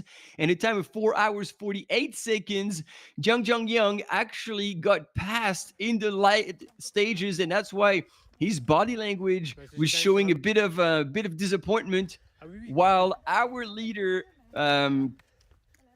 crossing the line from Spain, Team Fuga, was ecstatic crossing the line with both his hands up in the air. Super excited to have managed to take the win in this very competitive 51 kilometer. And then next up will be Kevin Vermelin and Aubin Ferrari and Marc Lowenstein if they haven't changed that. Oh, that's too bad. It would have been good to have a finish line interview. I could have helped you translate that.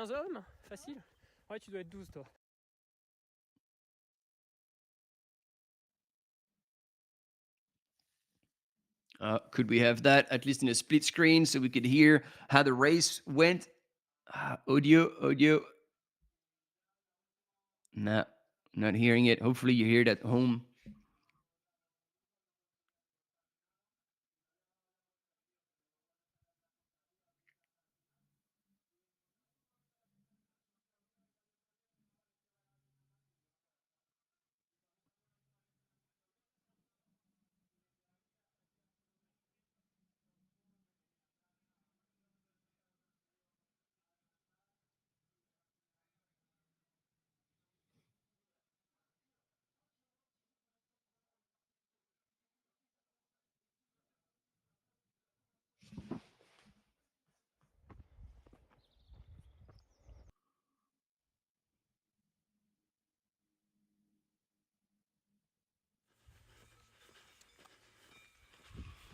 All right, we're back with the 111 kilometer in the men's race. Miguel Arsenio from Portugal. Still in the lead, and but has lost ground to the second place runner, Alex Todamas from Spain. Only 30 seconds in quite a long section, but still, it shows that Alex is still in the game and is still chasing hard in second place, while our second place finisher is taking the finish line photo, also representing Team Fuga, Zhang Yang.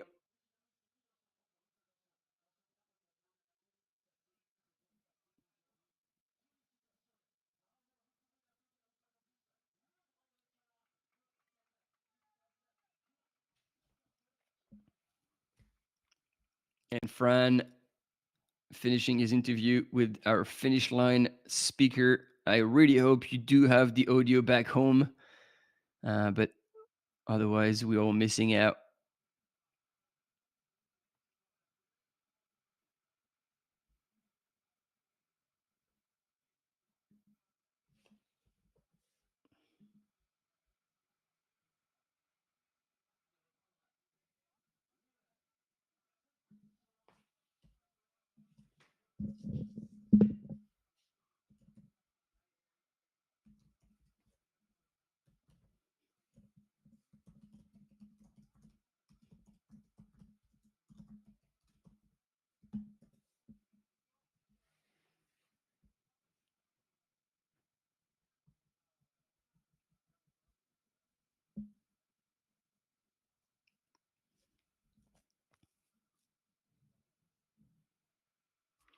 And I guess now, as you can see, the wind's blowing hard, the rain's still coming down, and everybody's trying to find shelter. Man, those are brutal conditions for this anniversary edition of the Swiss Canyon Trail. Supposedly, we are only a couple of weeks away from summertime, but this is really not looking like summer.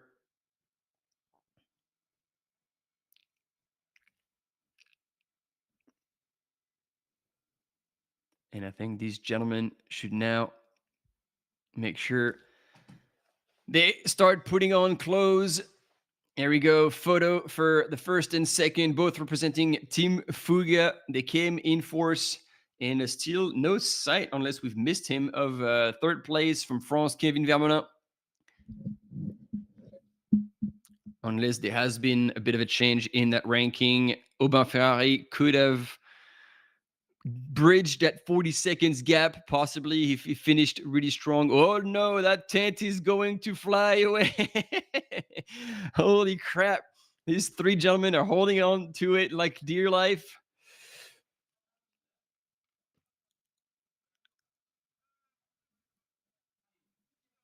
Oh, wow. I'm glad we get a shot at this. I think this is becoming the attraction on the finish line, as opposed to runners coming in, seeing that flint deflate and fly in the wind. Well, we take the action wherever it takes place. That's what we do. Yeah, they're gonna have to pin it down, and hopefully that's gonna stay put.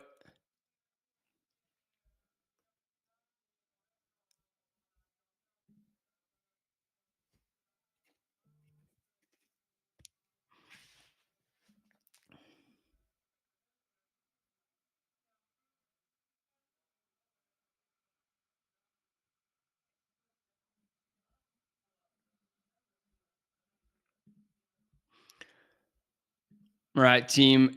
After seeing that tent almost getting blown out, we're going to have a quick commercial break, and then we'll be back following all the races. Sanjay Sherpa will be getting close to that finish line as well to wrap up the inaugural 100-mile race. And then obviously we'll have all the men's and the women's in the 111Ks. So stay with us.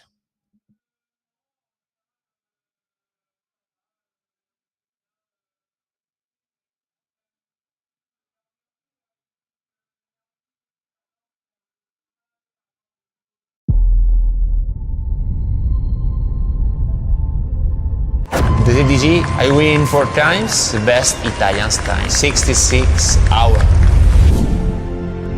I am Franco Collet, an Italian long-distance mountain trail running athlete. I am part of Kailas team.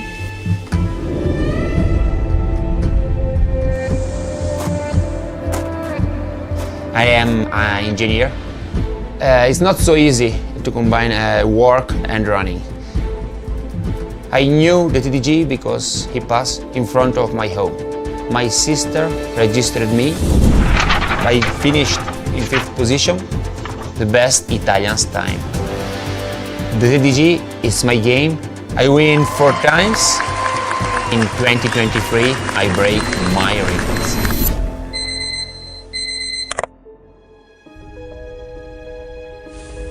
All the people ask me about I can run for 66 hours and not stop. And it's difficult for normal people to understand that. Also for me it was impossible. But I learned with a lot of training. It's necessary to prepare your body for the TDG. But all that you need for a TDG is the motivation. It's only to discover your limits. It's easy to go fast when you are good, but it's hard to continue the race when you are in a crisis moment. You have to continue, because one moment you are bad, but after you are good. Maybe you don't win, but in each crisis moment you have your heart, your motivation, and this is the only way for reaching the finish line. With motivation, you can reach every goal in your life. 330 for me is not only a race. I think it's a journey, it's a unique experience.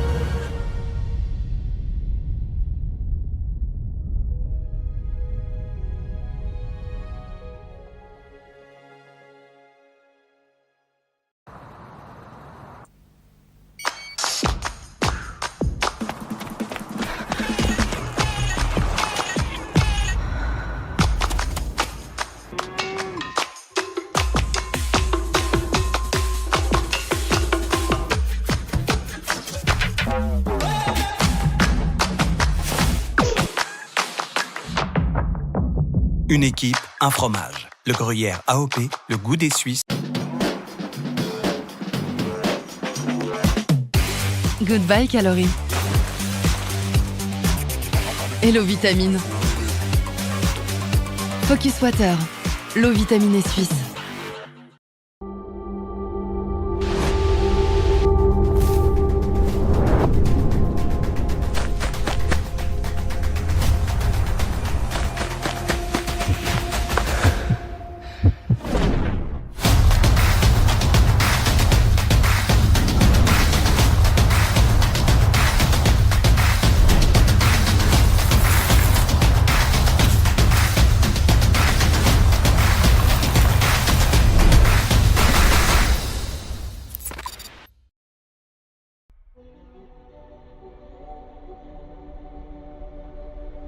Free Zero is my game.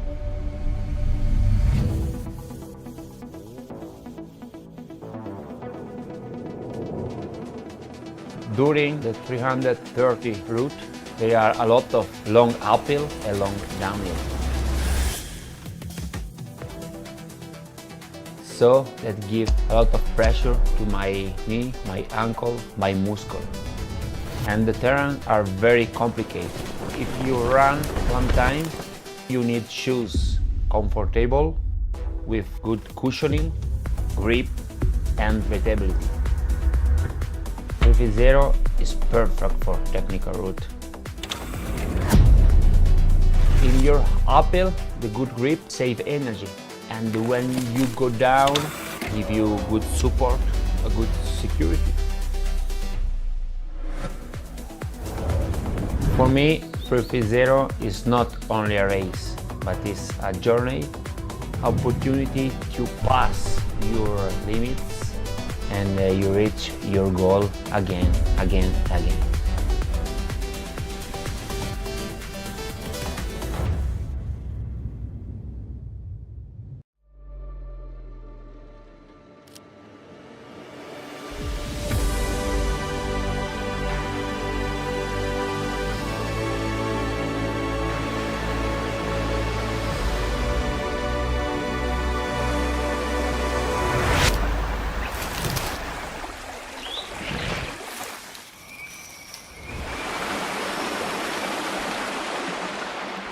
This race was a bit different than the usual races.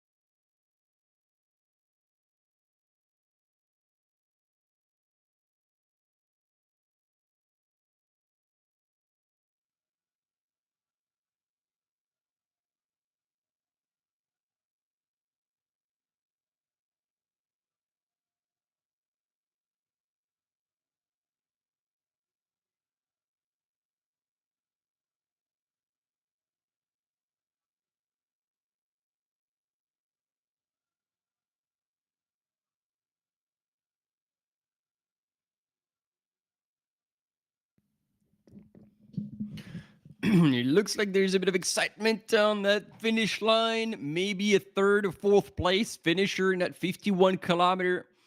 The kids are in the house, well sheltered under their umbrella. If we take a look, nope, there is still no sign of our men's leader in the 100-mile race. Sanjay Sherpa at the 163 kilometers, so 2.5 Ks away from the finish line. Yeah, there is still a bit of time for him to go through that, and then 2.5 Ks to the finish line.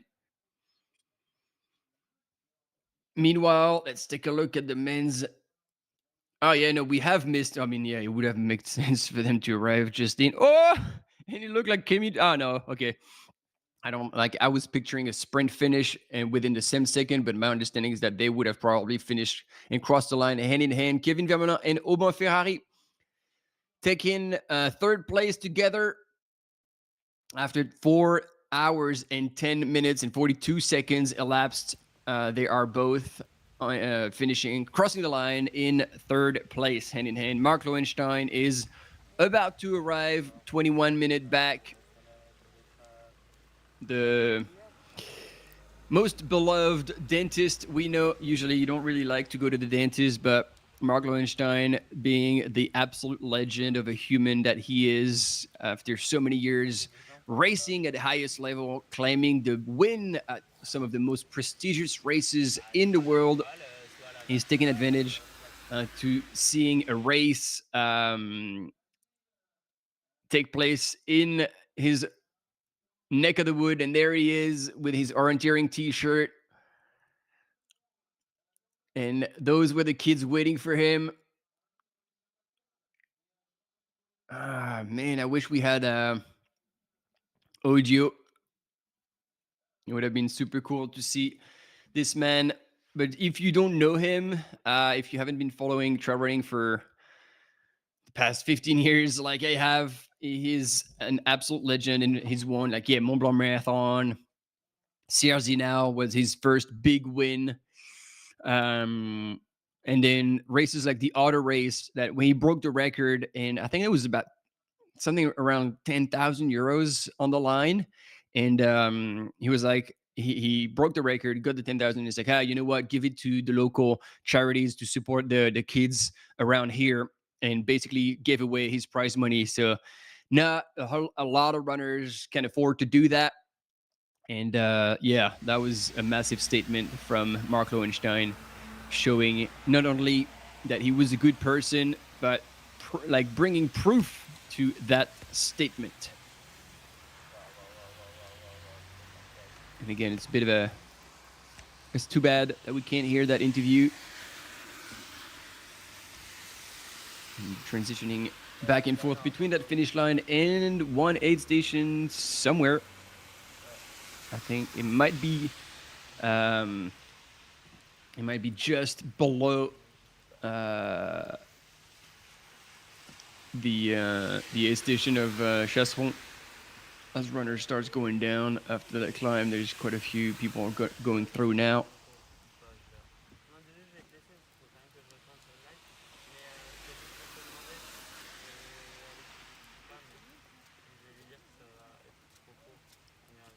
Wherever that is, though, it looks cold, and everybody is pretty keen to get out of here quickly. And there we go. Once again, Mark Lowenstein wrapping up his 51Ks, smile on his face, and the whole family with him. That's super cool.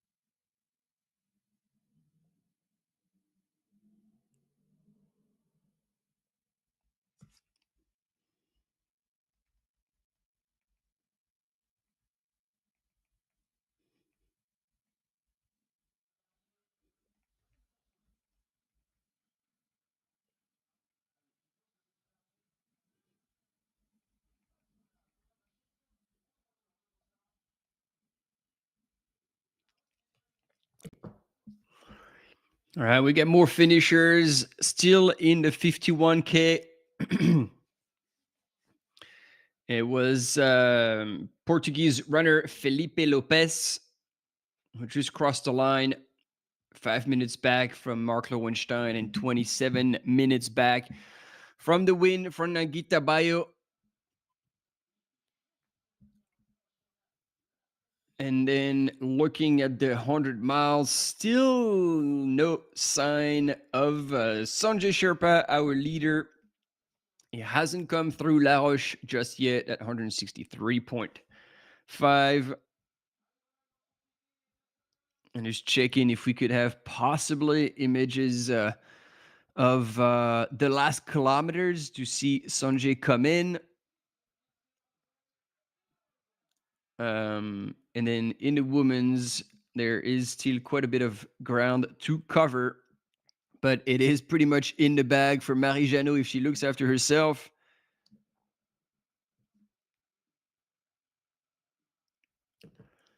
Because she has gone through 129.5 kilometers. She's gone through the Gorge de Noirvaux aid station. And then second place in the 100 miles is over an hour behind. So she could literally walk it all and most likely finish still in the lead. And it is Swiss runner Céline Bernasconi in second place currently in this 100-mile race. And I believe the next woman who will come through is also from Switzerland to wrap up the female preliminary podium, Clémence Mercier. So yeah, they still have quite a bit of ground to cover, 36 kilometers to make it to the finish line here on the track of Cuvée. In the meantime, let's take a look.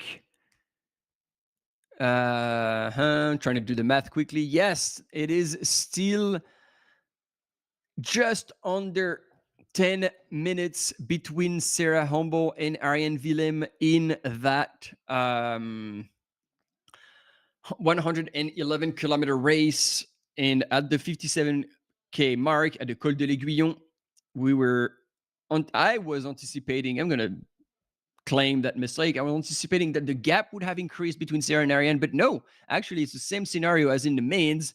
And second place has creeped up a little, 20 to 30 seconds on that section, but the gap remains significant nonetheless. And then it's bang on 4 minutes back. Ying Li from China is in third place on that women's ranking. And since we don't have images, I'll just take a quick look at the men's, seeing how things are going. Miguel Arsenio has gone through the 7K mark in Chasseron in 6 hours and 40 minutes. And at that point, Alex Todamas was 14.55 back, and then another almost 2 minutes back was Ji Juo. And then the podium is pretty much secure because fourth place from Portugal, Bruno Gonçalves, is 36 minutes back, so he's a solid 20 minutes back from third place. And then Antoine Deno from France is another 20 minutes back from fourth, so 56 minutes back from the lead.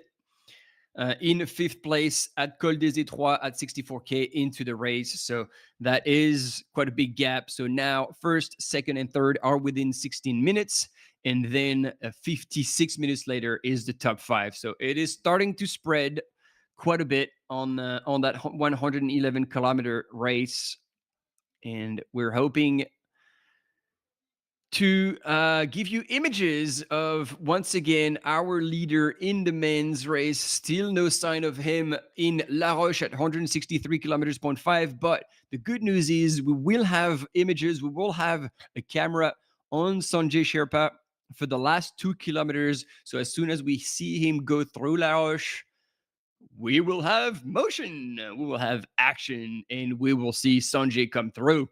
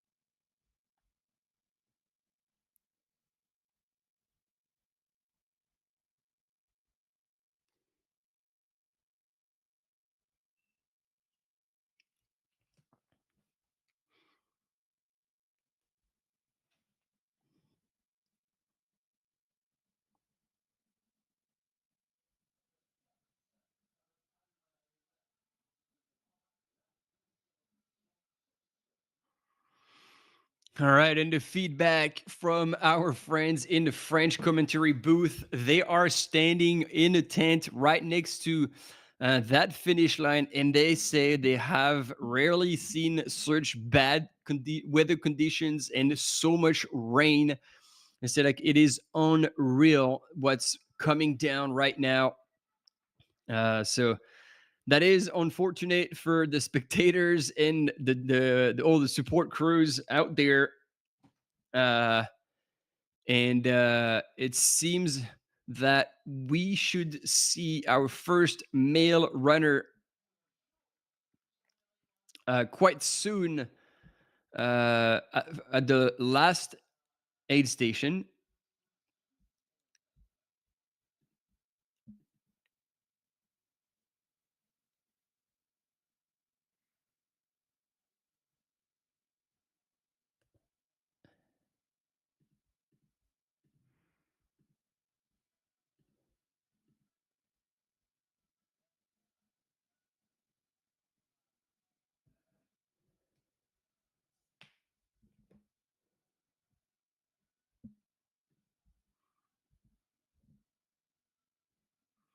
But we're getting feedback from the studio, and it seems that second place in the 100-mile behind Sergi Sherpa, Anthony Pipiton is about 1.2 kilometers back. So it seems like, like he had 8 minutes 54 seconds. He was 8 minutes 54 seconds late on Sanjay Sharpa at the last aid station. But if he's 1.2 kilometers, I mean, depending on whether this is going uphill or downhill, he should be able to stay within that time frame. And so as soon as we'll have Sanjay Sherpa going through La Roche, we'll be able to do the last 2 kilometers with him and also have images on Anthony Pipiton. Both of these runners will have a camera runner on them to see them through the finish line.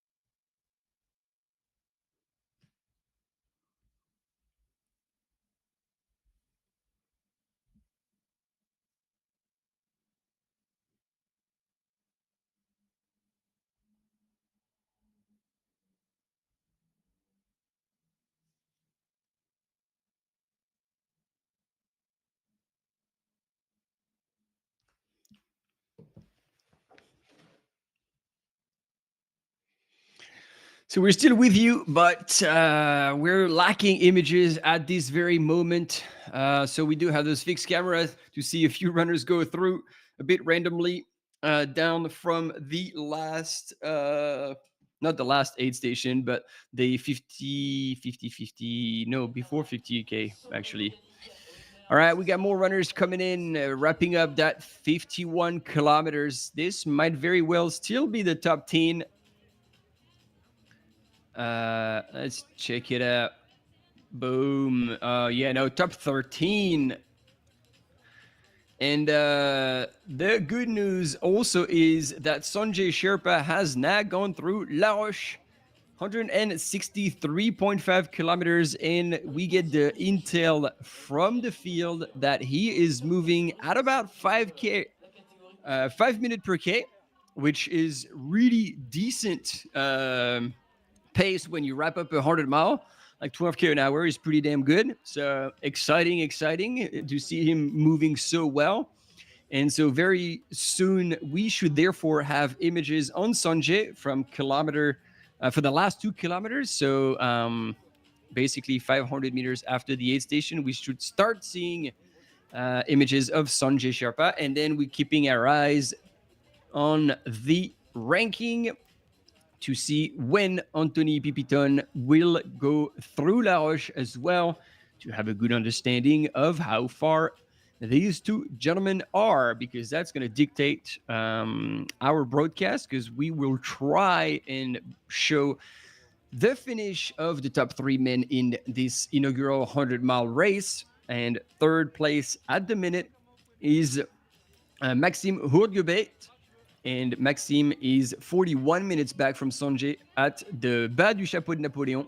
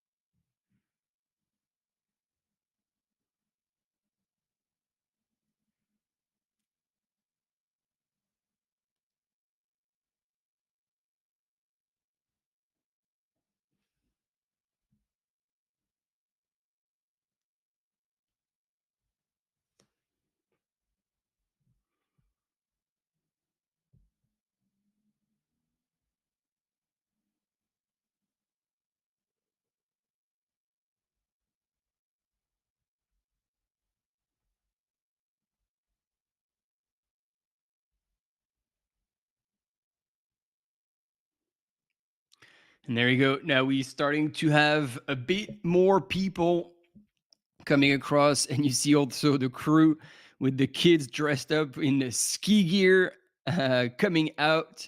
They've done their crewing duty, and they are now on their way to meet their runners to the next aid station.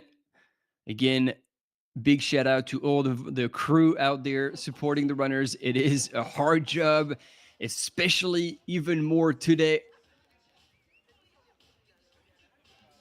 And then it sounds like, as we saw at the last update, at the last aid station, Anthony Pipiton seems to be struggling a little bit on that back end of the race. He has a lot of margin, but it seems like he's falling back a little bit, while Sanjay Sherpa is finishing extremely strong. Sanjay Sherpa, this is not his first experience here, and he managed really well this first really long distance at the Swiss Canyon Trail. I'm trying to listen what's happening on the finish line. I believe now we have a bit of audio on the finish line. That's cool. That would mean that we might be able to have a finish line interview with Sanjay Sherpa when he's going to come through. I was told that we're going to be able to follow Sanjay Sharpa in the last 2 kilometers, but I'm guessing we're not going to have the last 2Ks because he would be by now well within the last 2 kilometers.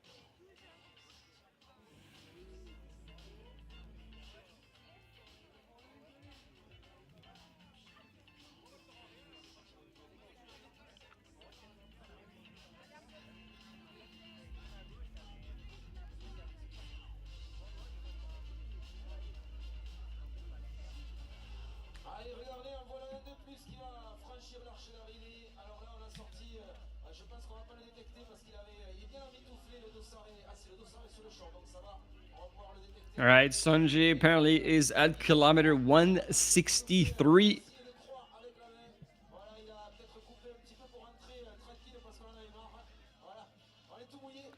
Well, technically no, because he's already gone 163. This is what I'm being told.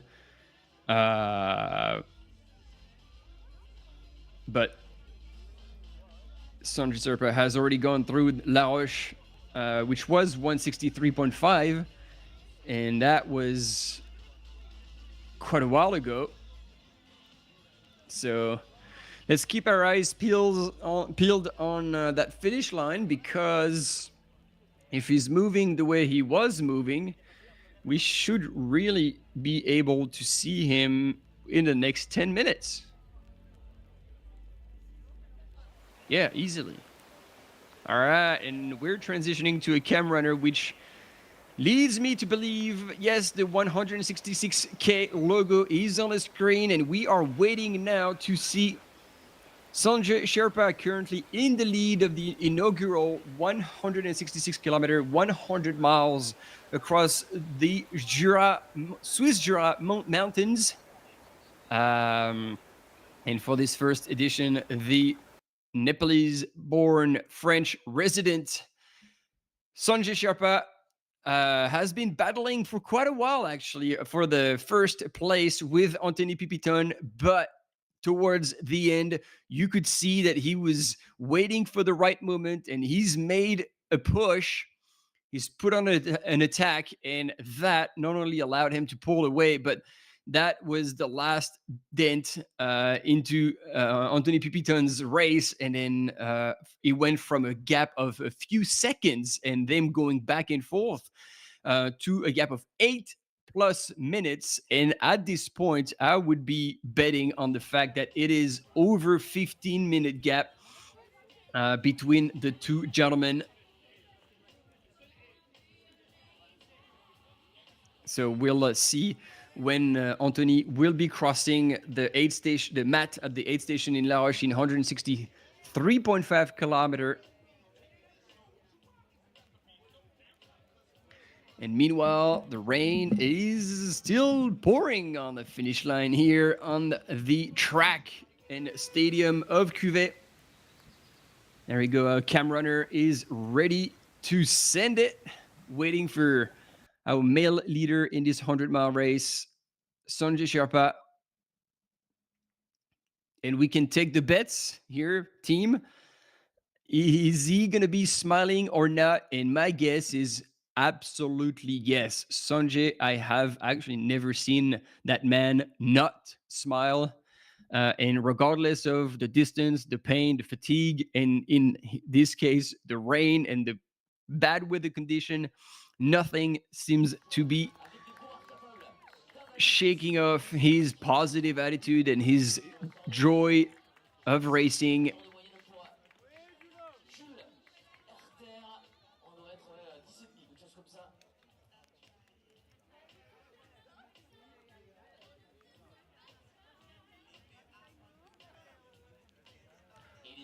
And so if you're watching those images and you see 12:05 on the clock, this is actually not the racing time of anything. This is the local time over there in Cuvette in Switzerland. And we do have more runners coming in the 51K.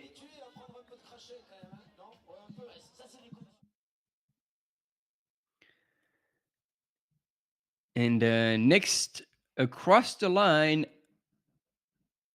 would be Alnor Salomon. We have missed Sylvia Norskar across the line, who won the race in 4:30. So that was a few minutes back. And there we go. Here is the salmon-colored jacket and matching cap of Sanjay Sherpa popping out of the trail and moving at a more than reasonable pace. The poles are gone, sorry. They've put him away.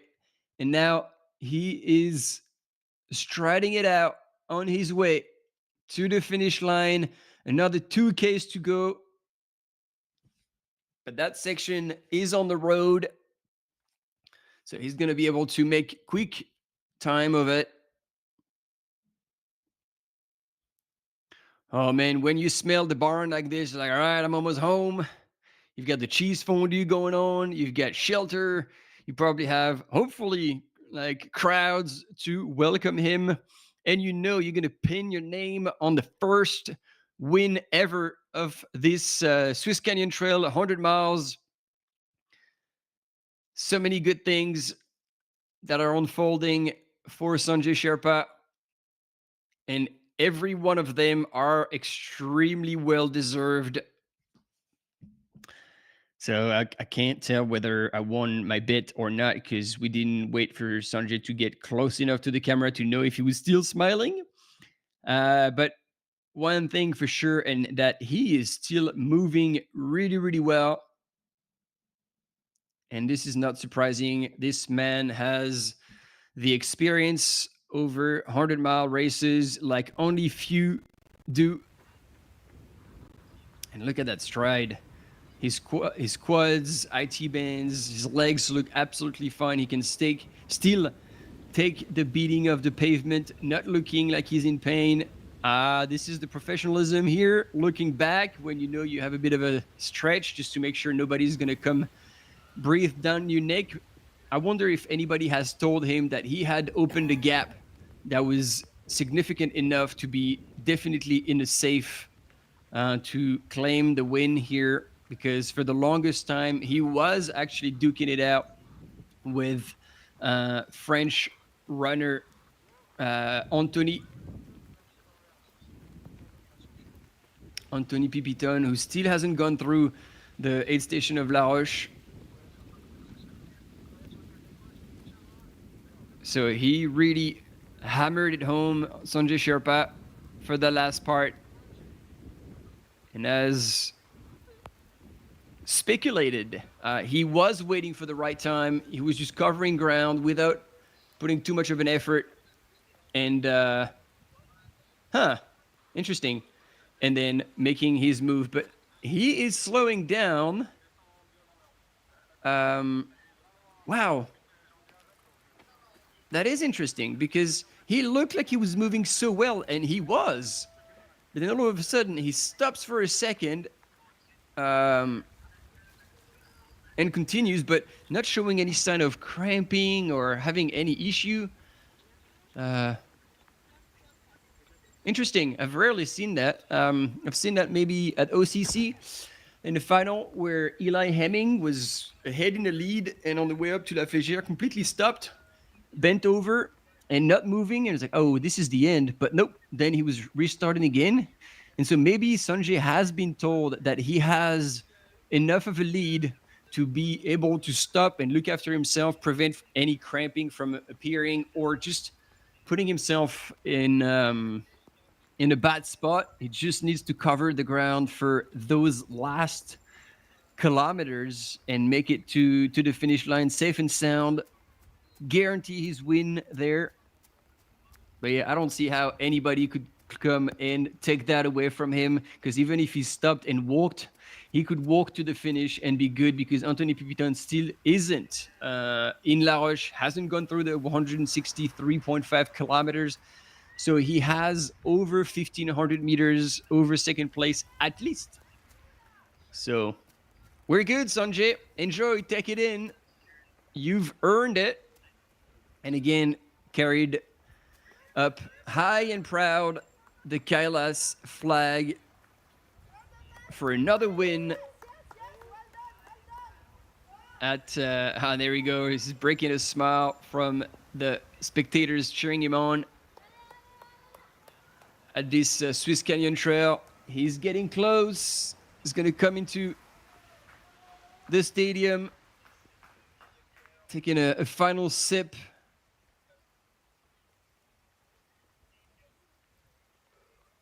It is a tough finish, because you do have to run quite a bit, and it's on pavement as well. So for tired legs, it is a hard undertaking. But here the mental takes over. You want to get it done. You want to hold that win in your hands, and you can't do this until you cross the line. So just like Sherpa is doing right now, you keep your head down, get it done.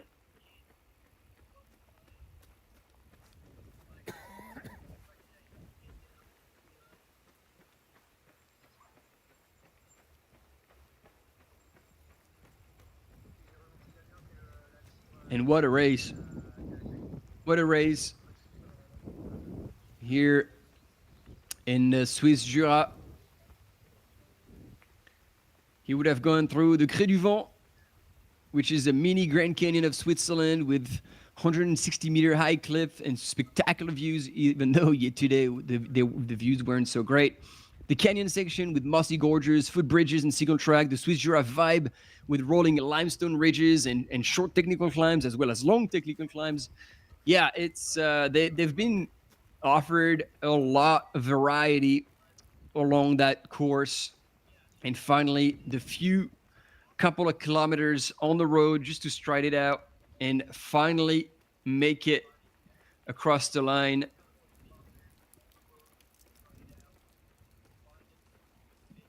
What a day.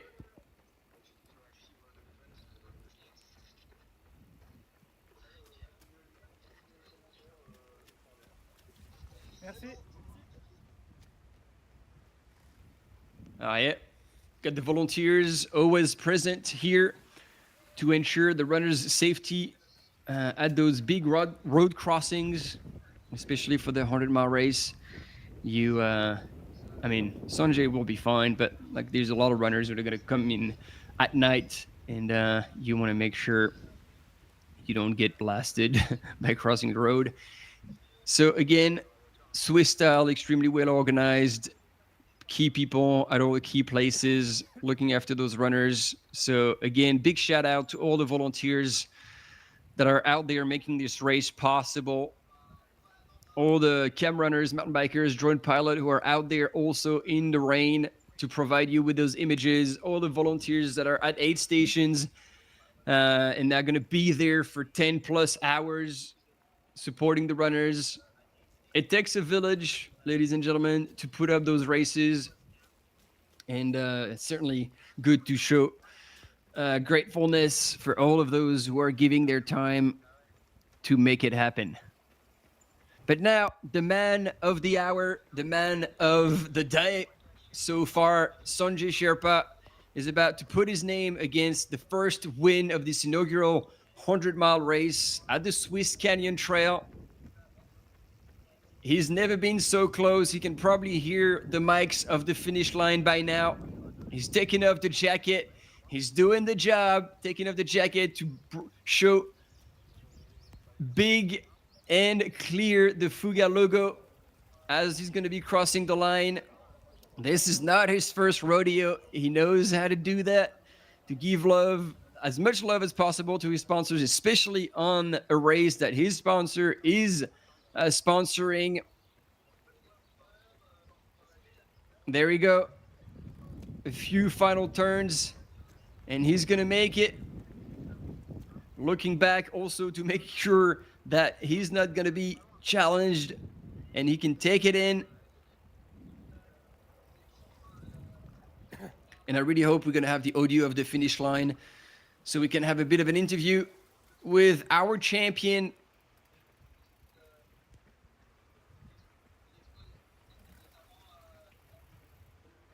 Oh, they're making him go all the way around. Cheeky, cheeky.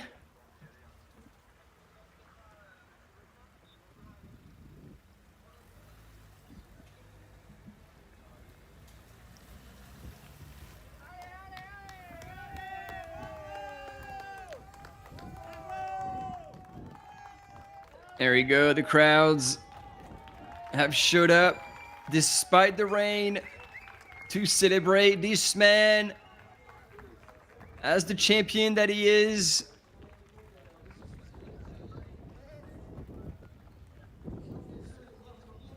Nothing, absolutely nothing made this man slow down or got him to worry at any point.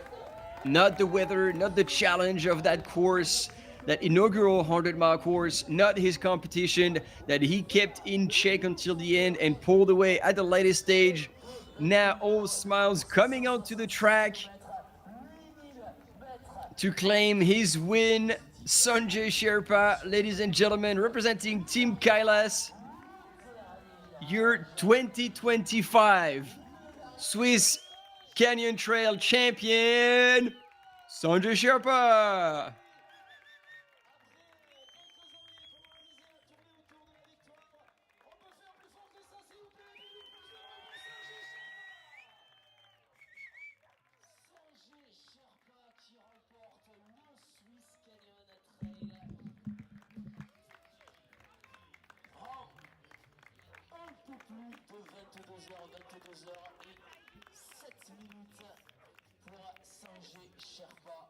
And yeah, just to give you a bit of an idea, Anthony in second place still hasn't gone through the aid station of La Roche. No, he has, just now he has. So he went from 8-minute back to 24.44 minute back.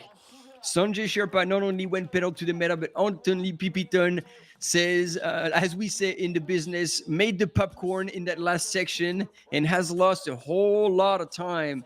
Now, he had 41, so just over 30 minutes lead over third place. But if Maxime Houdgebates actually makes a strong move at the end, well, it could be a fight for second place. Nothing is done until it's done, ladies and gentlemen. And Sanjay Sherpa is testing the comfort of the grass, and it feels pretty good.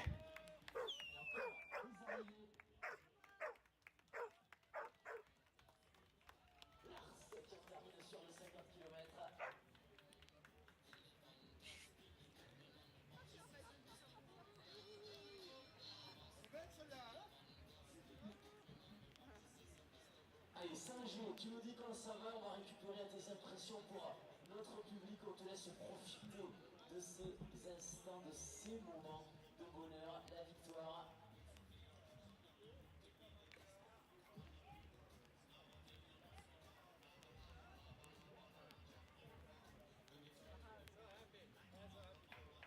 Allez, les félicitations à tes camarades.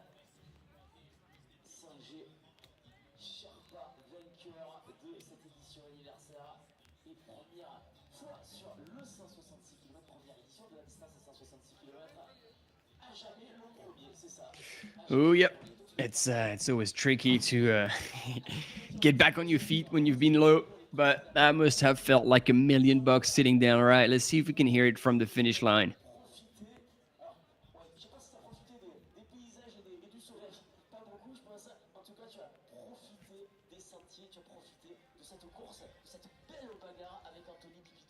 Ça a été une sacrée bataille pendant 22 heures. J'ai bien profité de la pluie, la boue, la pluie, le vent, tout ça. Je crois que j'ai jamais couru aussi longtemps dans la pluie. Je crois que ça m'a réussi bien les conditions, tout ça. Donc j'ai bien profité. Au début c'était un peu compliqué, ça partait trop vite. J'essaie de garder. Et il a donné du fil à retordre, Anthony, parce qu'on a vu le Quentin, il est repassé, tu es repassé, vous avez couru un petit peu ensemble. Ça a été une belle bagarre et c'est toujours un plaisir, je pense, même si c'est difficile, d'aller chercher une victoire après une belle bagarre, une belle baston comme ça. Ouais, il était très fort, en fait. Voilà, donc ça m'a vraiment boosté. Et puis, on s'était perdu un petit peu, parce que de perdre ensemble, c'est bien aussi, mais après, on s'est trouvé. Merci pour l'organisation et puis on va plaisir pour l'édition de Et oui, beaucoup d'émotions pour toi. On le disait juste avant que tu arrives, tu as tourné autour des 3e places, des 2e places. La victoire, ça faisait un petit moment et je suis sûr que tu es très heureux d'aller la chercher cette victoire sur le autour de laquelle tu tournais depuis longtemps sur le Swiss Canyon Trail. Belle Fuga. Ouais, c'était pas évident. Et puis, je reviens de un petit peu de blessure parce que je commençais beaucoup. Du coup, voilà, j'étais bien. Et aussi, voilà, donc avec remporter une course avec Kailas, c'est génial. Merci. Et bravo à toi, vous allez l'applaudir une fois de plus. Le grand vainqueur de cette. There we go, ladies and gentlemen. That was Sanjay Sherpa across the line with an interview, and he's saying basically that is the longest he's spent running in search with the conditions. That was tough, and obviously he didn't get the chance to look at all the views that weren't there today. But then also he was talking about a lot of time that he spent, many hours he spent with Anthony Pipiton, who was in the fight with Sanjay until very, very late. And he says, like, yeah, we spent a lot of time together. It was really good. We got lost together as well. So he says, like, it's actually pretty good to get lost with the one you're running with in the lead, as opposed to getting lost on your own and losing time. And then he said that it wasn't easy. However, he's coming back from an injury. He says, like, yeah, as you know, I run a lot, and so it wasn't always a given. And then he's been around that 3rd place, 2nd place, but then finally taking the win. He was super stoked about that. And yeah, I think that's about everything he shared with our finish line speaker. Meanwhile, during that interview, we had the update that Pipiton was at kilometer 162 and Jorge Bates in 3rd place was at 160 kilometers. Only 2 kilometers between these two gentlemen and 6 kilometers to go. So you know what? This could happen. I was telling you that, the gap was shrinking a lot. And if Anthony was really fading, it was possible that, there could be a fight for 2nd place. And based on what we're being told here, I don't have the opportunity to check that myself. But that could reshuffle the cards. So let's see if that comes true. But so far, there's still a bit of time between Anthony Pipiton and Maxime Jorge Bates.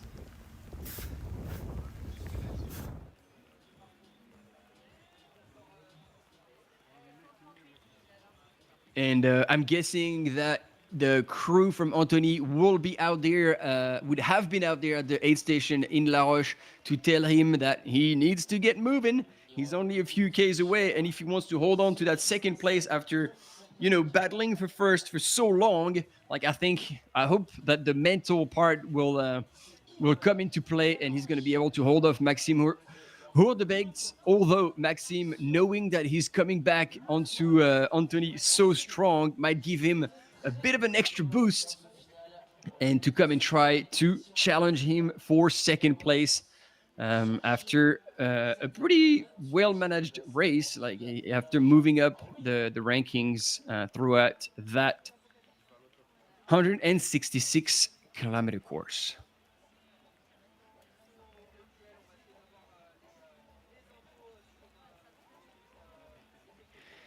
In the women's race, Marie Janot from France is still leading, and she's going through Les Places at 138 kilometers. And then at the Gorge de Noivre at 129 kilometers, so almost 10 Ks back, Céline Bernasconi was in second, and Clémence Mercier was at kilometer 111, just 20 minutes before that. So there is quite a substantial gap between these top three women. If we take a quick look at the women's race in the 111 kilometer, we have Sarah Humble still in the lead at the kilometer 64.2, and Ariane Willem is only 5 minutes back. She's made up a lot of time. So as anticipated, as I was telling you, as much as Sarah was looking good running, not using poles would possibly come and take a toll on her in the later stages of the race. And this is most likely what is happening right now. When Ariane Willem was in control, was using her poles, pacing herself, being from Switzerland, probably a bit more used to that kind of terrain as well. And now she is literally within 5 minutes of the first place in the women's category. And Ying Li from China, who we've seen on the images earlier this morning, hasn't gone through the Col des Étoiles yet. And when she was there was a bit of a gap between Ariane and Li Ying, and since Ariane has closed that gap, I don't know if Ariane has made a big push or if it's Sarah that is falling apart a little bit. Now, in the men's, no surprise for the first place, Miguel Arsenio still leading through the Gorge de Noirvaux at 76 kilometers. But, ladies and gentlemen, 23 minutes back from Miguel is Zhuo Ji from China, meaning that Alex Todamas is not there. Oh yeah, there he is. He just clocked through 25 minutes back. What happened there? Either Miguel Arsenio has just gone pedal to the metal and he's went absolutely full blast to go from 15 minutes lead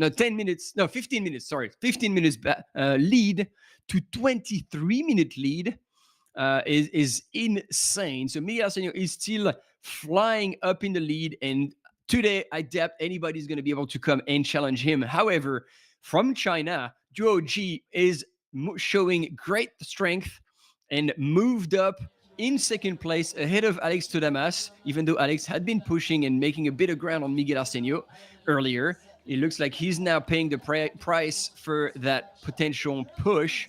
And Ji Zhuo from China, again, has moved into second place and is 2 minutes ahead of Alex Todamas in the men's. In the women's, we already talked about it. So that's it. We're all cut up and we're still on that finish line to now wait. Well, we're going to be waiting for probably 20 minutes to see our second place finisher in the inaugural 100-mile race at the Swiss Canyon Trail in the name of Anthony Pipiton from France.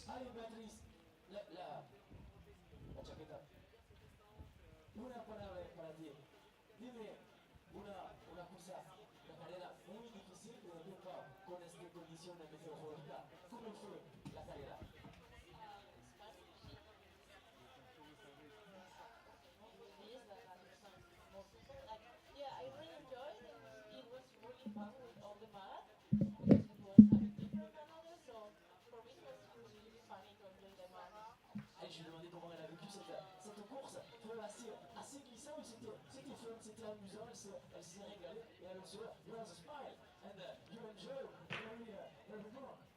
Yeah, I really enjoy about the race here. Do you like this condition or as an advantage for you or it's an extra difficulty? It's both more condition. I enjoy whatever we have. It's one time, so one day we have rain, other day we have really hot weather. So yeah, I can say that I enjoy everything for the moment at least. Elle a vraiment Yeah, so we're still on that finish line.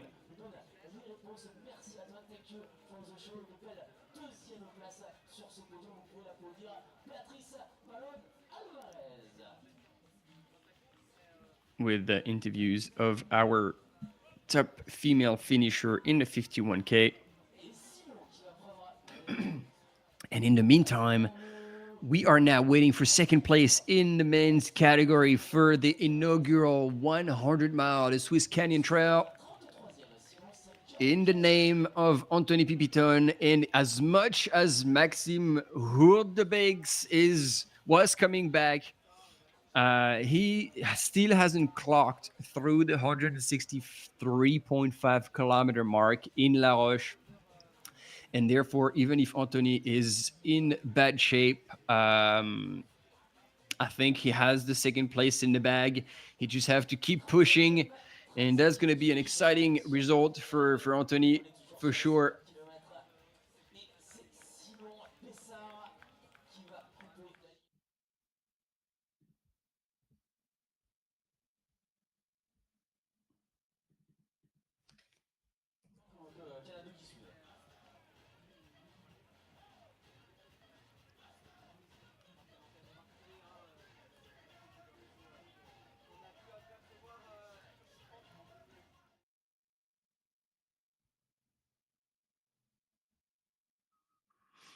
Anthony Pipiton, if for those who don't know him, he's raced a lot in France and a little bit in Switzerland, because he was already here in 2023 on the 100K, and he came back for the 100 miles. He was second in the 100K in 2023 at the Swiss Canyon Trail, and now he will take second again, Mr. Poulidor. Here at the 100 miles. I mean, hopefully, he's worked so hard fighting with Sanjay Sherpa in the lead. And I'm sure he will be working extra hard to make sure that he keeps holding on to that second place. And that will be 2 second place in the 100K in 2023 and second place in the 100 mile in 2025. Pretty solid. He was also last year top 10 at the Diagonale des Fous in La Réunion Island in the 100 mile. So definitely a strong runner. And there we go, talking about him with his yellow jacket with the hood on. Here's your man popping onto the road. So Sanjay Sherpa took about, 5, 6 minutes, 7 minutes to get there. And seeing how Anthony is moving right now, I believe this is in the bag for him. That second place belongs to him. It's going to be a left-hand turn. There we go. I recognize the road. So there's going to be 6 to 7 minutes until he gets onto the finish line. Man, he's going to be excited because now he's moving really, really well. Like, striding it out as much as you can stride it out at the end of the 100 mile. And his crew would probably be now close to the finish line to celebrate a fantastic second place. His crew, who most likely would have gotten absolutely no sleep last night. All these runners started at 2 p.m. yesterday, 2 in the afternoon, local time in Switzerland. And they would have run through the second part of the day, the whole night, and back again at it this morning. And it is now 12:34 p.m. local time.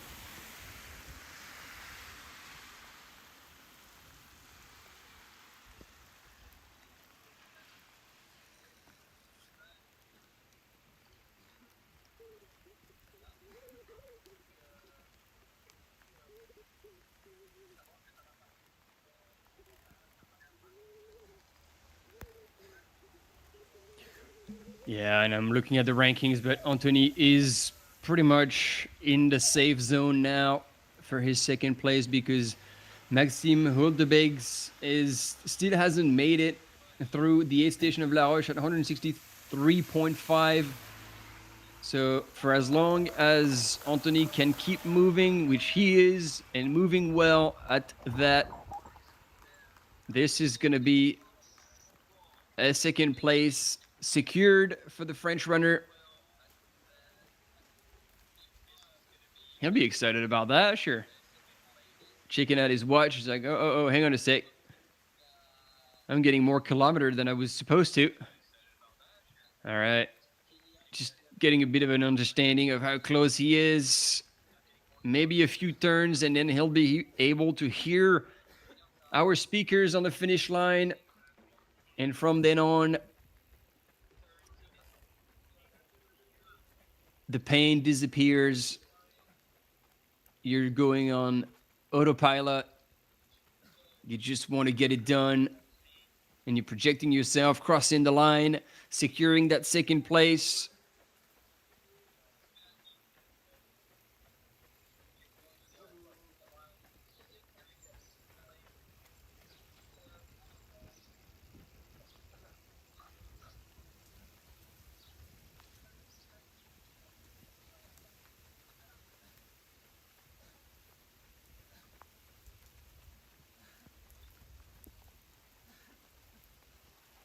I mean, imagine that.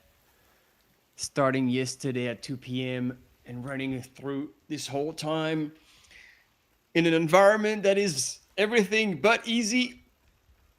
And then on top of that, bad weather conditions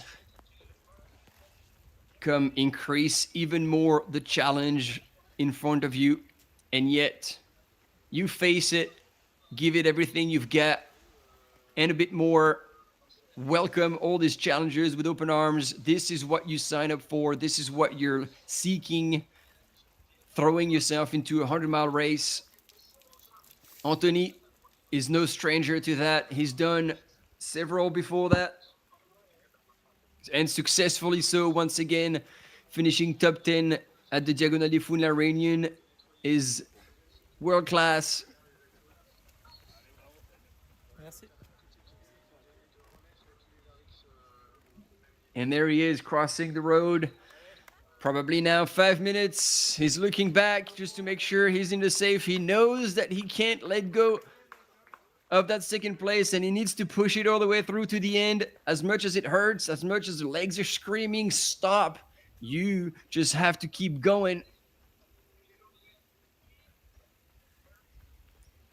He's too close to that line to let go of that second place.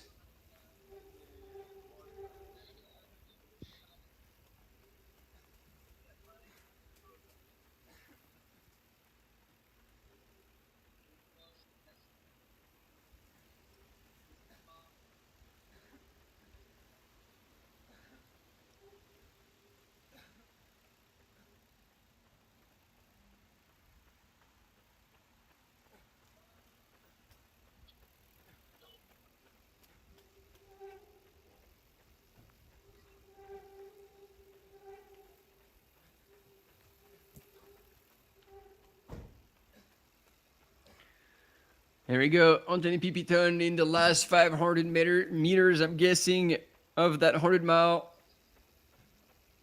The man who had countless experiences in the ultra distance, constant top 10 finishers, if not podium finishes. And here again, he's going to come around that stadium before getting onto it, onto the track. And onto the grass. The salvation is closed. He can now hear the finish line. He can feel it.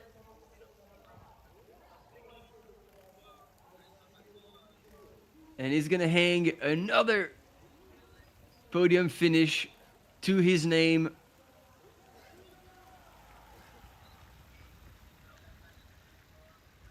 And what a privilege to share the podium with Sanjay Sherpa. Oh, he's looking back just to make sure nobody will come and challenge him in those later very late 100 meters, 200 meters, few hundred meters of that race.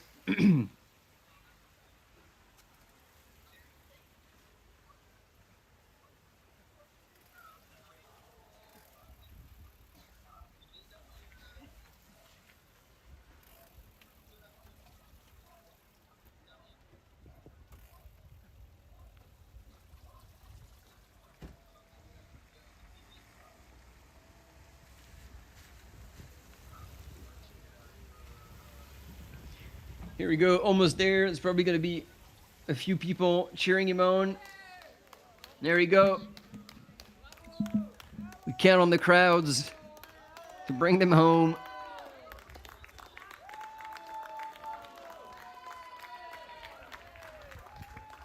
What a feeling after spending so many hours out there, the last few hours on your own,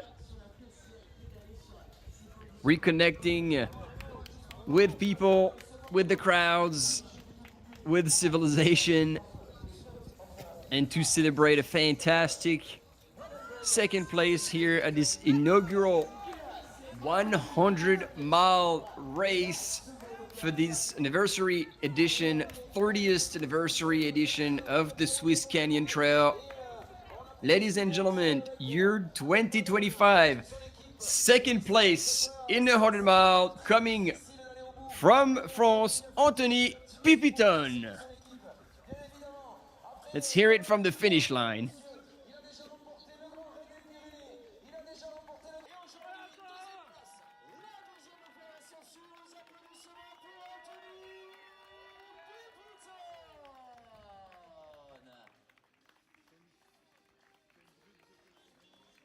Vous voyez, c'est seulement le deuxième qui en termine et vous voyez l'état dans lequel il est. Alors on imagine le reste du peloton derrière.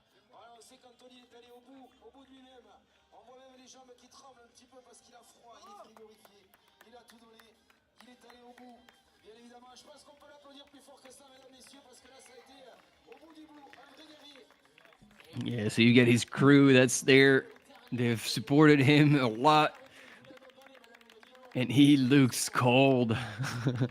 He's like, all right, I am done.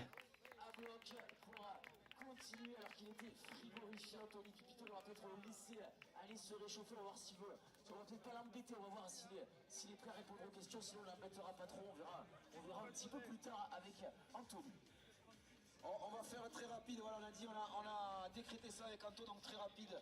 Voilà, tes impressions, tu me l'as dit, tu as failli abandonner, elle nous l'avait dit un petit peu avant. Mais voilà, tu as tenu à aller au bout, parce qu'on sait que tu aimes la Suisse, parce que c'est la troisième fois que tu viens dans le coin, en Suisse, sur une course. Tu avais remporté la victoire du côté du Monde Terrible, je crois. Et donc, une deuxième place encore ici, ça doit te faire plaisir quand même. Oui, ça fait plaisir. J'étais en hypothermie pendant une grande partie de la nuit. À l'Aiguillon, je pensais pas repartir. J'ai réussi à repartir grâce à ma femme qui m'a encore motivé, qui m'a dit que je pouvais aller au bout. Et voilà, c'est un partage. On la vit à deux la course. Merci. Et elle nous disait tout simplement, ces mots ont été forts du côté de Sarah Itonen. That's pretty cool. He said during the night he was ready to drop. Et donc, un petit clin d'œil à ton assaut aussi, tu cours pour l'endométriose. Donc, dis-nous un petit mot juste ça. Ça te permet d'avoir un peu de lumière là-dessus. Bah oui, il y a de plus en plus de femmes touchées par cette maladie.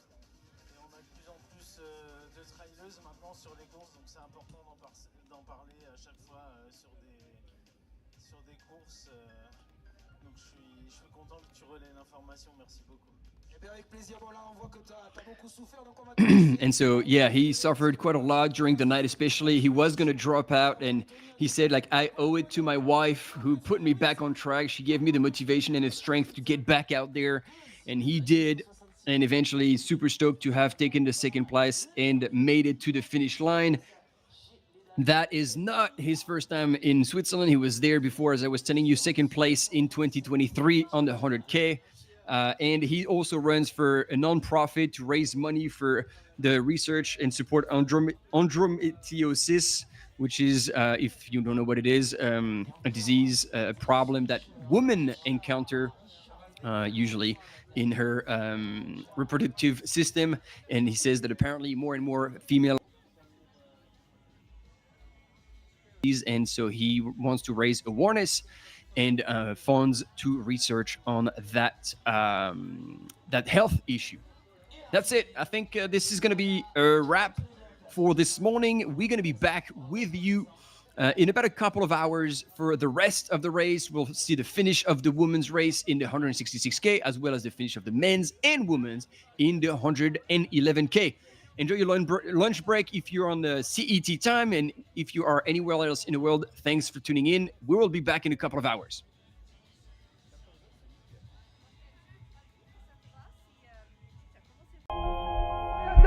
¡Suiz Cañón!